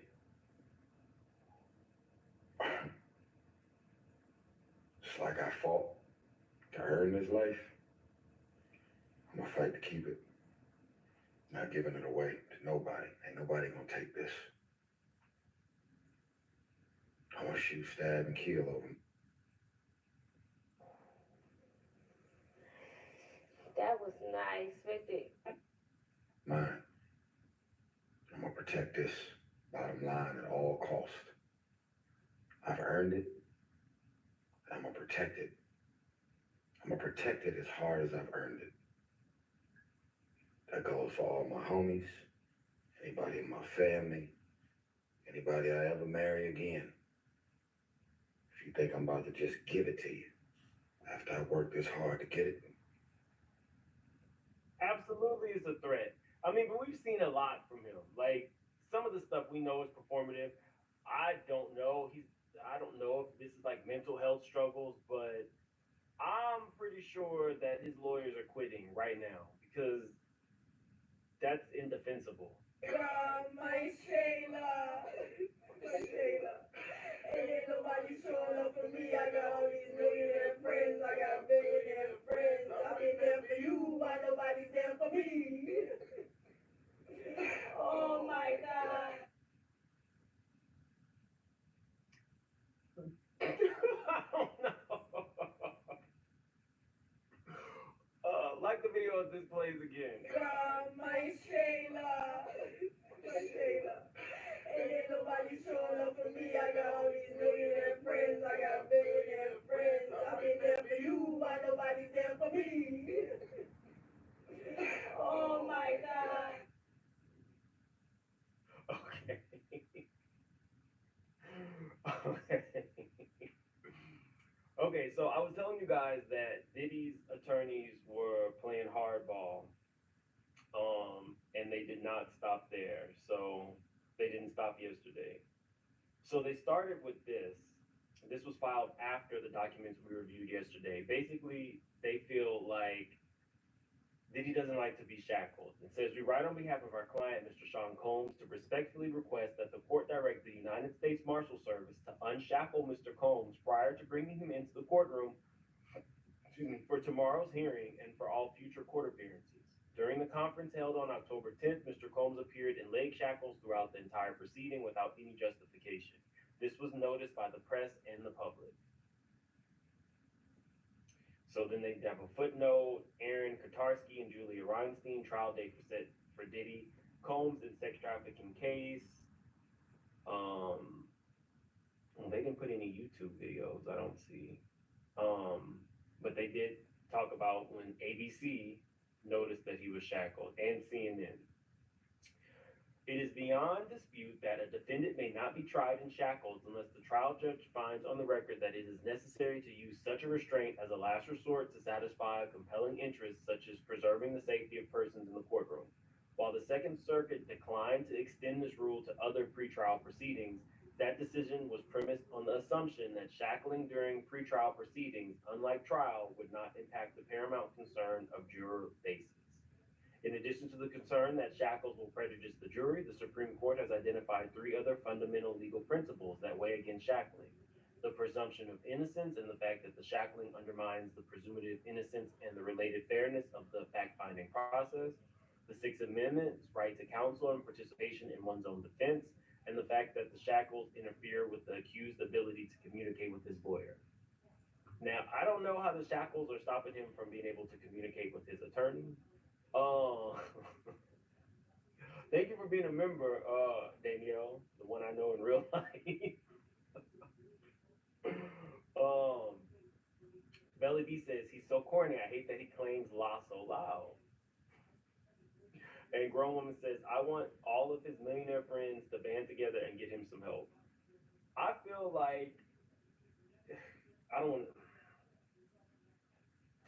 know that this is a mental break. I just think that sometimes when celebrities don't get their way, they pout, and this feels like him pouting. But threatening the lives of your children's moms, that's a new low. 3, the dignity, decorum of judicial proceedings, including the respectful treatment of defendants. Because there's absolutely no reason to shackle Mr. Combs during court proceedings, and because such shackling prejudices the potential jury pool, undermines his presumptive innocence, interferes with his ability to communicate with counsel, and offends the dignity and decorum of the proceedings, we respectfully request that the court direct the U.S. Marshal Service to remove his shackles before bringing him into the courtroom. They filed that. Then they filed this. The defense writes this letter in advance of today's hearing in response to the government's letter on November 18th. The government's letter only reinforces the fact that the government has committed an egregious, willful, and harmful breach of attorney-client privilege and has become privy to the defendant and defense counsel's trial strategy, including areas of expert testimony, witness strategy, and other confidential matters. The materials provided to defense counsel has been provided with 19 pages of materials seized from Mr. Combs' locker at the MDC. According to the government, these 19 pages were given to and are in possession of the trial team, which has already started using these privileged materials to its advantage, including to its opposition to bail. Based on the materials provided as Exhibit A, it appears the government investigator, Investigator 1, took photographs of several different items. These include intact pages from 2 different legal pads, pages of an address book, a ripped out, folded over page of a third legal pad,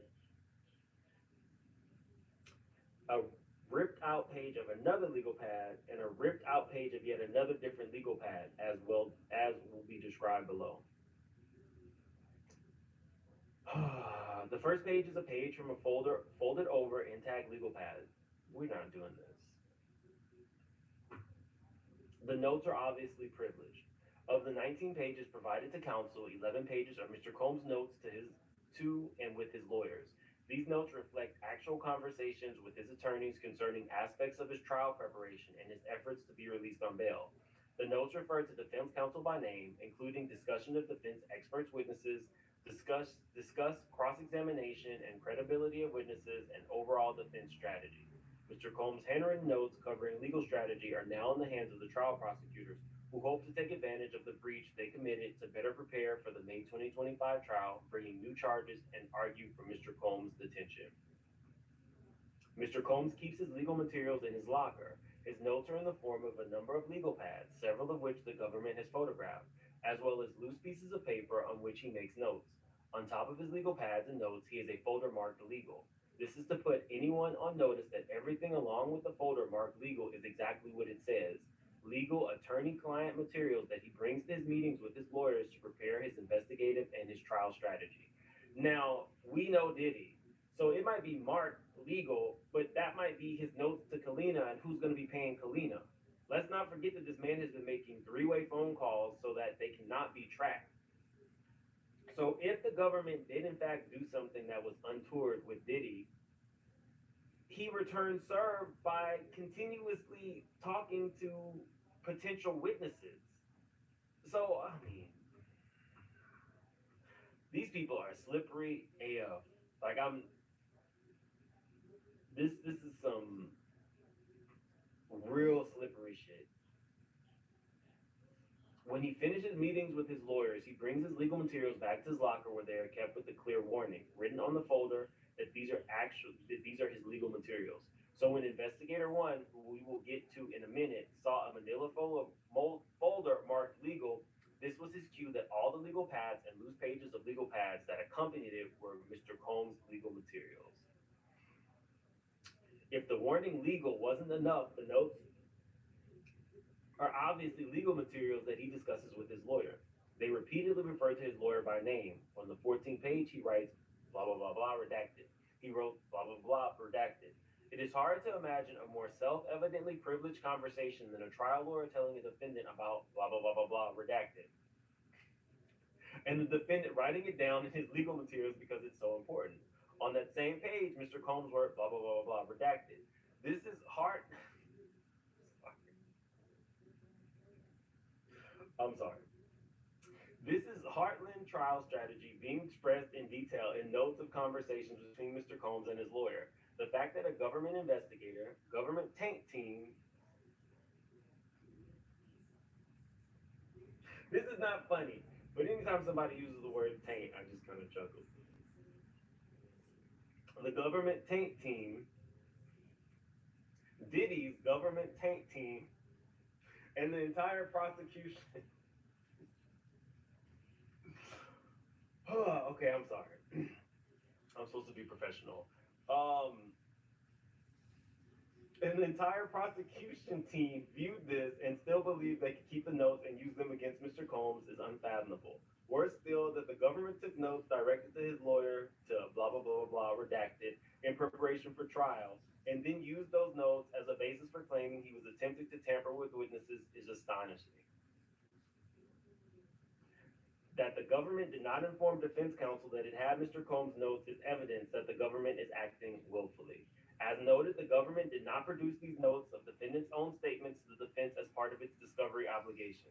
The opening paragraphs of blah, blah, blah require the government to disclose defendants' written or recorded statements to the defense.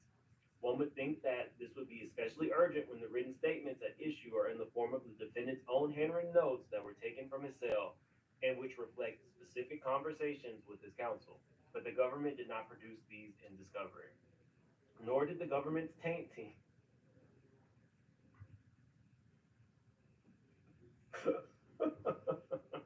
Sorry. Somebody said my banner. Okay. Nor did the government's tank team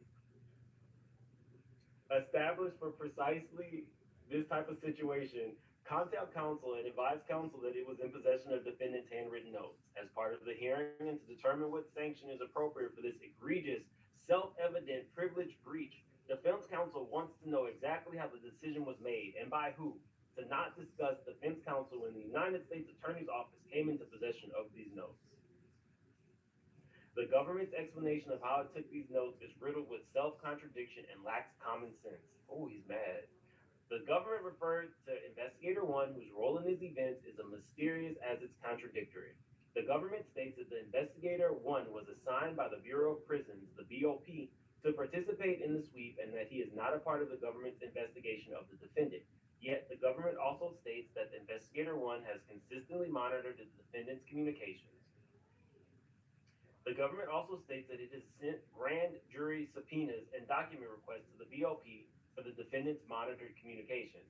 The letter is silent as to which BOP officials the prosecutors work with in connection with the efforts to secure defendants' monitored communications, but it would appear that the prosecutors work with, among others, Investigator One. Under the circumstances, the hearing should encompass what connection exists between the prosecution team and Investigator One. So if you remember yesterday, they said that this was a routine sweep just to make sure that everybody was following the law. What they're trying to say is Investigator One has been monitoring it, working with the government, and in that routine sweep has now given privileged information to the government. Second, the government writes that the BOP sweep was pre-planned, not in response to any particular threat or intelligence, and did not target Combs. However, the government also writes that there was nothing improper about Investigator One taking photographs because Investigator One, who had reviewed the defendant's calls and emails, was entirely justified in inspecting the defendant's assigned bunk to recover additional evidence. The government's position is immediately self-contradictory because the review of a particular inmate's calls and emails is intelligence, and because acting on that intelligence in order to conduct a particular search is targeting Combs. The government's own letter shows that Combs was treated differently from other inmates and that the search of his locker and removal of his notes was based specifically on the intelligence that Investigator One developed from listening to his calls and reading his emails. I'm interested, do you guys feel like the government is doing anything dirty, specifically with Diddy? The prosecutors have taken the position that the identification and photographing of Sean Combs' handwritten notes were merely part of the multi-agency sweep to rid the MDC of drugs, electronics, and homemade weapons. There are ways of proving such a contention. We can call Investigator One to the stand at a factual hearing. A hearing should encompass what else Investigator One told the prosecution team about the legal materials he rifled through. At a hearing, we could ask Investigator One why he called the trial prosecutors, what contact they had beforehand. How did Investigator One know which notes to photograph? Did Investigator One photograph any notes aside from the 19 pages defense counsel was provided yesterday? What, if any, direction did Investigator One have from the agents conducting the pre-planned law enforcement initiative, or was he taking direction from someone or someplace else? The evidence shows that there was a law enforcement plot to photograph Mr. Combs' notes, have the tank team not advise the counsel, and use these plainly privileged materials to keep Mr. Combs in jail and to gain an unfair trial advantage. Before Friday evening at 11:30 p.m., defense counsel knew none of this. It was not until the government attached 2 pages of defendant's handwritten notes to a letter to keep him in prison that defense counsel learned for the first time that over 2 weeks earlier, Mr. Combs' notes were photographed and provided to the U.S. attorney. In the last 4 days, several things have become clear. So now we have a timeline. Ranch with Ray says Lala is full of shit and was Diddy's eyes, like Ebony. Just as his kids are being controlled, so are the adults around them. Justice for Kim Porter. Ranch with Wade, if you know some stuff, let us know. If you have some inside information, we're all ears. Let's see.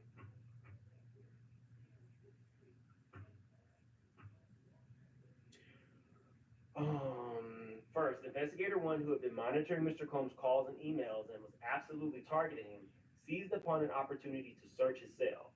He knew that there was a completely unrelated multi-agency law enforcement measure planned for October 28, 2024, one related to ridding the MDC of weapons, drugs, and cell phones, and so there are contraband cell phones in there.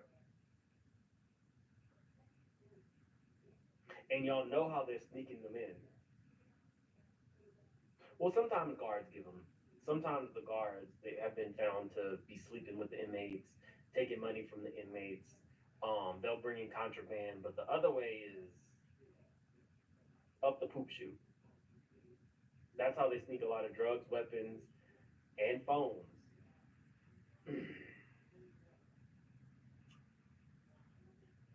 Phones are kind of, let me not even say that.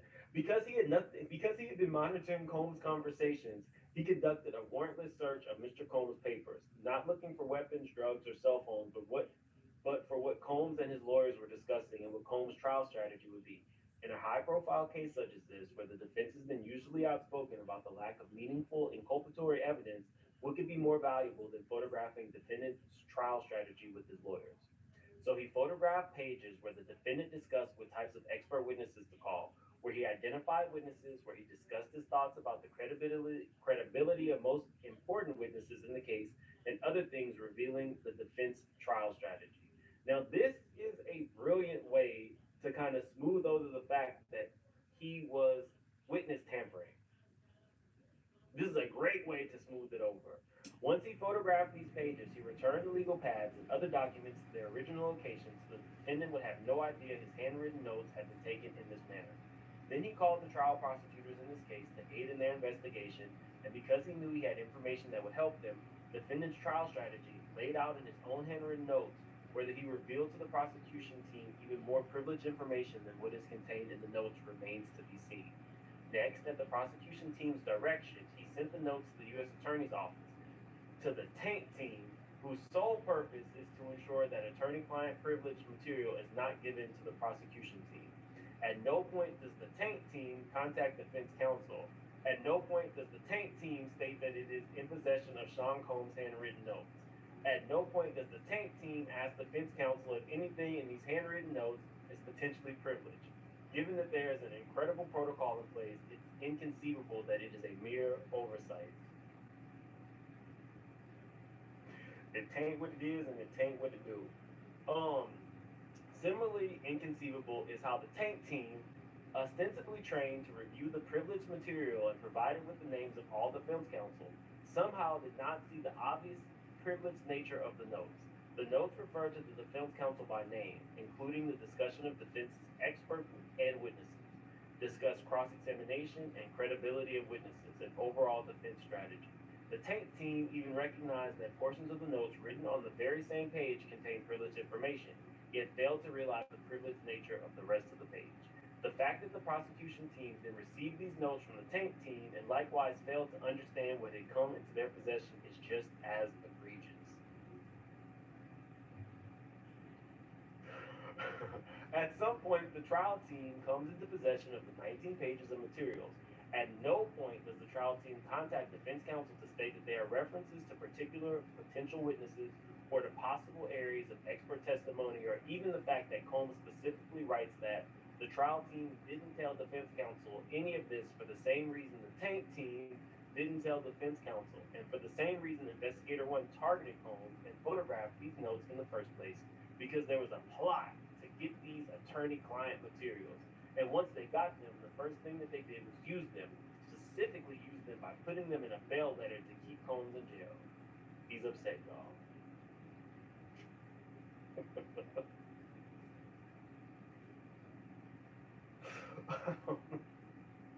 Sometimes you just have to laugh. I know my laughing gets on people's nerves, but it is what it is. Okay, so there is a actual, reporter who is given play-by-play of what is going on.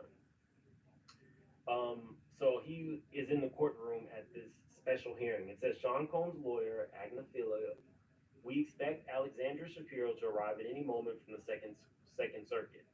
I have Sean Love Combs to me left. Why did he write it like that? I have Sean Love Combs to me left. To me, okay. Judge, fine. What are you seeking? Agnaphilia, we want to know how his notes with lawyer came into their possession. Combs' lawyer, he has an expectation of privacy in his legal notes. Now, this is him giving his play-by-play from the courtroom. Judge, this occurred during a BOP sweep of the jail, but you're saying it was a pretext. Diddy's attorney, yes, 19 pages of the notes were given from the tank team to them. Combs' lawyer, we know enough to make out a constitutional violation, but we need to know more detail about the failures. We haven't been able to test their explanation. We need the surveillance video of the search. Combs' lawyer, we need the communications of Investigator 1. We need to know the role of the U.S. Attorney's Office on what should be photographed. The search was for drugs and guns and cell phones, but these are Mr. Combs' legal files. Judge, keep it on the logistics. Combs' lawyer, we're not sure if it was Investigator 1. We're not sure if it was Investigator 1 who was the one doing the search, who interviewed Mr. Combs, who went to the area where his legal papers were. Once we know that, we could have a Fifth Amendment transgression. Combs' lawyer. We may ask for the dismissal of the indictment or for the recusal of the prosecution team. So we talked about that yesterday. One of the attorneys that I talked to felt like it was more likely that they would ask that the team recuse themselves. So it would be a whole new team of attorneys on the case.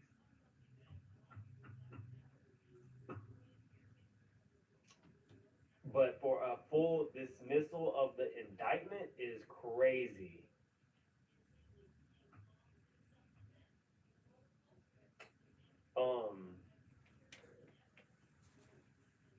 The judge, they used 2 portions in responding on bail, and you want me to consider those? Diddy's attorney, they need to hand over the notes. Combs' lawyer, we don't know what the tank team has. We want to know, and we want the material back while this is pending. We cannot waive his attorney-client privilege. We have to be direct or aggressive. Not sure that's the right word. Judge, government, what happened here? Why were they taking photos of Mr. Combs' notebooks? Prosecution, none of the prosecutors had contact with them. Judge, but investigator 1 was monitoring Mr. Combs' communications in and out. Judge, is this a Fourth Amendment violation? Prosecutor, the BOP investigator works for the Bureau of Prisons. He is focused on safety, and if the defendant is in compliance with BOP rules, he was not. It is true that BOP gave us the info.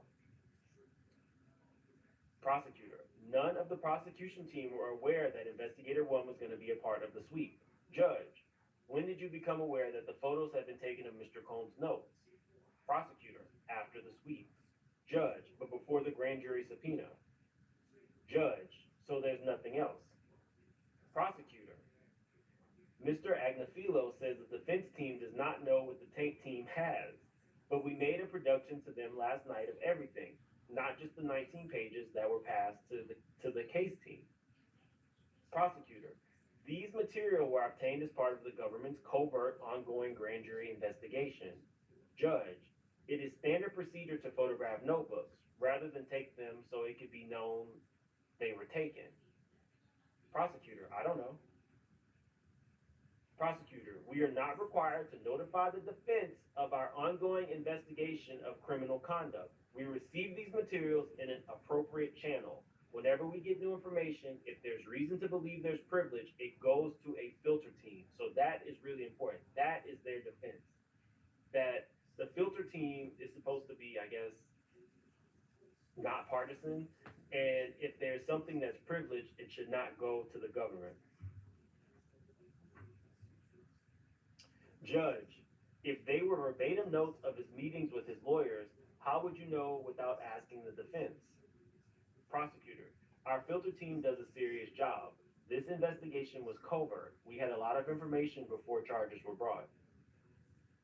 Let's see if there's any more. Let's see.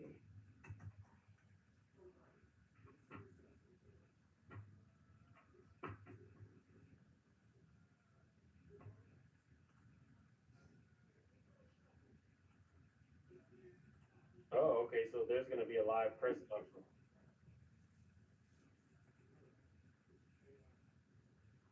So we'll keep an eye on that.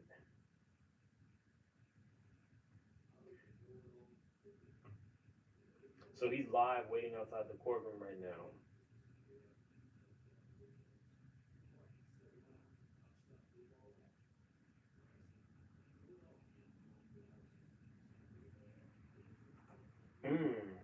He says the judge, sorry, let me show you. The judge will not consider in Friday's bail argument any of the information taken, photographed, and Combs' NBC cell during the sweep. And the judge has asked the prosecutors to be ready to explain the difference between Abercrombie Jeffries out on a $10 million bond. Okay, that's interesting. And kind of surprising. But a lot of people have been asking, what's the difference between Diddy and this person? The defense has been, the prosecutors have been saying the big difference is they don't know that the dude from Abercrombie is witness tampering, but they do know that Diddy is.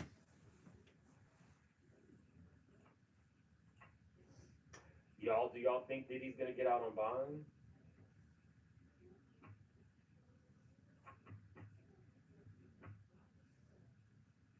Let's see.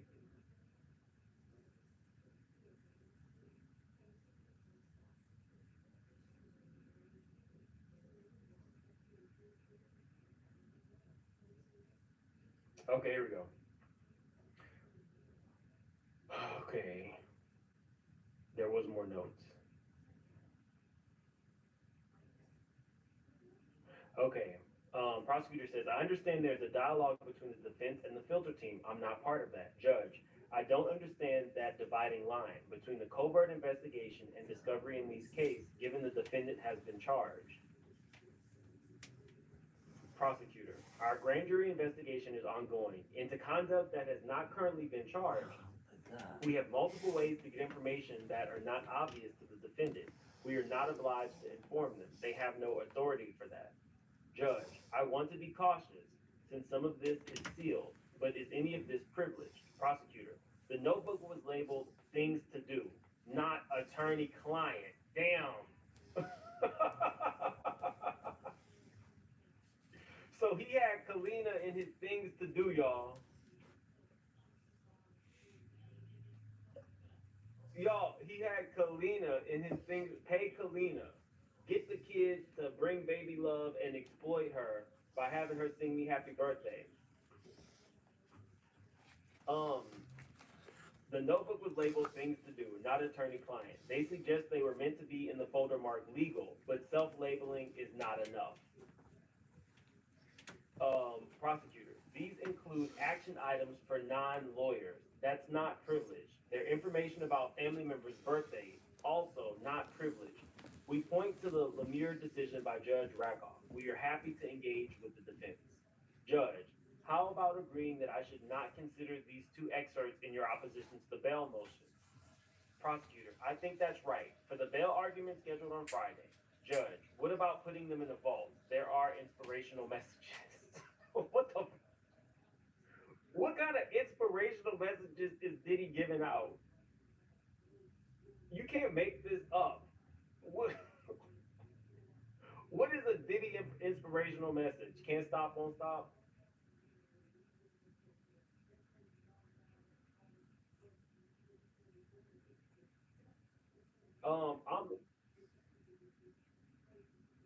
Hold on, we'll pause that. We'll pause that and we'll go to this tab. You guys, let me know if you can hear it.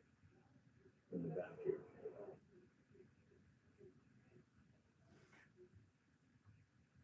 Why is it pausing? He's in the back here. That's strange.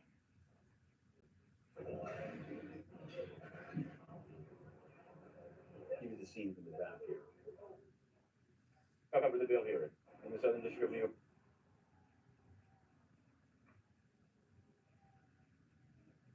This is the reporter that's been inside the courtroom, but I don't know. In the District of New York, Inner City Press.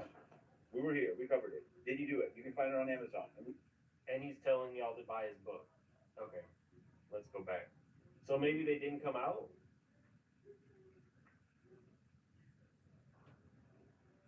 That's weird. I don't know. Let's get back to this.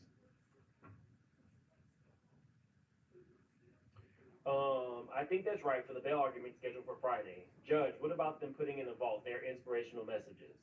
Prosecutor, these are related to our ongoing investigation. There is no reason to put the notes in a vault. As a matter of procedure, the defendant would have to make a motion. These notes are not attorney-client privileged. Prosecutor, then there's work product, which broader. It's meant to protect the attorney's mental process. But these are not that. It's about an administrative question. Following up with a paralegal is not protected. Judge, what if an individual had counsel paid by another? Prosecutor, the payment, not privileged. And if it's about paying off a witness, that is what we are investigating. These notes refer to individual 2, a non-lawyer third party. It's on his to-do list. Judge, a defense lawyer can investigate potential witnesses. It would be malpractice not to. If these are about the defense team's preparation for witnesses, isn't it a closer call if it falls into work product? Prosecutor, the person tasked is a non-lawyer. On October 18th, the defendant told a family member to work with a non-lawyer to find everything about everything out about victim 2. And this non-lawyer individual is not identified as part of the defense team. Now, y'all, that's what I'll be talking about when we say scary stuff. At the time, or at the space Diddy is in, Diddy has an exceptional legal team. If I have access to multiple private investigators, how many private investigators does that major law firm have? Probably innumerable.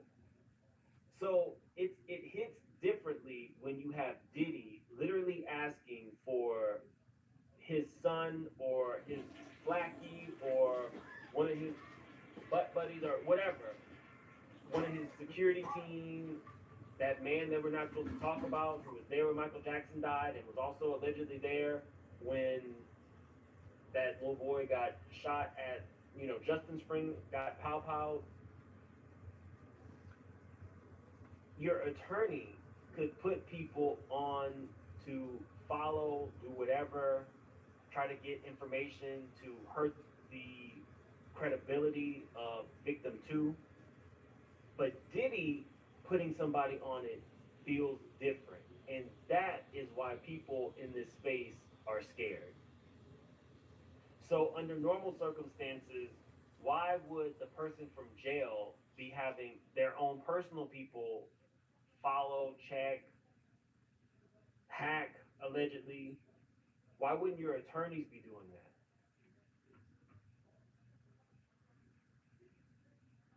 On October 18th, the defendant told a family member to work with a non-lawyer to find everything about victim 2. And this non-lawyer, individual 2, is not identified as part of the defense team. Judge, what about turning over the surveillance video? Prosecutor, we are opposed. There is no authority for that. Judge, I noticed that Mr. Agnafilo, they want to work with you to try to resolve this. Diddy's attorney laughs. Judge, you may not agree, but why not discuss? Diddy's attorney, we don't want to give them insight. Diddy's lawyer, all the legal paths say legal. What the government is saying was searched is just not accurate. Judge, wait, you were saying that the photos taken were from paths marked legal. Can you show me?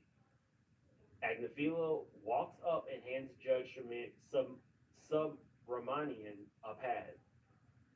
Combs' attorney, when we visit him in jail, we have lists. Everything in these pads are things we discuss. Trial strategy, who we should speak to undermine a witness credibility. We discuss everything with Mr. Combs. This is a sweeping racketing case. Combs' lawyer, we are studying this man's life for our bail application. It's charity work. This is not a single day, a single event case. We spend time on every nook and cranny of this man's life. I have a case, Bafano, very important case. Combs' lawyer, Mr. Combs comes out and reads us his to-do list. That is privileged. The 19 pages include things we have said to him. The name of potential witnesses, a retired doctor. Now they have that. This is in the heartland of attorney-client. Combs' lawyer, Mr. Combs comes out and read us his to-do list. That is privileged. The 19 pages include things we have said to him. And that's where it ends. So that was a roller coaster. Paula Keys, thank you for becoming a member. That was a damn roller coaster. I don't really even know. I haven't talked to an attorney. I read this out loud with you guys for the first time. So I have to reach out to the attorney to see exactly who they think got the upper hand on this. Let's see. We have like over 4,000 in the chat. We didn't even get to 2,000 likes. So definitely hit that like button. If you're new to the channel, please subscribe. We are super close to hitting our goal of 200,000 before the end of the year. So if you're not in here, technically, if 2,500 y'all are not subscribed, if you subscribe today, we would make our goal. Somebody said Diddy ain't been railroaded, but should be tied to the tracks. Damn.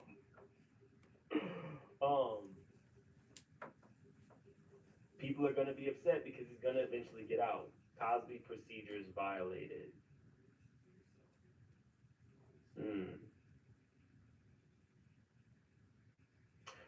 EC Bunny says, my brother used textbooks to hide his P collection. Diddy used a legal pad to hide his criminal activities. Angel, I don't know what booty meat you're talking about. Diddy is not getting out. Sherry Cook, thank you so much for the super sticker. Y'all are crazy. I gotta go. It's my mom's birthday. Y'all know she already got her birthday gift, but I'm sure she's still expecting something else. So I gotta go and celebrate her and get some cake. So y'all have a good day. If anything else pops off, maybe I'll be back tonight. More than likely, I will see y'all tomorrow. Have a good one.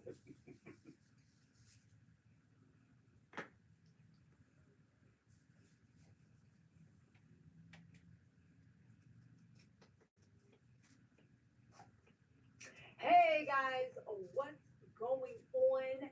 Let's get into it. Diddy's third bail hearing. It looks like his team, is thinking that 3 times is going to actually be the charm. What is going on?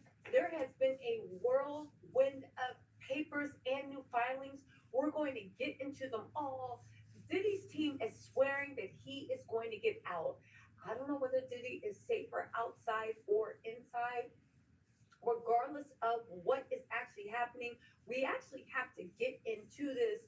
Let's get into this. If you guys don't know, the defense filed a motion saying Diddy didn't really throw anything. They filed a motion saying that they have 6 blank workers that are going to get him off. Yes, we will be doing live from inside. There will be a few reporters live tweeting. We will read the live tweets on air for dramatic effect. But until the trial actually starts, let's get into what the opposition has actually put up. Okay, so we have the prosecutor's response and we have the defense's response. Which ones you guys want to start with first? Let's start with the defense's response because I actually think it is the most unhinged one that we've actually heard. Now, Diddy had free calls all through the years. The prosecutor is saying that they've gotten 6 blank workers out of 25 years of blank workers, different sizes. Well, we know Diddy like that BBC, different flavors, different everything. They are saying that they have 6 people to prove that everything Diddy's ever done has been consensual. Let's get into this paperwork. Gotta get my flip over on the right side. Let's get into this paperwork while we wait for this trial to start. Also, Kendrick dropped a new album. He is going in on Snoop. He is going in on Lil Wayne. And you know Drake is sitting there mad. The album's actually really good, but we'll get into the album in a different video, okay? I think it's most important right now to talk about. Okay. I think it's most important right now to talk about what's actually going on. All right, let's get into this. Okay, so right here, let's put this in the full screen. We have the declaration of Teeny Garagos, no relation to Mark Garagos. Her last name is Krishnaswamy. Okay, we'll call her Timmy Rose Garagos. Okay, got you. Right, declares the following. She's a partner at the Agnafilio law firm. Is that something to brag about? Let's keep going on it. She said, Mr. Agnafilio and I began interviewing witnesses for this matter in April 2024 after the Department of Homeland Security raids at 2 of Diddy's residences and on his person. Now, you guys have to remember that on his person actually means a lot because by saying act on this person, they're literally talking about when he actually got searched at that private jet thing where his jet was being used for something else and Diddy's family were about to board an unmarked private jet. Mark Agnafilio stated examples of these interviews at the bail hearing on September 17, 2024. She then goes to the quote. So Mr. Garagos and I interviewed a half dozen of these males. We've been as busy as the government has over the last 6 months. first of all, Diddy's lawyers are really cute. And when I say cute, I mean like get a life. I'm interested to see whether the judge is buying it. They were able to embarrass the judge at the court hearing by submitting evidence that wasn't even actually the evidence to get key evidence thrown out. Okay? For them to say by interviewing 6 blank workers that they were just as busy as the government, it seems like a big stretch to me, but you know what? Let's keep going. They also quoted themselves saying they talk about other violence in the Bell letter, and they're talking about kidnapping from 2001. And I know exactly what they're talking about because we interviewed blank. I assume it was Kid Cudi. I know who the person is, okay? I know who the person is. They go on to say that her and Teeny and Agnophilia interviewed her in Los Angeles. We took a statement from her. She certainly didn't use the word kidnapping with us. I won't get into what she did say, but let's suffice to say there is another side to that story. And one day the other side might be told. They said that so here they're already trying to establish doubt. They're basically saying that the government put 20 on 10 when they said Diddy kidnapped somebody. They put 20 on 10 when they said Diddy was violence. They said that kidnapping charge was from 2011. Now, Diddy's lawyers up to this point have tried to make it seem like this whole case was just about Cassie, even though they are now admitting that they even admit that something took place that the government is classifying as kidnapping, and they're like saying it's not kidnapping. It was just a disagreement between what? Between what? Between what? A pimp and his ho-ho-hos? Another way they quoted themselves.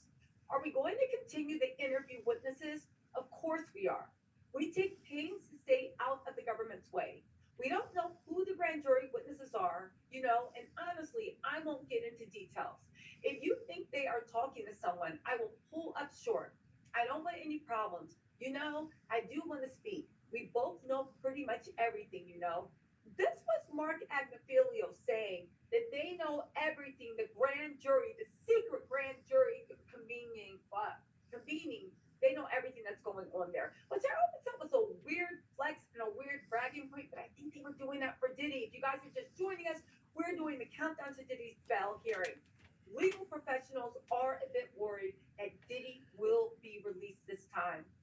Okay?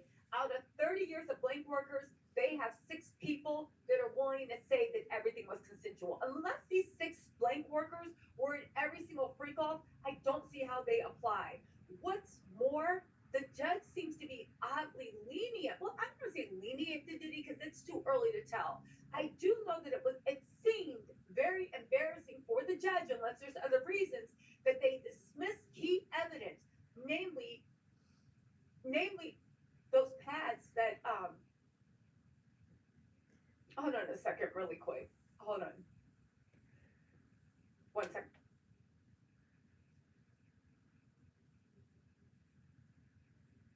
Sorry. Okay, so I do know that those pads that they said were marked legal, they weren't marked legal, at least in evidence. And the judge actually told them, you're going to have to explain Friday what you are, in fact, doing. Okay? Number 5, after Mr. Combs' indictment on this matter, the government and I began negotiations over the protective order. Because we had protracted discussions, we did not come to an agreement of terms until on or about October 4th, 2024. This court entered an agreed upon protective order on or about October 7th. That evening, the government produced their first production of discovery material to the defense. This production included the government's search warrants and their supporting affidavits. They did even without the benefit of the government's discovery. Mark Agnofilio and my investigation continued. In the beginning of October, our investigator traveled to Blank to interview multiple witnesses. He had planned to interview people in blah, blah, blah, blah, blah. Now, listen, we can guess where they traveled to. New York, LA, Miami, maybe even Detroit. I'm guessing, okay? We do know that these goons have been videoed by social media influencers, if you can believe the videos, and I do, that they are trying to pay off people for when the trial starts and as it goes on to have a more favorable view of Diddy or tell another side of the story. Okay. Going on. On October 2nd, 2024, our investigator was in Blank interviewing a witness. He then traveled to Blank to interview Blank. We believe may have important information related to the investigation. On October 3rd, I met with my client at MDC and discussed Blank with him. We discussed, this is highly redacted, they discussed blankety blank. This individual who, as the government states, has previously publicly detailed the physical abuse she suffered, remained romantically involved with Diddy on and off until less than a month before Kathy filed her November 2023 lawsuit. I went to Mark Allen, I sent Mark Agnafilio and our investigator to follow the following text message. So this is an important clue, okay? If you guys are just joining us, we are going to be live from Diddy's trial. We have a reporter inside live tweeting. We're going to give you the dramatic enactment, but in the meantime, we are reading these warring memos that the prosecution and defense have just filed last minute. There is going to be a war in court, and people are very, very worried that Diddy will be set out on bail. Now, we can talk about whether he's safe or in jail or out, but let's get into this. So what do we know? The individual has previously publicly detailed the physical abuse she suffered. I do believe that this individual might be Gina Han. Gina Han previously went on Tasha K. Because think about it. Who else has publicly detailed what? Hold on a second.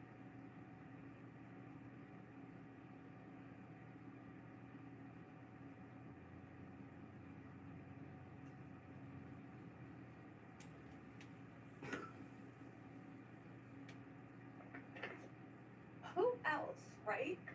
Who else was romantically involved with Diddy off and on until less than a month before Cassie filed in November 20th, 2023? On top of that, right? Who else has previously publicly detailed the physical abuse she suffered under Diddy? I do believe that Gina Han was the only person. It can't be Young Miami. Young Miami was sitting there talking about, he made me feel like a woman.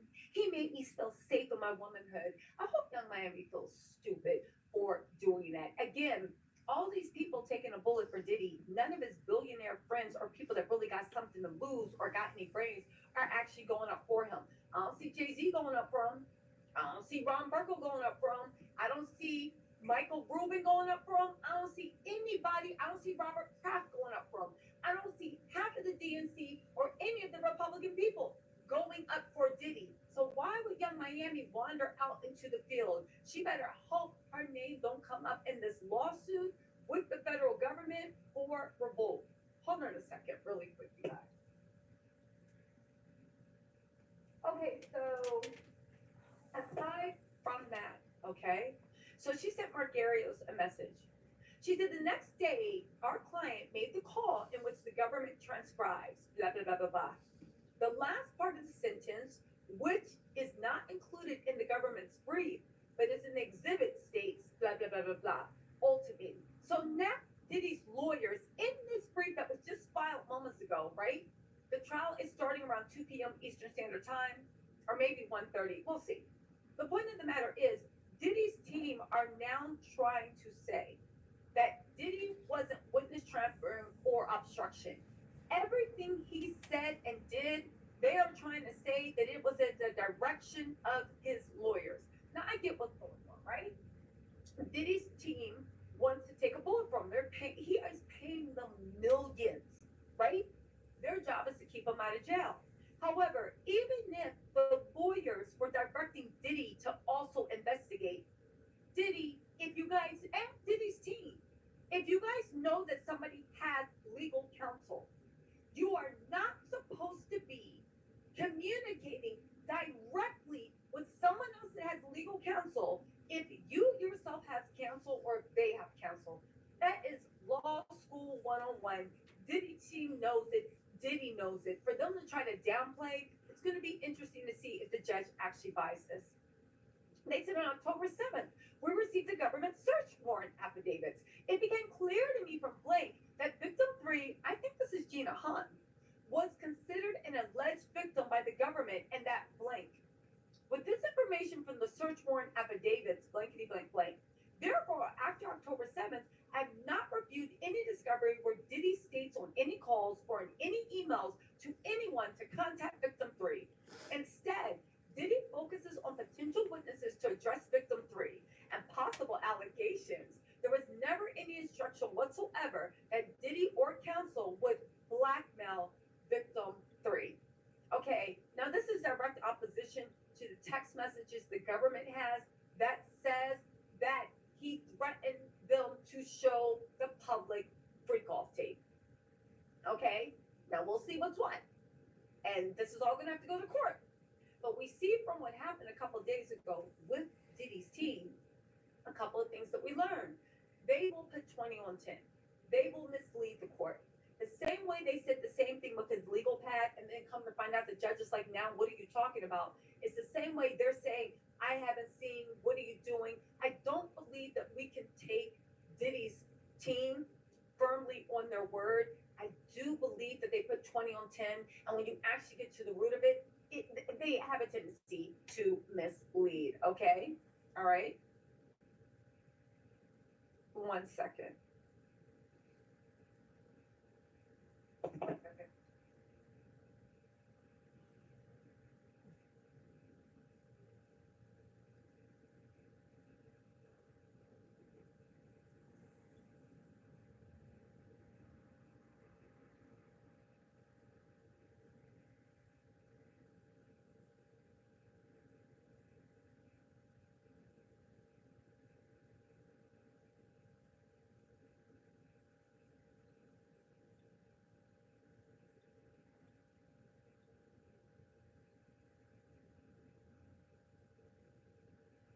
One second. I'm just getting updates for the trial.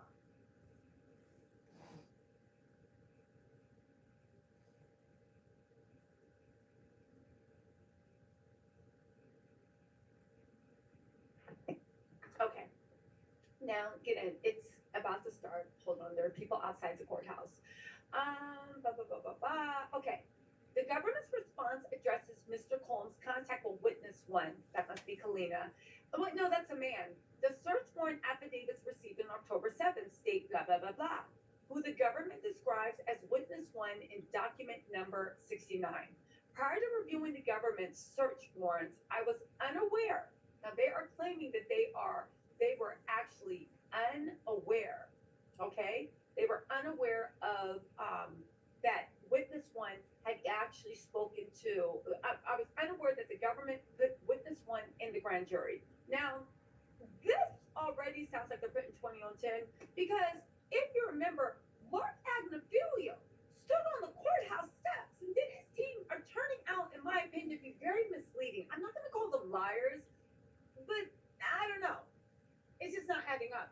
You guys said that you guys knew everything that was going on in the grand jury. You even said you knew Diddy was going to be arrested. You said you were negotiating. You got this, you got that. Now all of a sudden you didn't know what witnesses are in there. You can't pick and choose when you know what's going on and when you don't know what's going on.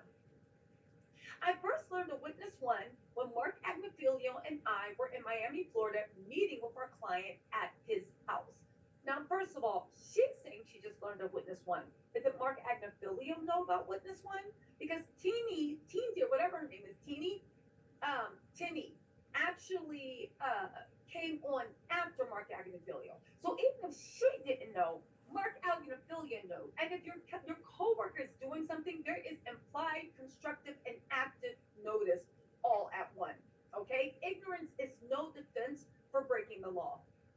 As part of our defense investigation, we've discussed several individuals with whom Mark Agnafilio and I determined that we should interview as part of our defense accusation. Now, why is that? Could it be because Diddy knows where all his bodies are buried? But let's continue. On June 25th, Mr. Agnafilio and I traveled to Blake to continue our investigation. Mr. Agnafilio and I met with Diddy at his home in Los Angeles, and Diddy called witness 1. So let me get this straight. grand jury, but did witness one tell you they testified in front of the grand jury? Because if they did, and even if they told you that they testified, why did he call them while you guys were in front of him? Is that not violating? Also, the fact that you were doing something in front of a lawyer does not shield you from doing something illegal. If anything, it makes me look at the lawyers really weird. Also, keep in mind when you look at this, I feel like they're blacking out a lot and being very strategic because they are doing their own version of jury tampering. This is the same chick that got on TikTok and tried to do a Johnny Depp TikTok about, oh, the things were done. Here we have here. Here we have here. Love working with you. And I'm like, are you really making a 60-second TikTok like you are 14 years old when we are talking about sex trafficking and you are telling a alleged brutal crime overlord, hey, it was great working with you. Can we work together again? Girl, get out of here. Anyway, Mr. Agnaphilia and I, so they said they met with Diddy at his Los Angeles home and they called witness one. He made a phone call in our presence. Now, again, Diddy's team, I believe, is trying to take the bullet for him. There's no proof they made the phone call. He made the phone call in their presence because a lot of what the government says, they seem to be caught flat-footed, which leads me to believe that they can't control their client. They're doing their best to act like they can control their client, but they can't control their client. Diddy is running his own defense. Okay, I wonder if they let him see the autobiography of Malcolm X in prison. The only thing is, Diddy, you ain't Malcolm X. Anyway, Tinsley said, I memorialized this conversation in writing at the time. Again, Diddy's team feels nothing wrong with misleading unless it was memorialized with timestamps or an independent verification.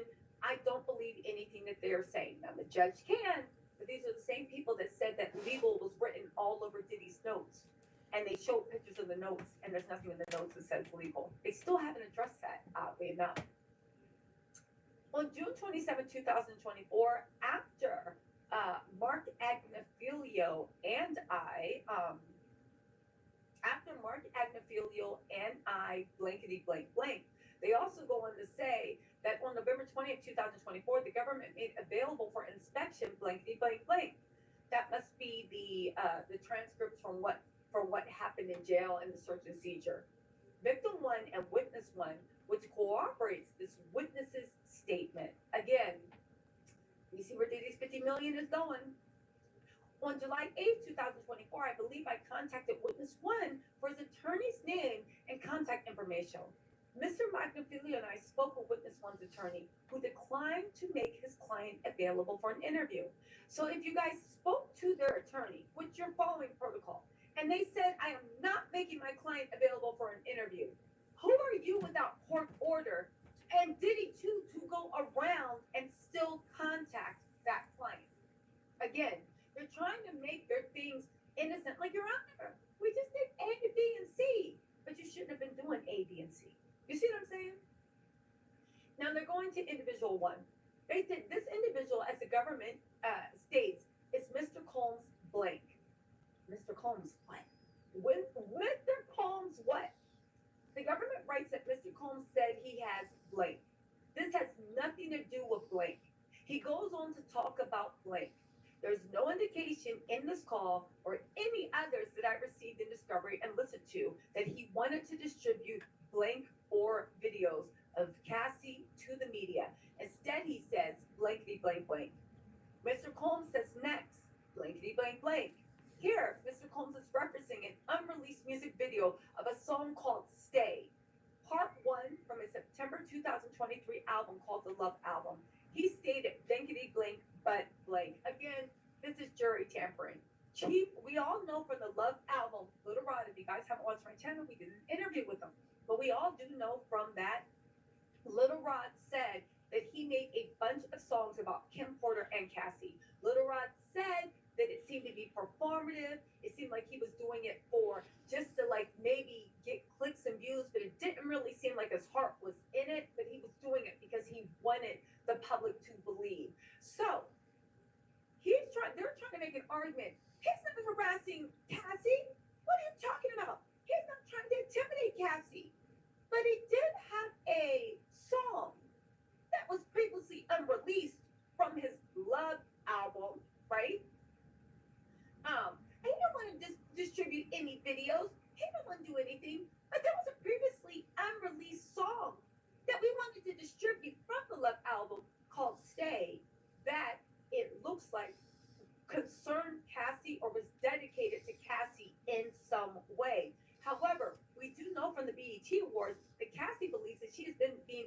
antagonized by Diddy through dog whistles and secret words and codes for the whole bulk of last year before she actually filed suit, right?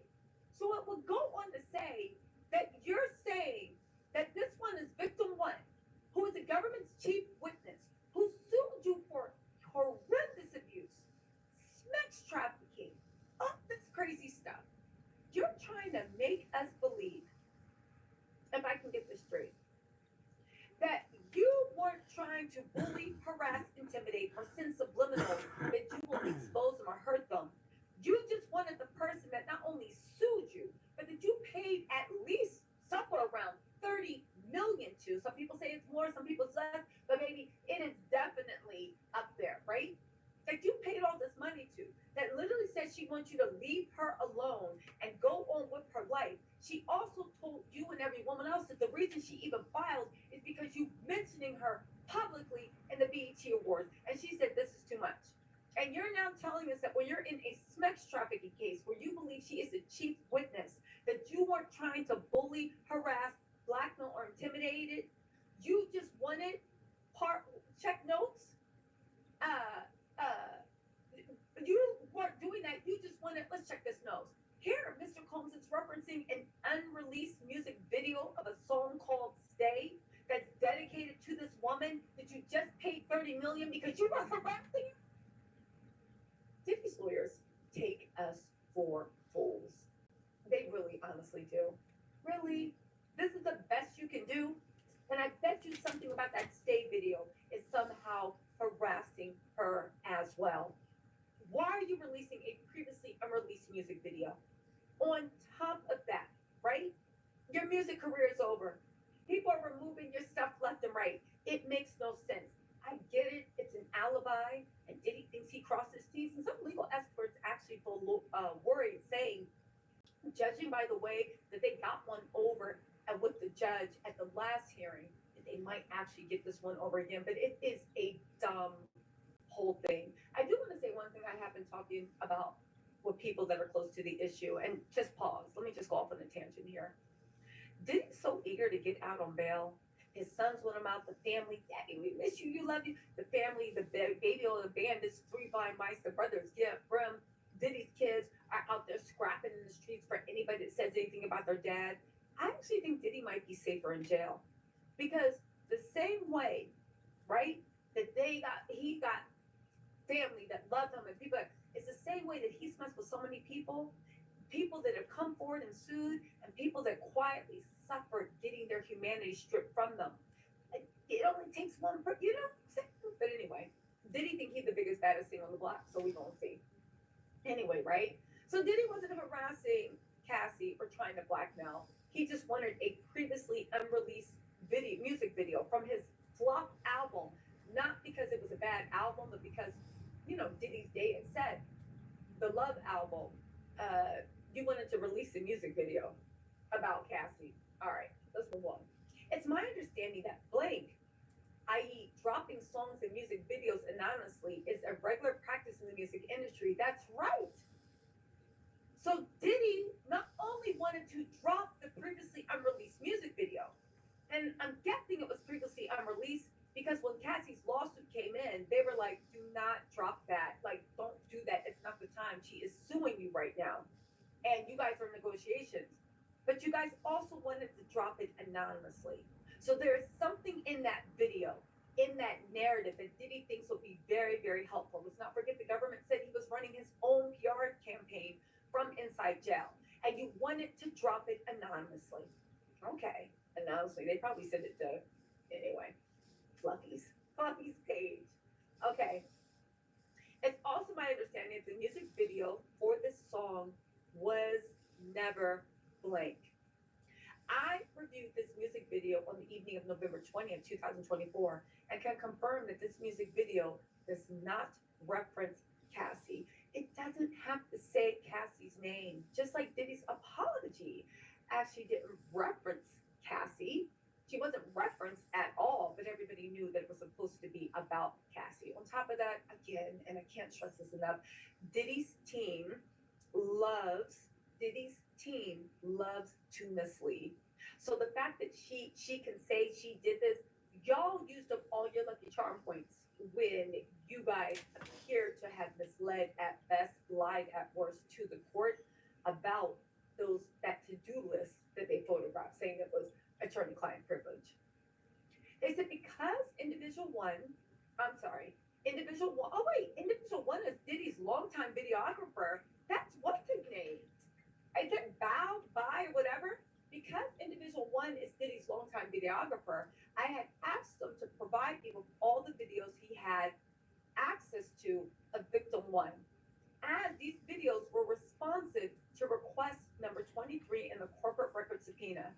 He provided me with these videos, and October 29th, 2024, I produced 13 videos regarding Cassie, some depicting her and one depicting Diddy regarding her, to the government as part of their rolling subpoena compliance. But here's the thing, again, and I can see where the government's mad. You wanted all these videos, and he was a long time, right? You took all the videos and footage that they had of Diddy and Cassie, and you strategically picked out the ones that you thought made Diddy and Cassie look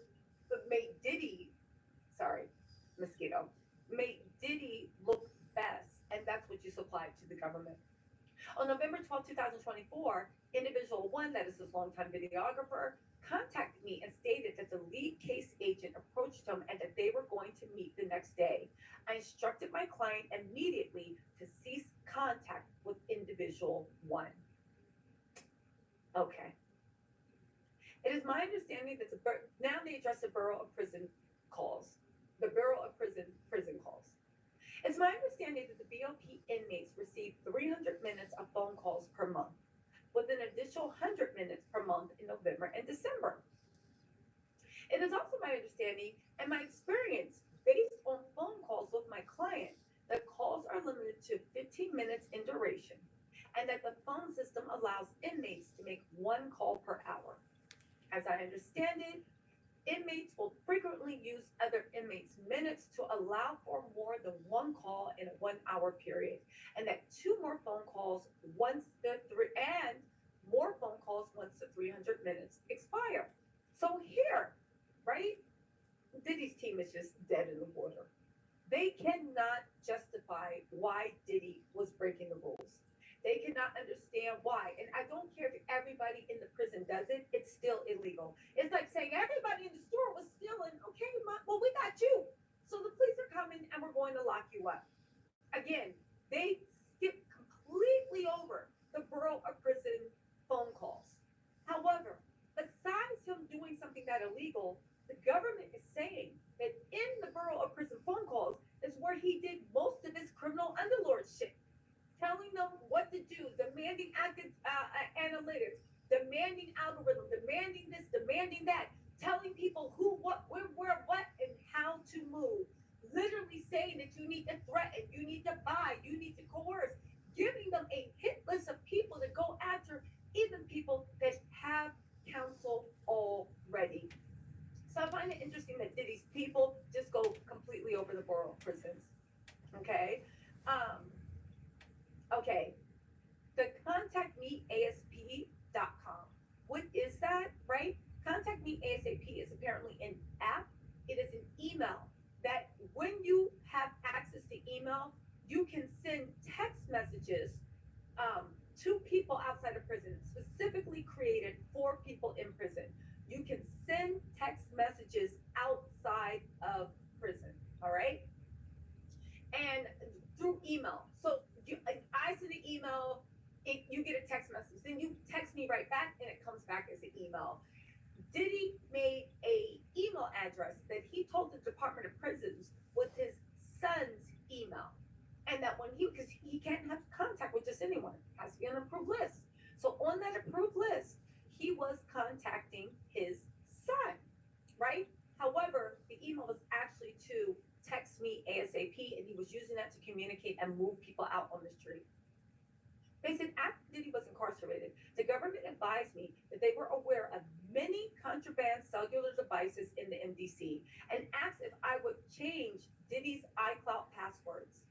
I agreed.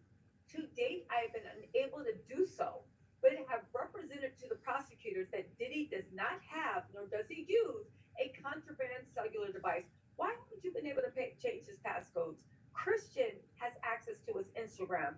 Everybody else is running his social media. Tell me why you, as his attorney, cannot change his iCloud passcodes. Okay, got you.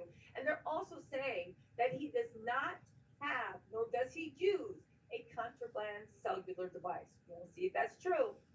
Contact Me ASAP and prison calls have been monitored, recorded, and reviewable by SIS officers at the MDC. These communications, with the exception of legal video teleconferences, have subsequently been produced to the government. Since Diddy has been incarcerated, I've been aware of his use of Contact Me ASAP, though I did not have the understanding that it was unauthorized. Again, she is a lawyer and officer of the court. Ignorance of the law is not a defense for breaking the law. Just because I didn't know it was illegal to murk someone does not mean that I can get off. Just because I didn't know it was illegal to bust out someone's windows or to steal out their house does not mean that I will not be brought up on robbery or vehicle damage. You see what I'm saying? So for her to say, oh my God, I didn't know it was unauthorized, that is incomplete. You actually failed him as a counsel. However, I think what's more likely is Diddy was running reckless in jail. The lawyers didn't know what he was up to, and now they're trying to wipe the egg off their face, and they're trying to save face, and they're trying to save their client by saying, oh no, Your Honor, it was us. Again, they're trying to build a narrative in reverse, okay? I've spoken multiple times with the administrator of this website and confirmed that this method of communication utilized the Bureau of Prisons True Lines court link system and was monitored by BOP officials who were able to monitor every message Diddy sends and receives. Okay, first of all, why didn't you ask the Bureau of Prisons if it was okay for Diddy to use? And this doesn't explain why Diddy gave a fake email address saying it was his son when it was really contact text me, please. On top of that, okay, they're monitoring. So what's the big deal? Like at the end of the day, just because they watch you dig a hole for yourself doesn't mean you didn't dig a hole for yourself. My understanding has now been verified through the government's discovery because we received Diddy's contactmeasap.com messages. The issue wasn't whether they could monitor him. The issue was what was in the message and what it was he was doing. I'm sick of Diddy's team trying to play innocent.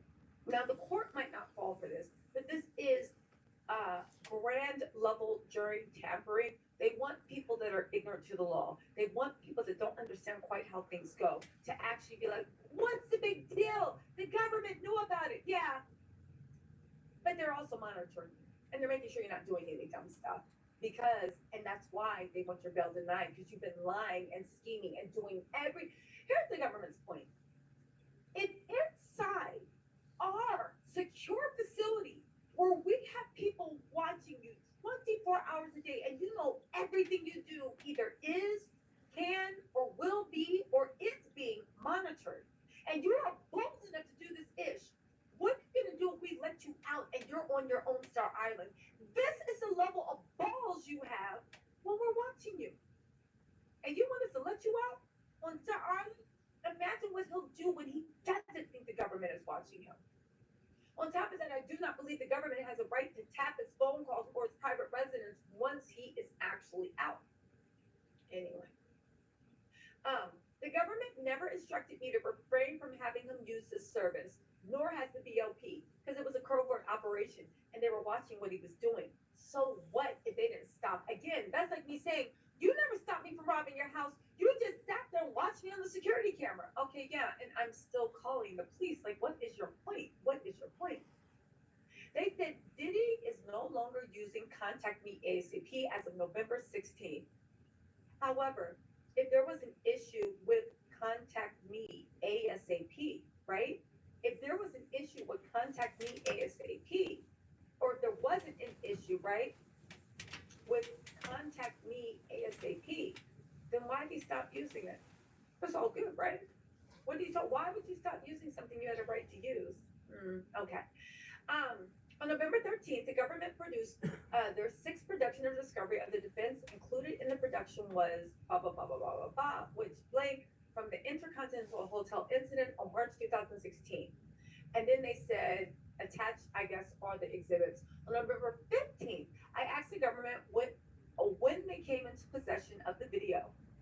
government replied that they came into possession of the video on August 7th, 2024. On November 15th, they retained, oh, this is the Connor McCourt. We retained Connor McCourt as an expert. In connection with his retention on this matter, we provided him with a protective order entered in this case, Exhibit A1. Blah, blah, blah, blah, blah. At my and my counsel's direction, Mr. McCourt created the video, attached to this declaration. Okay, I'm confused where they're going in this. Okay, so now they're trying to say that they took the video from the Intercontinental and they made their own version of it. Okay, right? Okay, I guess. Let's see. Let's get into the government's response because the government was not happy with Diddy's BS or Diddy's team's BS, and they are about tired of him. They wrote the judge. They said, listen, the government respectfully submits this letter in advance of the hearing scheduled for November 22nd. In connection with the defendant's renewed motion for bail and in response to the court's inquiry of the relevance of the bail package ordered with the government's consent as defendant Michael Jeffries, United States v. Jeffries. Okay, so if you guys don't remember, in the bail hearing, the judge said, well, what about the Jeffries case? Because that's the Abercrombie people where they're being also accused of sex trafficking, and they were released on a $10 million bail, and they got to have that whole lockup system around their house that Diddy asked for. And the judge said, while he ruled from the bench about excluding evidence without, it seems, actually looking at the evidence that was presented, he said, well, what's different? What's the difference between him being out on bail and Diddy? And the government was like, oh, there's a big difference. And they're like, all right, tell me about it on Friday. The government has already hit back with the response. Let me just read this to you guys really, really quick. Hold on.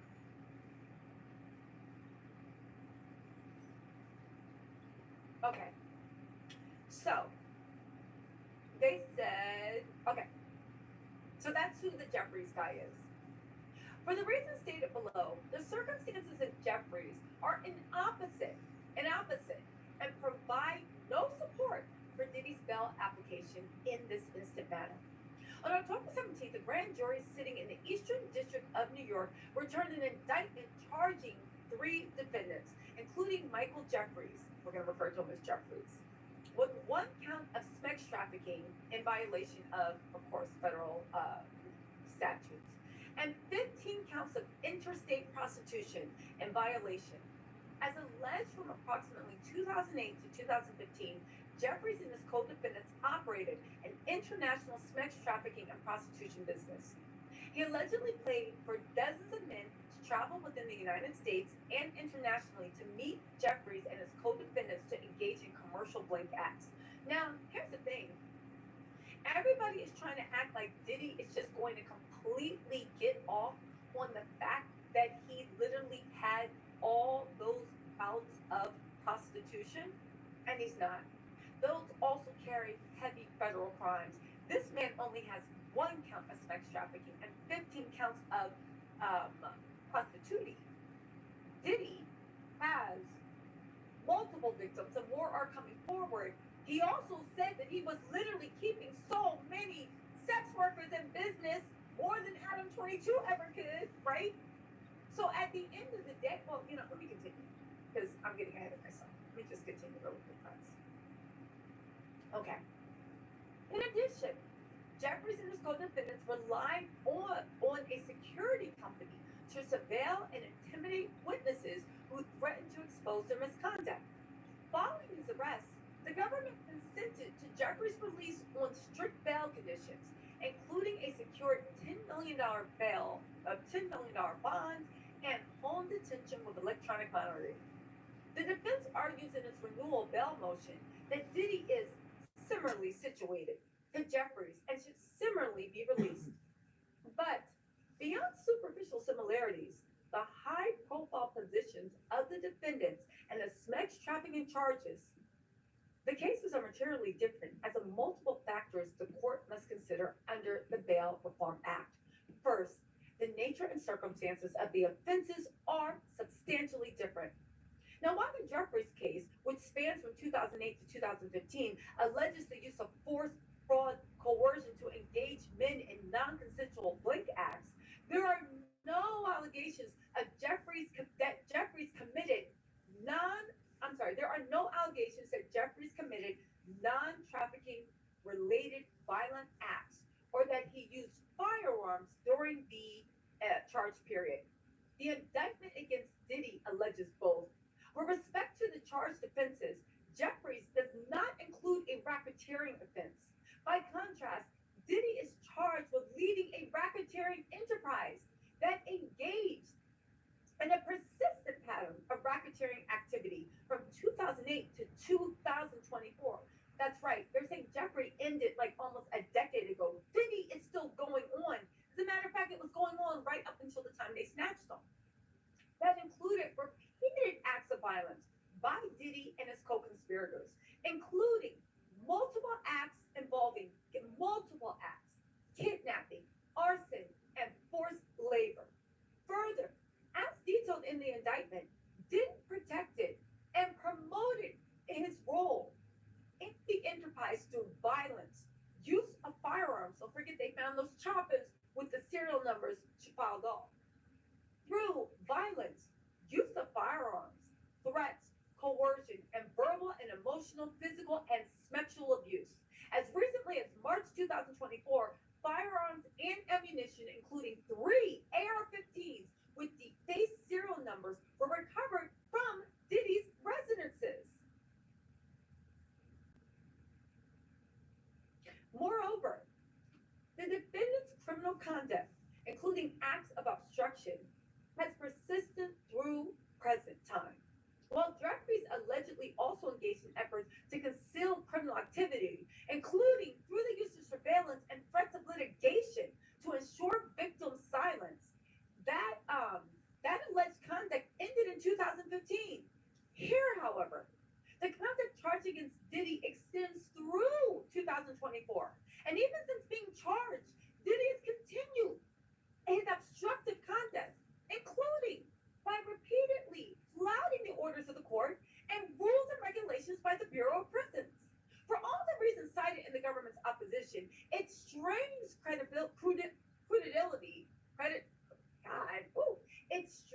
believability to believe that Diddy will stop engaging in criminal conduct and abide by conditions of release. Third, the history and characteristics of the two defendants are significantly different. Jeffries is 80 years old with no criminal history. Diddy is decades younger. Further, he's been arrested and investigated multiple times for crimes of violence and obstruction, and as described above, has repeatedly violated Bureau of Prison regulations and the very same gag order he demanded that the court enter into. In sum, Jeffries is materially different from the instant matter. For the reasons stated above and in the government's motions, the defendant's new motion for bail should be denied. Should be denied. Y'all, listen. At the end of the day, right?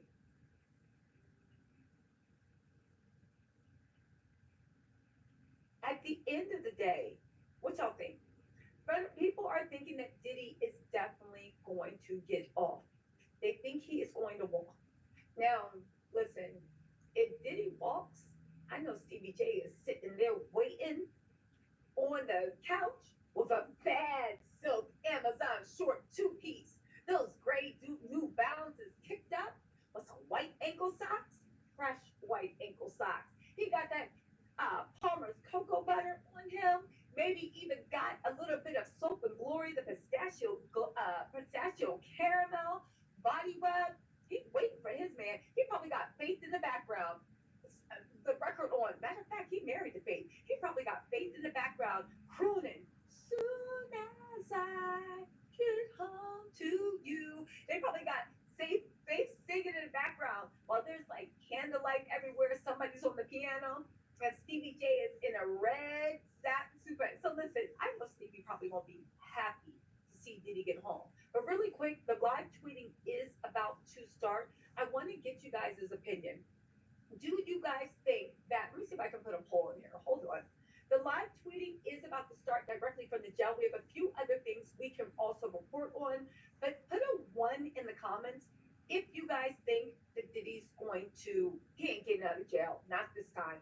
Put a 2 in the comments if you think that Diddy's team made a very, very good argument and you guys think that judging by the way it went last time, he will get out on bail. So 1, if you think, yeah, I hear you, and ain't this change, and you staying in there, put a 1. And if you think, all right, listen, they caught the government slipping, and it looks like as sad as it is, Diddy might get out.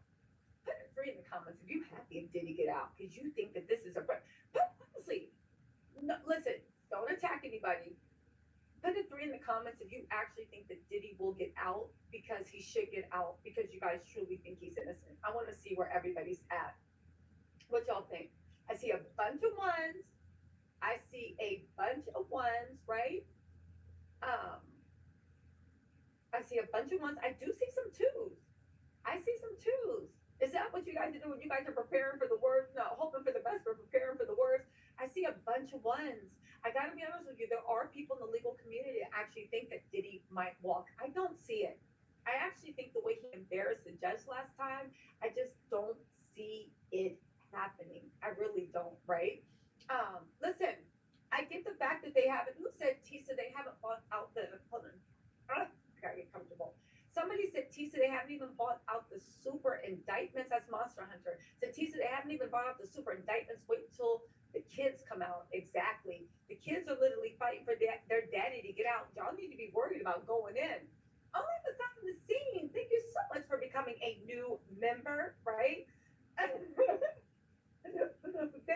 so much for becoming a new member. A new member. We are going to live tweet. Also, Black Letter Law, our legal eagle. If you want to actually join this live, let us know. Hit me in the text. I'd be happy to actually have you. You know, I always love having you. For you to actually break down, I'll read the live tweets, but you can also give your professional opinion either before the live tweets, now, after live tweets, or whatnot. Hey, Queen Beamore said, can I be a mod? It's needed in this chat. What's going on in the chat? Hold on. What is going on in the chat? Listen, what is going on? You think this is classic sabotage by the feds? I don't think so. Here, let me explain something. Defense lawyers, the best ones, play dirty. If I was looking at spending my rest of my life in jail, I don't want y'all at the rules. I want y'all to do everything y'all can. Literally everything y'all can, short of making a deal with the devil. Okay, so listen, hold on. So listen, we have Black Letter Law, and she's given a little bit of things, right? So, let's see. Listen. So it says, she says, she doesn't think Diddy is getting out or at all. Let me ask her why is that. She might join us via audio. Hold on, right? She might join via audio. Okay, you guys, listen, we're gonna get Black Letter Law in here to actually join by audio to let us know why she doesn't think that Diddy is actually getting out. And again, she is a very, very, very well respected lawyer. She knows her stuff. She's also on YouTube as well. You guys make sure you actually support Black Letter Law. But I actually want to hear her thing about why she thinks that Diddy will not get out. She did give a few notes. She's about to join us on audio. But listen, she said she doesn't think he's getting out. He's probably giving everyone hell by calling them and multiple times. There's nothing more stressful, one can say, than continuously getting calls all day from someone in custody, okay? Especially when they don't, and again, she takes her lawyer duties very seriously. Let me put it in context. It's not the fact that she feels annoyed by people, but when you are in custody, it is a very scary thing, but you must trust your lawyer. You don't know when it's going to happen, but you have to trust that your lawyer is fighting for you and they're giving you sound advice. When your client does not trust you, it is a recipe for disaster because 9 times out of 10, people don't understand the way the law works.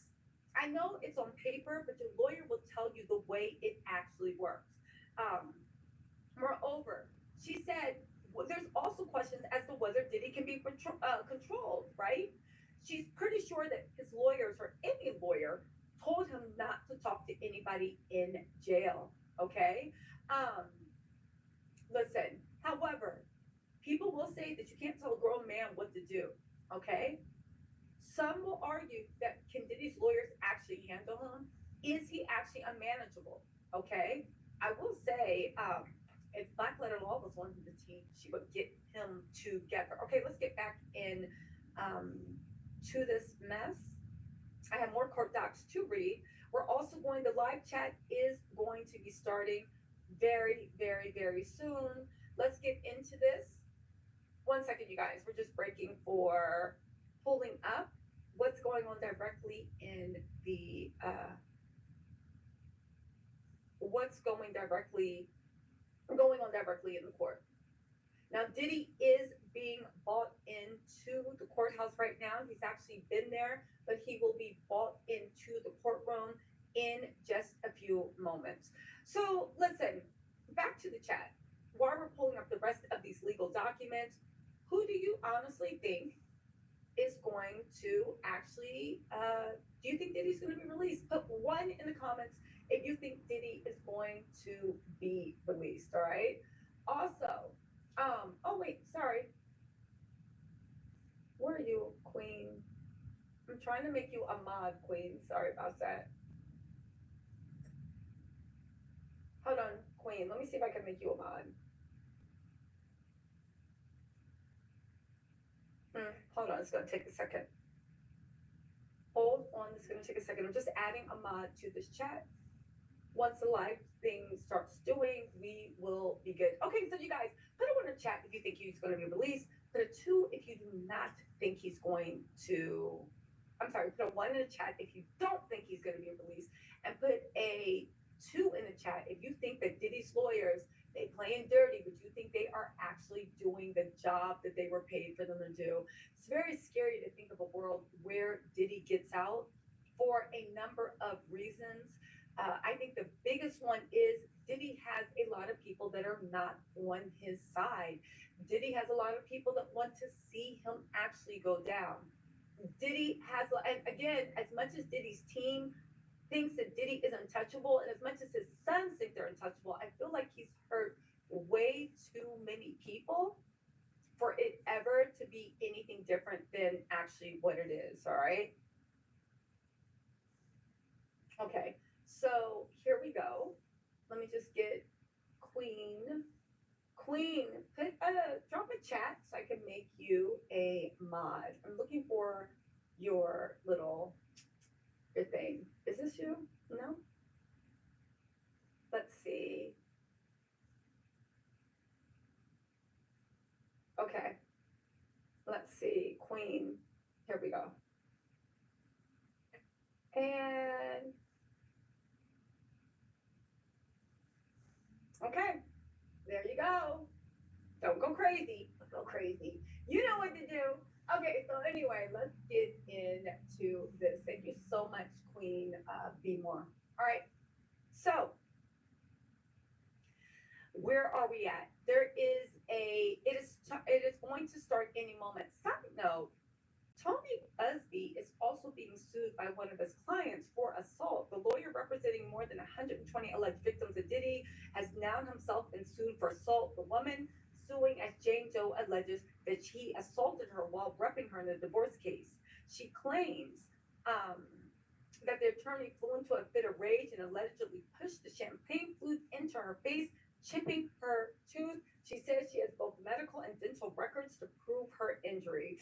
I don't know. This is interesting. I do think Tony Busby should be worried. They're going to try and get him and make him the new Michael Avenatti, but I guess it's different because Michael Avenatti tried to take down the literal U.S. president, all right? Diddy and his associates are far from that.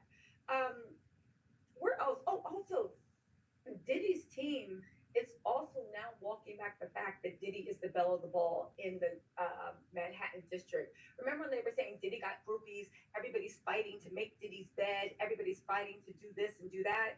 I'll say this.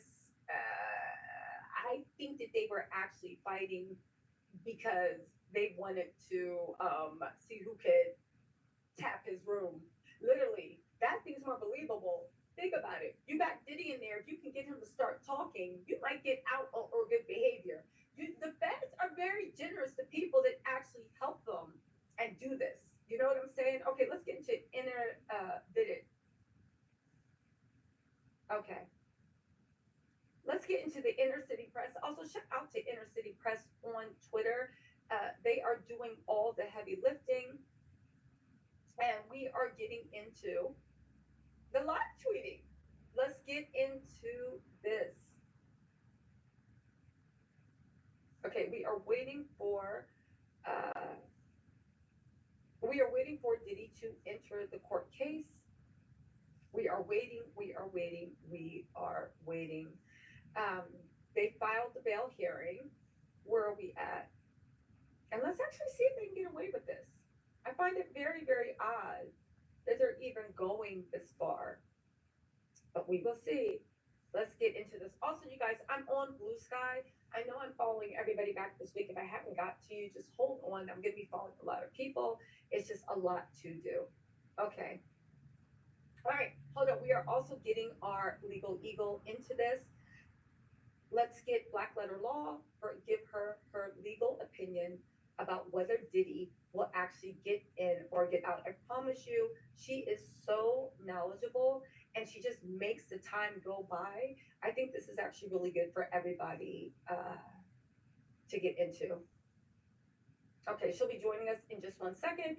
And right now, Diddy has been bought into, he is in the NBC. They are preparing to literally get him into court. Let's see if he walks in laughing and smiling. Diddy somehow thinks if he walks in acting like he don't got any worries, it's going to go a long way. As much as we don't think so, Diddy has enlisted some very, very high-priced, powerful PR people to help him with his image as he walks into court, how he looks and what he's doing. Everything you hear be released about Diddy, if it is from TMZ, it is directly from Diddy's team. They are trying to make him look like he is cool, he is confident, he is a boss, and they're trying to make it look like he is 100% on his job. Now, is he? We're going to have to wait to see. All right, Diddy has been brought into court, and we are just waiting for the judge to actually enter the courtroom. We are waiting for the judge to enter the courtroom. Let's see, what are we? We're waiting for the judge to enter the courtroom. All right. The lawyers have replied. Go ahead and rewind if you are really ready. We'll see what happens. Let's get into this with Inner City Press. This is exciting, but it's also a little scary, you guys. If Diddy is actually released, I mean, knowing him, he's probably gonna be put back in, right? Okay. So this is the live tweet, Inner City Press. Let's get into this. Okay. So the judge has not entered the chambers. Diddy is in DNC. Diddy's lawyers are there. It's interesting to see on whether Attorney Rico is there. We do know Shapiro will be there. Also, Garagos and Tini, since she actually wrote a lot of the opposition, I wonder if she will be there, along with what U.S. attorneys. Let's get into this. Again, we are hoping also that the tapes can actually be released. Oh, hold on, we got Black Letter Law right here. She is going to be joining us with audio. Hey, Appy, how are you? Hey, can you hear me? We can hear you fine, girl. We are waiting for, he is in the MDC. The judge has not taken the bench So we want to get your opinion while we're doing this, and I'm going to be reading the live tweets. But the question everybody has, and you are a very esteemed lawyer, and your knowledge of the law is very, very vast. Do you think that Diddy will be released on bail? I don't, but I will say I was surprised that he didn't get bail initially. But I don't think he'll get it because of the witness intimidation factor. I think he's shown over and over again that he cannot be controlled by his attorneys. Like there's nothing you can do to stop him from trying to reach out to witnesses. And I think what we've seen over the course of all of the filings, all of the letters, the motions, the memoranda, is that he will harass someone. He will call them. He will email them. He will email them multiple times to try and get in touch with them. And I think that's what you're going to have if he's released. And we're kind of reading the paperwork about the BOP raid. And I do believe that they're going to talk today about the raid and whether that information is like, I don't know if they're going to try and use that information to show that he's been trying to intimidate witnesses, or if they're going to argue that, I think they're going to argue that it's some type of attorney-client privilege today. Okay, you said a couple of things that really have me interested. One, you said that you were actually surprised that he was denied bail the first time. Could you expand on that before we get to the current stuff? Yeah, everybody knows who he is. He's a purported billionaire. He's been in the community for years. People believe, or he purports himself to be a pillar of the community. He's not going anywhere. Also, just the nature of the charges, they pretty much mirrored, Cassie Ventura's lawsuit. So we didn't see all of the alleged victims that we see now from the civil cases. So I really didn't see a reason why he shouldn't get bail. I don't know that the defense could overcome the argument that he's a danger to the community. So I thought he was going to get bail. But what I did not know was all of the harassment issues and the witness intimidation. I think that's a major factor in why he was denied bail and why he will be continue to be denied bail. That's very interesting. Really quick, just to interject, the live tweeting from the courtroom has said in the courtroom, Diddy's attorney, Tony Rico, has come back into the gallery to speak with Diddy supporters. Alexandra Shapiro is sitting, reading from a binder. 4 prosecutors are in the front row. They said there is a drum roll. This is a very tense, there's a tense energy in the courtroom. He says Diddy is brought in wearing NBC jail tan uniform. He makes a point of hugging his lawyer, Mark Agnifilio, then sits down and he's chatting with Rico. So the judge does not come in. Okay, so let's jump into, just to give you guys an update, when the judge comes in, we will jump into the live tweeting while we have Auntie, give us her 2 cents. When I said this girl is knowledgeable and so easy to listen to, even on the eyes too, if we can see her face. I think not today. Put some lip gloss on or something. But the bail hearing has begun. So you're saying that based off before you got into this intimidation and whatnot, you thought, okay, it's bad, but he'll be denied bail because he would get bail because it's a high burden. But after you found out the intimidation, you said bail's not happening. Mm-hmm. What do you think about what happened at the last bail hearing, where the judge decided to exclude the 2 pieces of evidence, which was his to-do list, that they said was attorney-client privilege, okay? Mm-hmm. But then the judge issued this weird memorandum saying, wait a second, you said this had legal written on it. You don't see it in the evidence. I thought it was very odd, and again, I'm a layman, you're an expert. I thought it was very odd that the judge issued a ruling excluding evidence without actually looking at the actual photos to see if it matched up to the evidence Diddy was actually giving. What was your take on that? I don't know. I read it briefly, at midnight last night, and I thought the judge made an order saying that today they were supposed to explain it. I don't exactly know how everything happened. I think I'm just trying to. Well, let me tell you what happened. So the judge said the judge, Mark Agnifilio, said that the Diddy's notes were privileged. You guys, the judge has not taken the bench, but Diddy has come in and had this lawyer, Mark Agnifilio, okay? We're going to start live. Because I know that they made the request to say that like he shouldn't be cuffed when he's brought into the. So I believe right now they're not saying he's in cuffs, so he might be unshackled, but we're going to verify that detail. Thank you so much for bringing that up. So what happened with Diddy and this evidence is Mark Agnifilio said that these were work product. It was clearly labeled legal. The judge said, "Wait, you mean to tell me it was labeled legal and they still took pictures of it?" He said, "Yeah." He handed the judge 2 pictures, which were the pictures that the filter team, right? 2 pictures that the filter team actually took. Okay. The judge then said, and then Mark Agnifilio showed him a binder saying, "Your Honor, this is the exact binder he had. See, it's marked legal." The judge then ruled from the bench that everything could be excluded. After that, though, he said that he actually looked at the photographic evidence, and nowhere on the photographic evidence that he was handed does it say legal anywhere. So he wants Mark Agnifilio to explain where, and I thought it was odd that the judge seemed to make a ruling.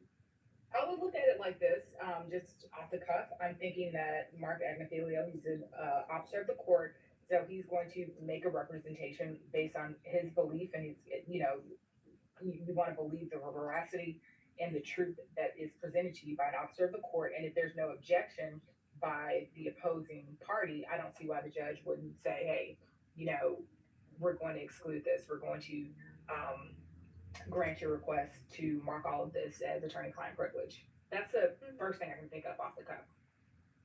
Okay.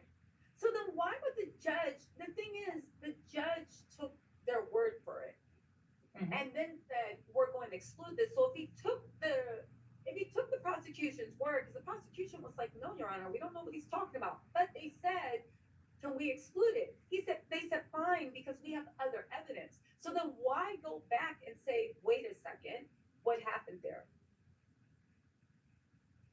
So I think again, procedurally, I don't know what happened. I don't know why the prosecution wouldn't have objected to it. From what I read last night, it was just a letter that was presented, and yeah, I just going back to what I said earlier. That until you have all the facts. I know you like. Yeah, I just facts, so we can move past that until you have more. Quick update from what's going on in the courtroom. While they're waiting on the Judge Aaron to come in, they've noted that Diddy and his lawyers are sitting at the middle of 3 tables. So the 2 U.S. Marshals, rather than directly behind the defendant, as is usually the case, are on the sides. So usually the U.S. Marshals come and they sit right behind the defendant just in case Diddy tries to jump scared, act tough. But this time, since there's 3 tables, they are sitting right beside at a different table of Diddy, and of course the defense counsel is actually sitting there as well. No reports on whether Diddy is unshackled.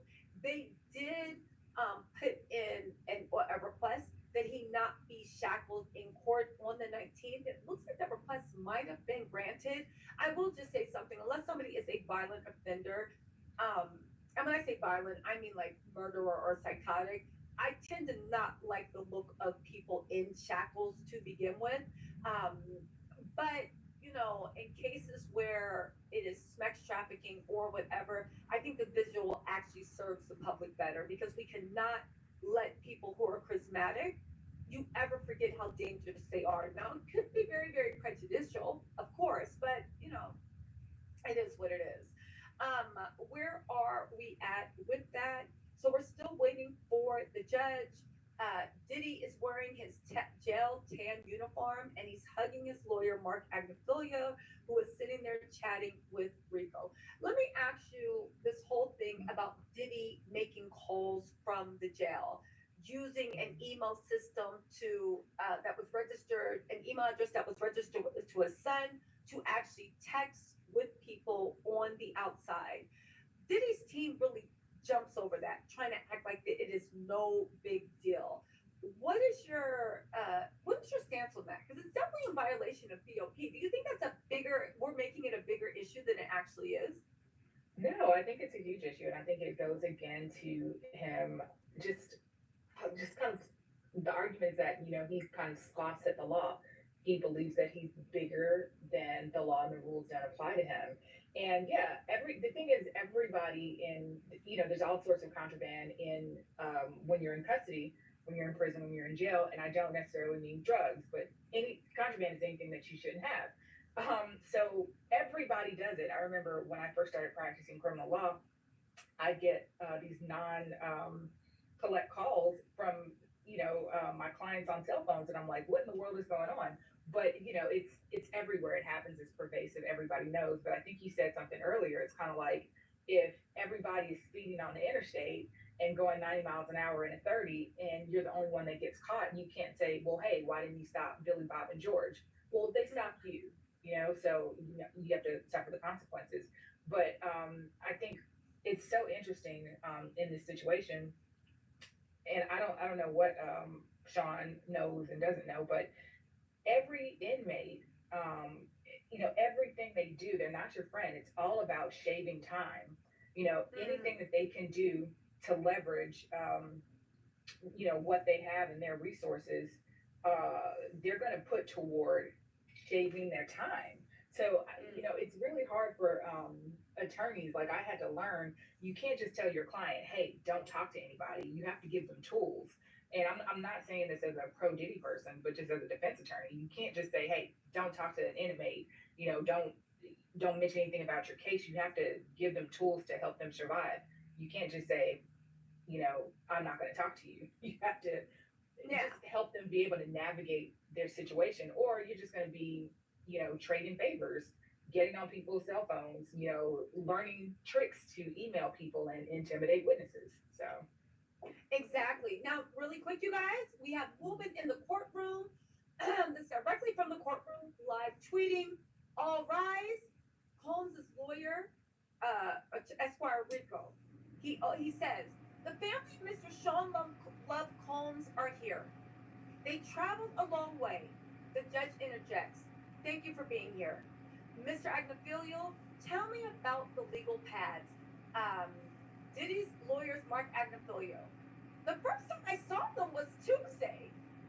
Now, again, this goes into the legal pads and the way they hit the ground running. The judge is hot. It was actually, in my opinion, very embarrassing for the judge, but there's more. Diddy's lawyer goes on to say, the first time I saw these legal pads was Tuesday. Mark Agnafilio. The first time I saw them was Tuesday, Your Honor. As we sit here today, I'm not sure when legal was written on each of them. Trying to get to the bottom of it. Different members of the defense team was telling him to write legal on the pads. There's a photo of a pad without legal of it. So this is actually really, really striking. In the courtroom, Mark Agnafilio is now walking back the sole basis that they demanded an emergency hearing. They said that Diddy's legal attorney-client privilege-protected work product had been confiscated improperly through the Bureau of Prisons. They went as far as to say that the prosecution was the one behind the Bureau of Prison raid. They saw it was clearly marked legal on the papers. They took pictures anyway. They said this is a violation of, they believe they have a Constitution, a Fifth Amendment violation. They asked for an ex parte trial to actually have about the Constitution, Fifth Amendment violations, attorney-client work product privilege, and now he's saying that he doesn't even know what's going on. He only learned of this Tuesday, and a lot of people were telling him to say legal, and he doesn't know where the pad is that had legal written on it. To me, this is a stunning backtrack. He literally is like, wait, what? Listen, he goes on to say, there's more. He goes on to say,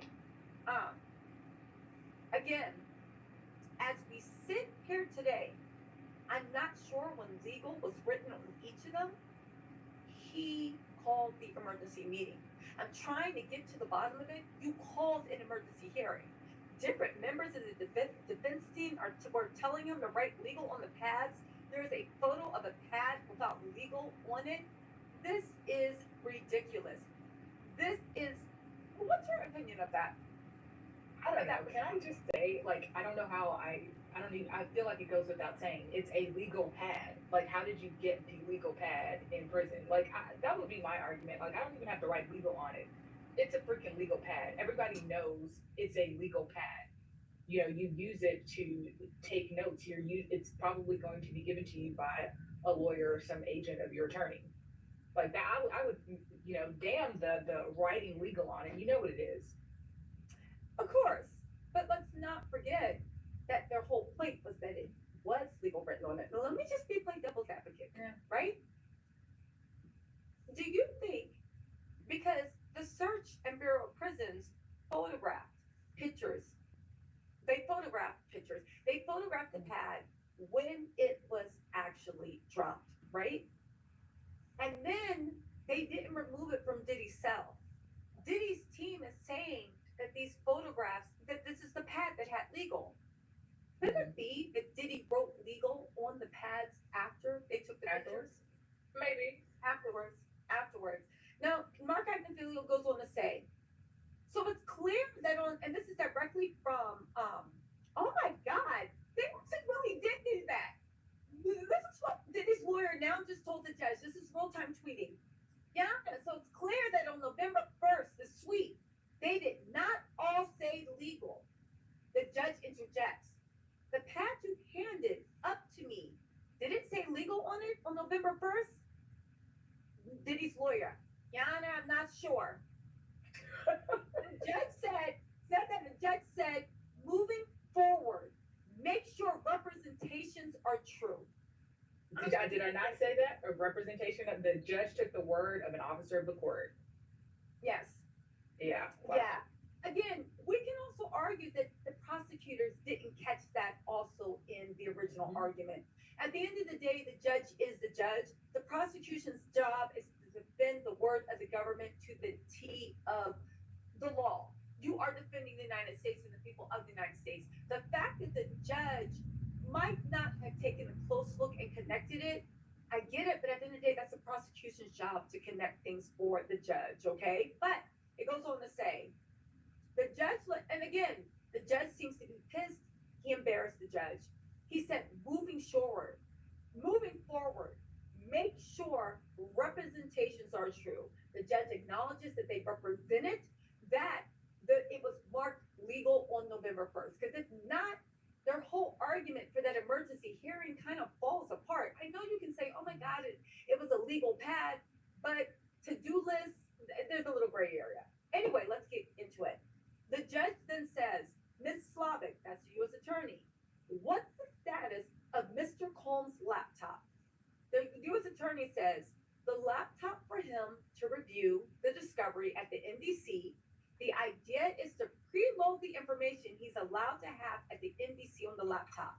There is a protective order. So they're moving into the point of the laptop. Diddy wants a laptop with free range because he says he needs it for his defense. The judge is, the U.S. attorney is contending, you don't need free access to the World Wide Web. We don't trust you, but we will preload all of the documents onto the laptop so you have no reason that you need to go on Wi-Fi. Also, let me just interject. Paul Harrison, thank you so much for your generous super chat. You said, hey, Tisa, I was recently talking with the DN podcast. She's now monetized. Shout out to God's glory. You're truly a great friend. Diddy is not getting out. If he does, justice has been compromised. I completely agree with you, Paul Harrison. And thank you so much for that generous super chat. Justice has been compromised. All right, really quick before we get into the rest of the live tweeting, this is directly up to the minute of what is going on in the trial. And Queen B More, thank you so much for modding. Let me know if any other mods are in here. Nicole 2282, Bia and Rim, thank you for modding too. Nicole 2282, thank you so much for becoming a member. B Crumbs, thank you for gifting a membership. Sinead Ryan, thank you so much for becoming a member. You guys, make sure you thank B Crumbs for that membership. Belinda Sanders, thank you so much for becoming a member. Facing Truth said, let's send up a prayer to all the victims. Exactly. Thank you, Facing Truth. Danizi TV said, no Diddy, but money is the root of all evil. Well, if he gets out, it's more content for us creators.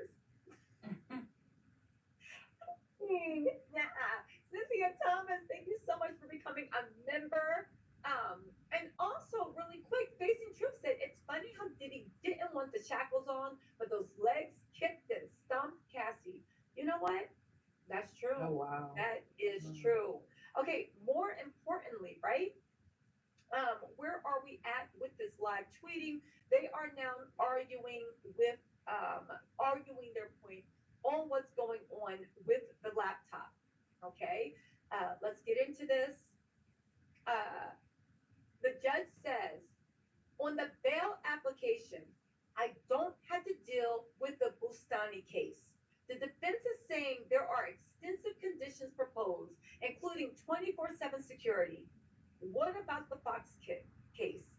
The U.S. attorney says there was no RICO charge in that case, judge. Agreed. Again, the judge has now switched into arguing about whether there are similar cases to Diddy where the government gave bail based on even the present level of danger. And in Diddy's case, so Diddy is trying to prove that one of these things are not like the other. You are treating me unfairly. The whatchamacallit, the prosecution keeps pointing out there's a lot. They don't have a RICO case. They don't have an obstruction case. They don't have this. Again, it seems like the judge is very, very sure. It seems like the judge might be a little intent on actually releasing Diddy today. Really quick, while we're waiting for the next live tweet to come through, what do you say about? Is it usually judge? Oh, here we go. There's another tweet. The judge says, "But I want you to address the proposed conditions." The U.S. attorney shoots back. There has to be some level of trust that the defendant will follow him. Here, he will not. He can, and they're trying to say at this point, the U.S. attorney doesn't even believe, to your point, that Diddy's lawyers can control him. They said there has to be some level of trust that the defendant will follow his lawyer, Mark Agnifilio. Here, he will not. Diddy cannot be trusted. Consider his conduct in custody after 2 judges' findings. Really quick, while we're waiting for the next tweet to come in, what do you feel about that? With the fact that Diddy's lawyers do not seem to be able to control him very well. They can't control him. We've seen that from the very beginning. He's going to do what he wants to do, to his own peril. That's without question. But I was looking up the charges for the Abercrombie and Fitch, the former CEO, and then I was thinking also about the RICO charges. It doesn't take much to, get RICO charges. It literally, it has to, we all saw it with the YSL case. And I think on the federal level, you can be one person. Like we think RICO and we think, like the mob, or we think, gang members.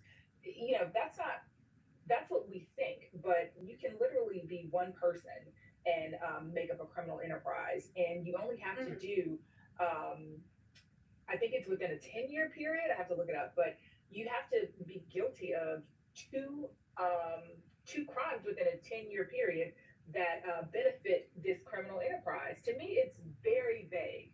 And that's why it's, to me, very challenging to defend against. But I'm thinking that the Abercrombie and Fitch, were there not minors involved in their charges? There were minors involved. Actually, they say sex trafficking and they say 15 counts of prostituting. They didn't, when I read what the government, when they actually outlined what the differences were, they didn't mention children being involved, but that might be because they say they didn't mention children being involved in their memo to the judge that I read. There might be more to it. Really quick, just to interrupt, we have a little bit more live tweets coming from the courtroom just to catch everybody up to base. The judge says, "But I want to address the proposed conditions." The U.S. attorney says there has to be some level of trust that the defendant will follow his legal counsel. Here, he will not. Diddy cannot be trusted. Consider his conduct in custody after 2 judges' finding. His attorneys are enabling his flouting of the prison rules. Consider the labeling of the pads after the fact. The U.S. Attorney's Office are basically saying Diddy is a liar. These pads were labeled as legal work product after the fact, and they still called an emergency hearing. Even family members, but the judge cuts her off.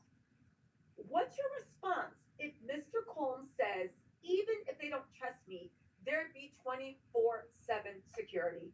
So, interesting enough, they said, and I want to hear, I hope the U.S. attorney finishes their sentence. You guys, this is live tweeting directly from the trial. You're not going to get anything more up and thing. There is the inner city press reporter on the scene tweeting live, right?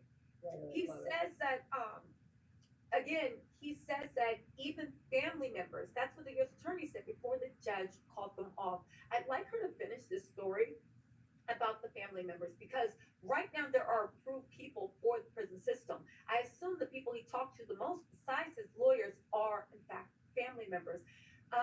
What do you say about the fact that people, critics that can say that, and I want you to hold this question in your head because we have one more tweet coming through, that Diddy has opened the door to his sons being wrapped up in the RICO conspiracy if the government consistently successfully prove that he is obstructing justice from the jail cell. Now hold that thought. Let me get into the next tweet.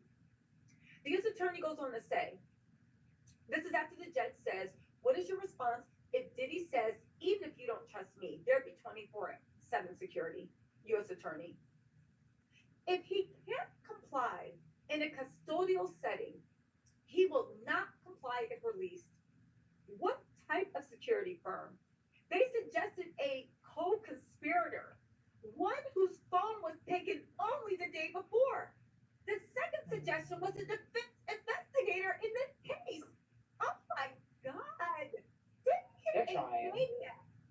So, They're trying. you guys, he is a maniac. And I want to get your, oh, hold on. It's more. The investigator has been out contacting witnesses, Your Honor. Essentially, they work for him. This would be the defendant buying his way out. The judge said, you can see that the Bustani's bar does not apply here. You cited his wealth to release them. So can't he use it? I think the judge is being so, I guess there's a presumption that somebody should be out on bail. It goes against the Constitution to hold somebody if they go, I'm not going to get into a whole like history lesson, but you know, it goes against the Constitution to actually hold somebody in jail without bail. There is a presumption that the government says, let's put you out on bail. I guess they are making sure that the U.S. attorney proves their case because it's a high burden to reach beyond the preponderance of the doubt that he should be denied bail. Again, just really quick, because I want to get your take on this. Let me just read this. They said if he can't comply in a custodial setting, he will not comply with release. What type of security firm? The investigator has been out contacting witnesses. Essentially, they work for him. This would be the defendant buying his way out. They're saying that this is the one, they suggested a co-conspirator. I want to see who they suggested because that's important. One whose phone was taken only the day before. The second suggestion was a defense investigator in this case. Okay, so that's where we're all. What's your take on that? I would say, the defense counsel can suggest that they'll take a neutral firm recommended by the government. If they're uncomfortable with the selections that the defense has made, that would be my first thought. Because but pause, because let me just interrupt really quick. We have a few more tweets, but I want you to hold this rebuttal in your head. But if we can't control them in prison when he's being monitored 100% in a literal cage, why would we trust him to be out on the open? I think that's a great argument. No, I think that's a great argument. Like, I don't have a response to that other than saying, what evidence do you have that I'm doing something improper in prison? The only evidence that you have is what's been happening on, or whatever you retrieve from these, say, legal pads, or the fact that you think I'm doing some roundabout method to contact somebody via email. But in not that it thinks, they actually said in court he is doing roundabout method. He's been contacting third parties. He's had his son and a co-conspirator, the same co-conspirator that he wanted to head his security team that he proposed to the court, run investigations on potential witnesses that had attorneys were doing. Again, you have the right to investigate, but we are running a legal organization. So why wasn't your attorneys involved in it? Let me get to the rest of these tweets. Just hold that in your head, okay? Because I know you got to give rebuttal. Hold on. Okay. They said, okay, so they go on to say, we're not seeking his continued detention based on his wealth, but rather danger, his risk of flight and obstruction. The judge says, is obstruction your main argument? The U.S. Attorney's Office said danger to others is. The judge says, so not risk of flight? The U.S. Attorney, we will still rely on that too. Okay, so they're getting to the nitty-gritty of it. Let's see if any more tweets. Oh, there's more tweets coming in. This is, guys, this is real-time tweets directly from the courtroom. The judge says, tell me more about obstruction. The U.S. Attorney, his continuing violation of rules. The judge, is running a PR campaign obstruction? U.S. Attorney's Office, that's not what we have here, Your Honor. Rather, it's his concerted effort to impact the integrity of these proceedings. Let's see if there's another one that comes through. Okay, so we have a little pause while our in-house reporter is typing things up. Why don't you jump in really quick and let us know what's your take on this? First of all, I love a federal court judge. Like, they're always going to be, I think, fair and balanced, and they're going to get out both sides. So, it may seem like he's arguing even for Diddy right now, but he's not. He's really doing what a neutral, detached party should do. And he's going to also hammer the defense at the same time. But I think the point was made with these proposed people who would monitor Diddy should he be out is that they are third-party actors. They are surrogates for Diddy and his alleged intimidation campaign, not a what do you call it, like a publicity or a rehabbing his image campaign. But they are third-party actors and surrogates serving as individuals who are intimidating witnesses. Okay, I'm sorry to interrupt you. Thank you for being patient. I'm loving the commentary, but there's something breaking that just happened live tweeting in the courtroom. They actually quote Diddy in one of these jailhouse calls. This is going to blow everybody's mind. Listen to this and let me know how damning you think this is. Okay, so the judge says, tell me about the instruction. They say, Your Honor, he's continuing the violation of rules. They said he's running a PR campaign obstruction. They said that's not what we have here. Rather, it's his concerted effort to impact the integrity of the proceedings. Your Honor, we have him on tape saying, I want to reach out to jurors. I only need one. The judge says he's not permitted to engage in any contact to impact the jury pool. The U.S. Attorney's Office, Your Honor, his intent is obstructive conduct. He's violated the so-called gag order. He's the one that asked for that order, Your Honor. Hold on, there's more drama going on. Okay, so they're still live tweeting. What do you think of that? I love it. It's not going to be a cakewalk for the prosecution. I mean, I think it's good. But I think that the judge is doing everything that he's supposed to do, getting everything on the record. Especially if he's going to deny bail. He's getting every argument out. I think it's fantastic. Again, I thought he should have had a bond the first time. But it's like what can the U.S. government present other than him trying to disturb the jury pool? Because you can say that they try to do the very same thing with the CNN release. Because I've always said CNN is the feds.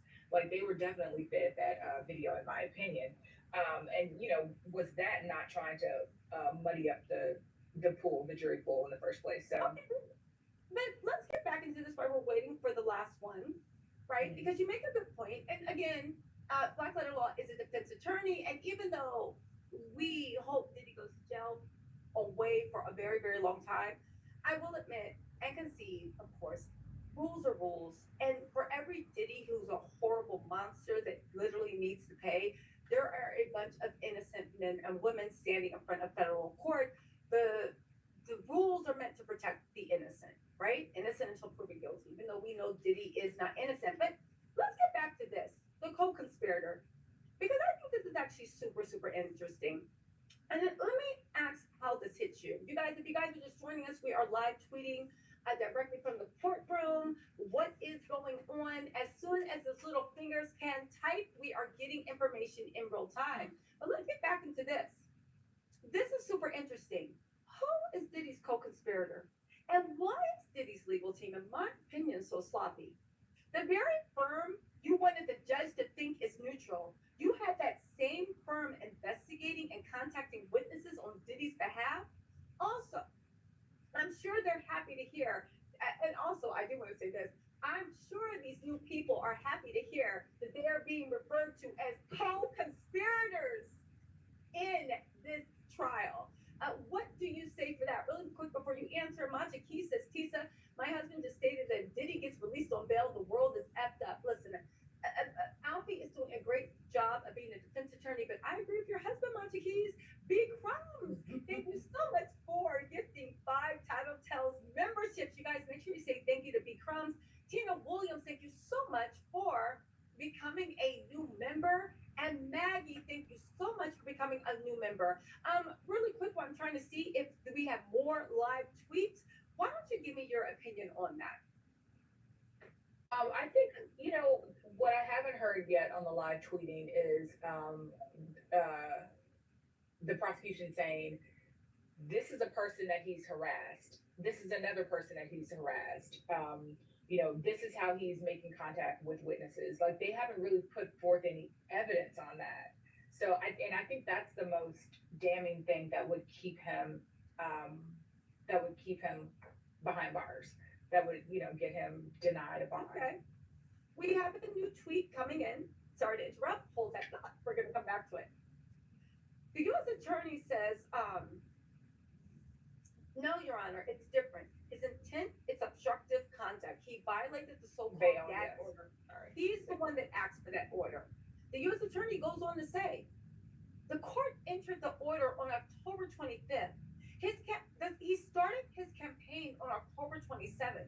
He couldn't even comply for 2 days. The judge says, what about the Jeffries Abercrombie case where the government agreed to release a $10 million bond? The U.S. Attorney Office says, Your Honor, we wrote you a letter about that, which they did write a letter, and we read it. Why is the judge acting like he is not reading anything?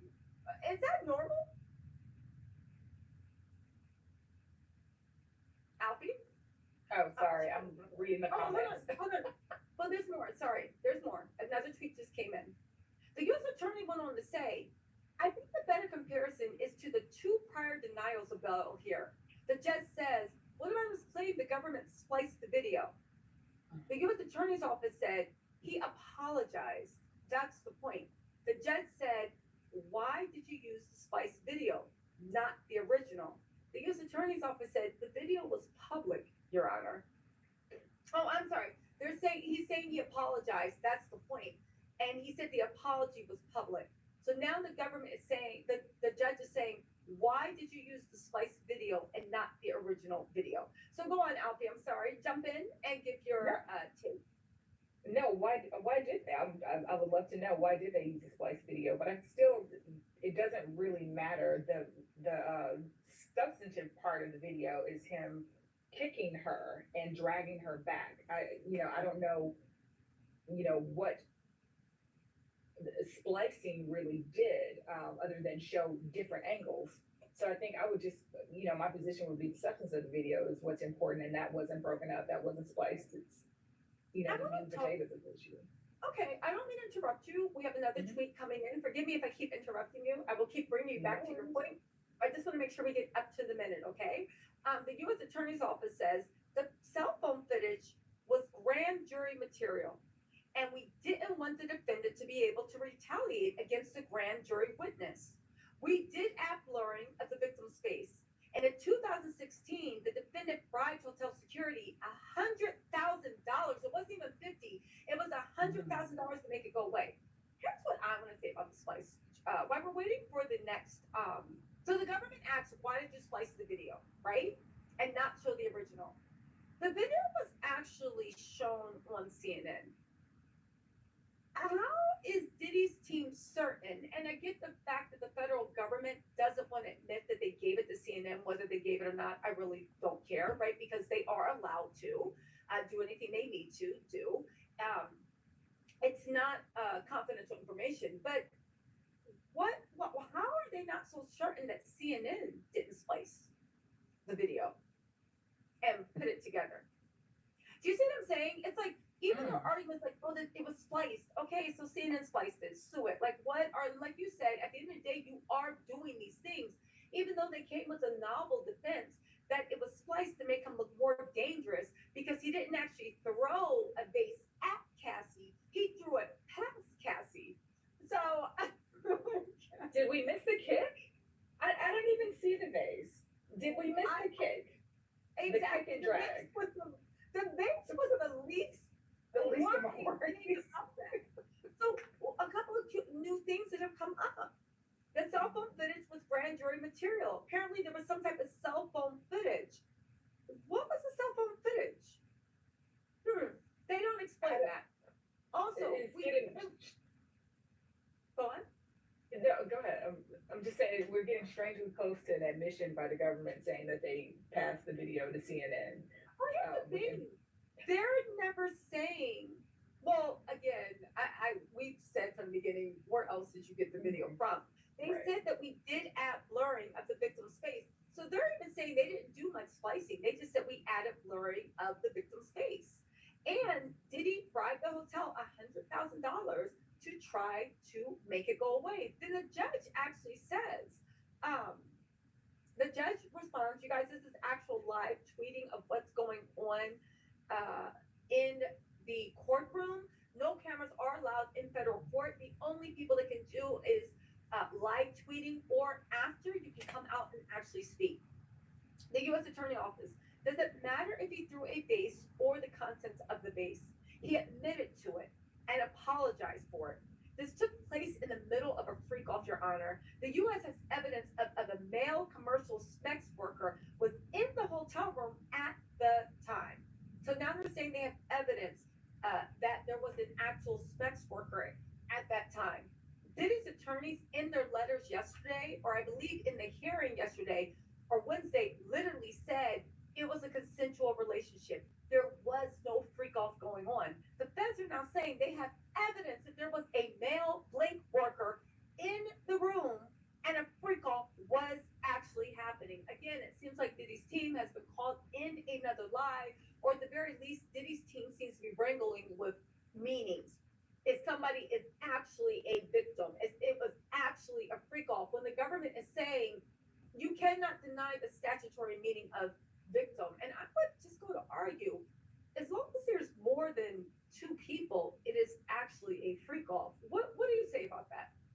I think the defense is making a good argument. Like, who's to say that it wasn't consensual? Especially even though you're paying somebody, all three parties may be consenting to this.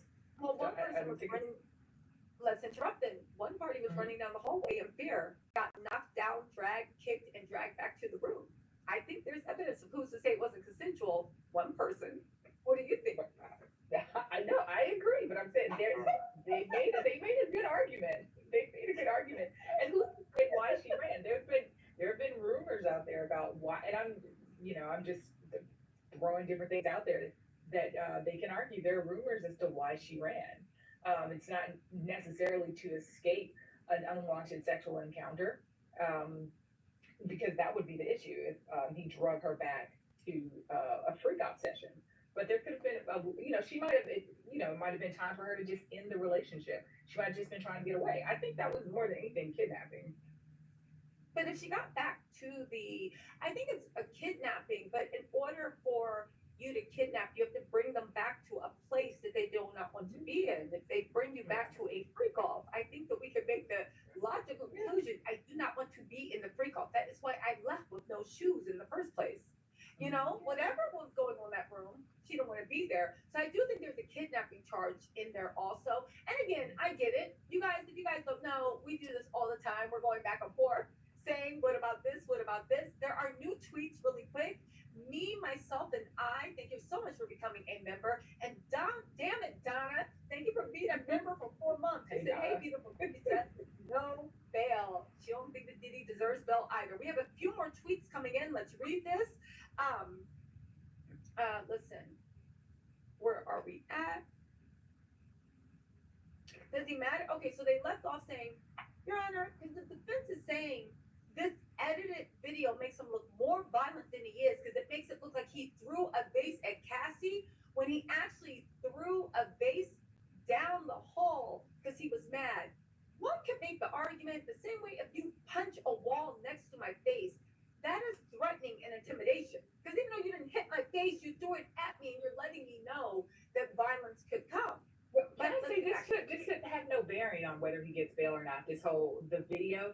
People have domestic disputes all the time, and I am not minimizing it at all. But people get their teeth knocked out, and their face is black and blue, and you'll still get a bail. So I don't know why that has any bearing. It doesn't go toward his propensity for violence and a reason why he shouldn't be out. I think it does. I don't like it. But you have domestic issues all the time. I know, but the thing is, and again, I'm about to read the tweets, but we're going to come back to this because I love this stuff with you, right? I think it actually does go to the core of it. If we're just looking at a domestic violence case, right?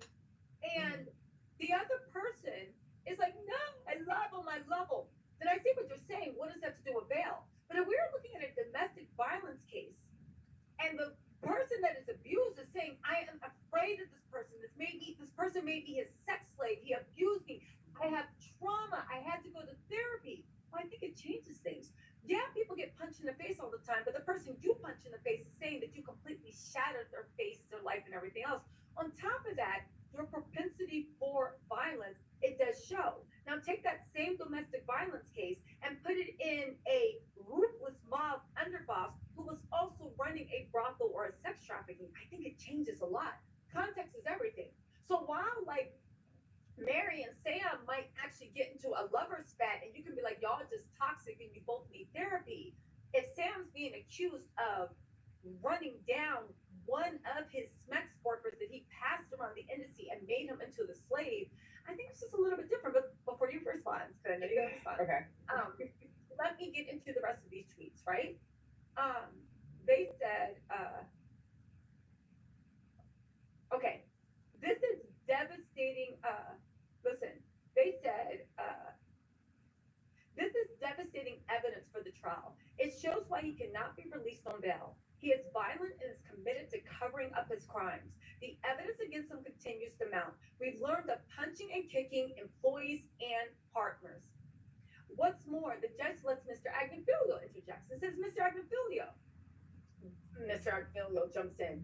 Yana, I'm going to have Ms. Shapiro lead us off. Alexandra Shapiro said he was not dragging her back to the freak-off. The judge says, Counselor, there was dragging. Then Ms. Shapiro, well, I don't mean to. The judge says there was kicking. Then Diddy's lawyer says, well, Your Honor, he apologized. So already the judge is already pissed off with Diddy's mess. The judge is already pissed off. The judge is already pissed off with his mess. The judge is already pissed off with his team, right?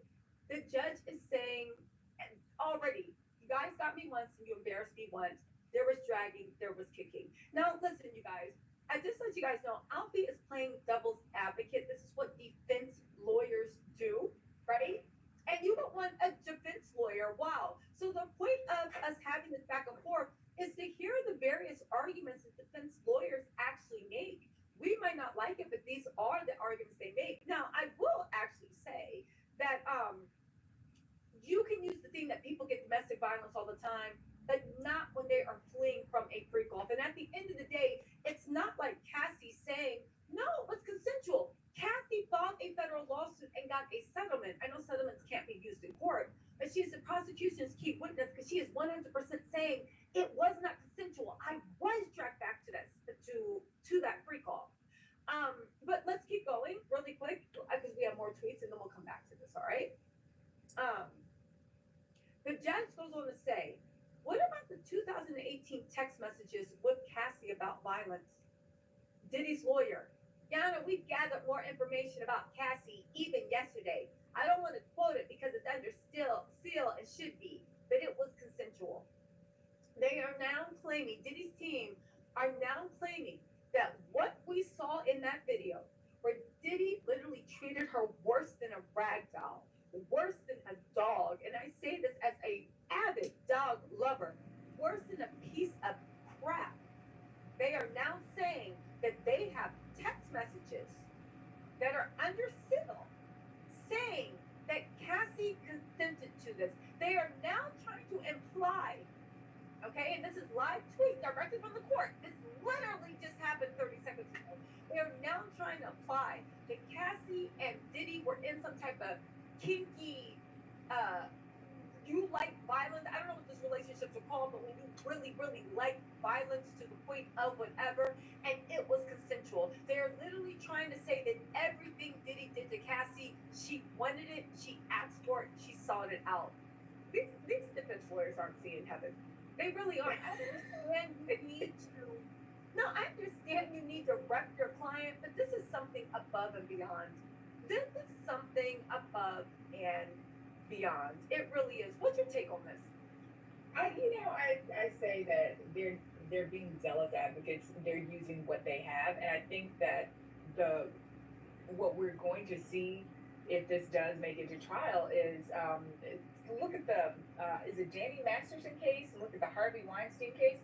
The witnesses, the women that testified against these men, they had to deal with bringing up email evidence and text message evidence, just written evidence of their relationship with these men post-rape, if you will, post-incident. And I think that the problem in Cassie's situation is we're going to have a lot of evidence that is going to make it appear as if everything was consensual and that they were just in a violent relationship. That's just going to be one of the problems. And I think that that's one of the problems with the indictment. They're going to need more victims. But the indictment that I read was right. And I know since then, but initially it just mirrored her federal civil suit.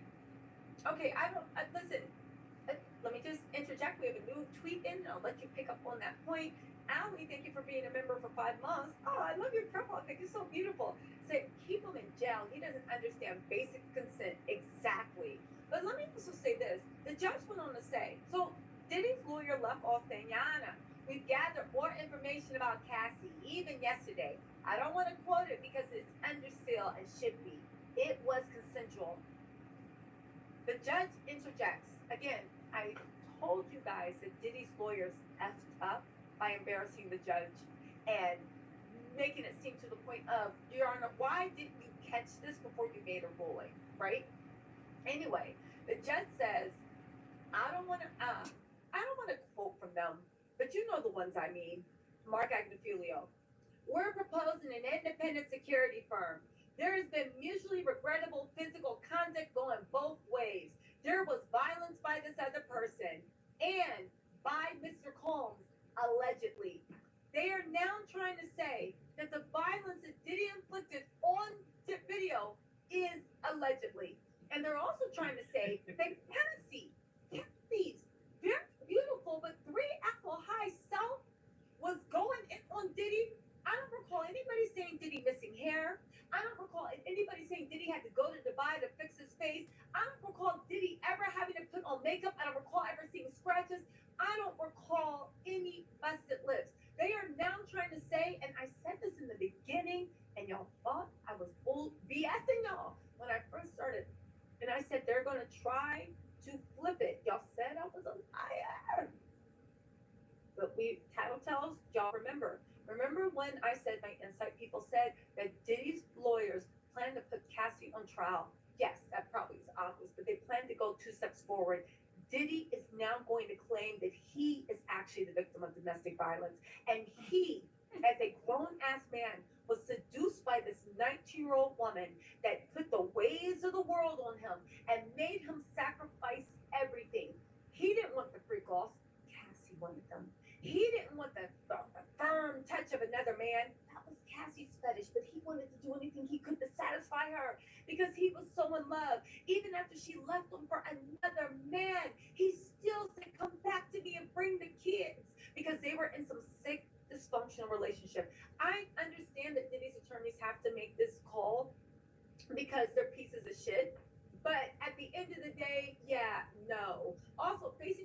Mark Agnafilio deserves to cast down into the pits of hell along with Diddy. I think it's disgusting. Disgusting. And I get that's what defense lawyers do. I think it's disgusting that Mark Agnafilio is now taking someone as violent, someone like did Cassie make you put a car bomb in Kid Cudi's thing? Cat, you're taking someone as powerful, as rich, as much older, and you're now trying to dig up old text messages where Cassie says, I might have loved it against her abuser, and you're trying to take Cassie as the abuser, and Diddy was a helpless, wide-eyed victim that was seduced by a little kid. Anyway, well, I don't think anybody's going to buy that argument. I think that I would completely stay away from that. I would focus on the witness intimidation and Cassie being one of the witnesses. I would focus on that, stay away from the video because there's no argument that he's going to be able to use to explain that video. Well, here's another thing. I think that, first of all, from what I'm hearing, it's even more than that video. These superseding indictments are going to knock Diddy on his ass. There's more than the video.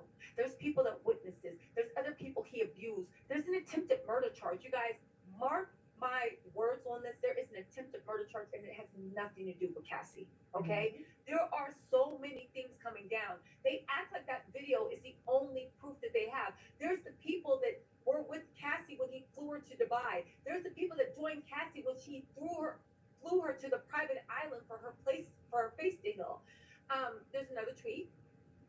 Diddy's lawyer Shapiro said, in the LaFontaine case from 2000, the defendant told someone to lie by phone from the MCC. In the Gotti case from 1996, the head of the Gambino crime family, the witness received a kick in the ass, and the government does not have that here.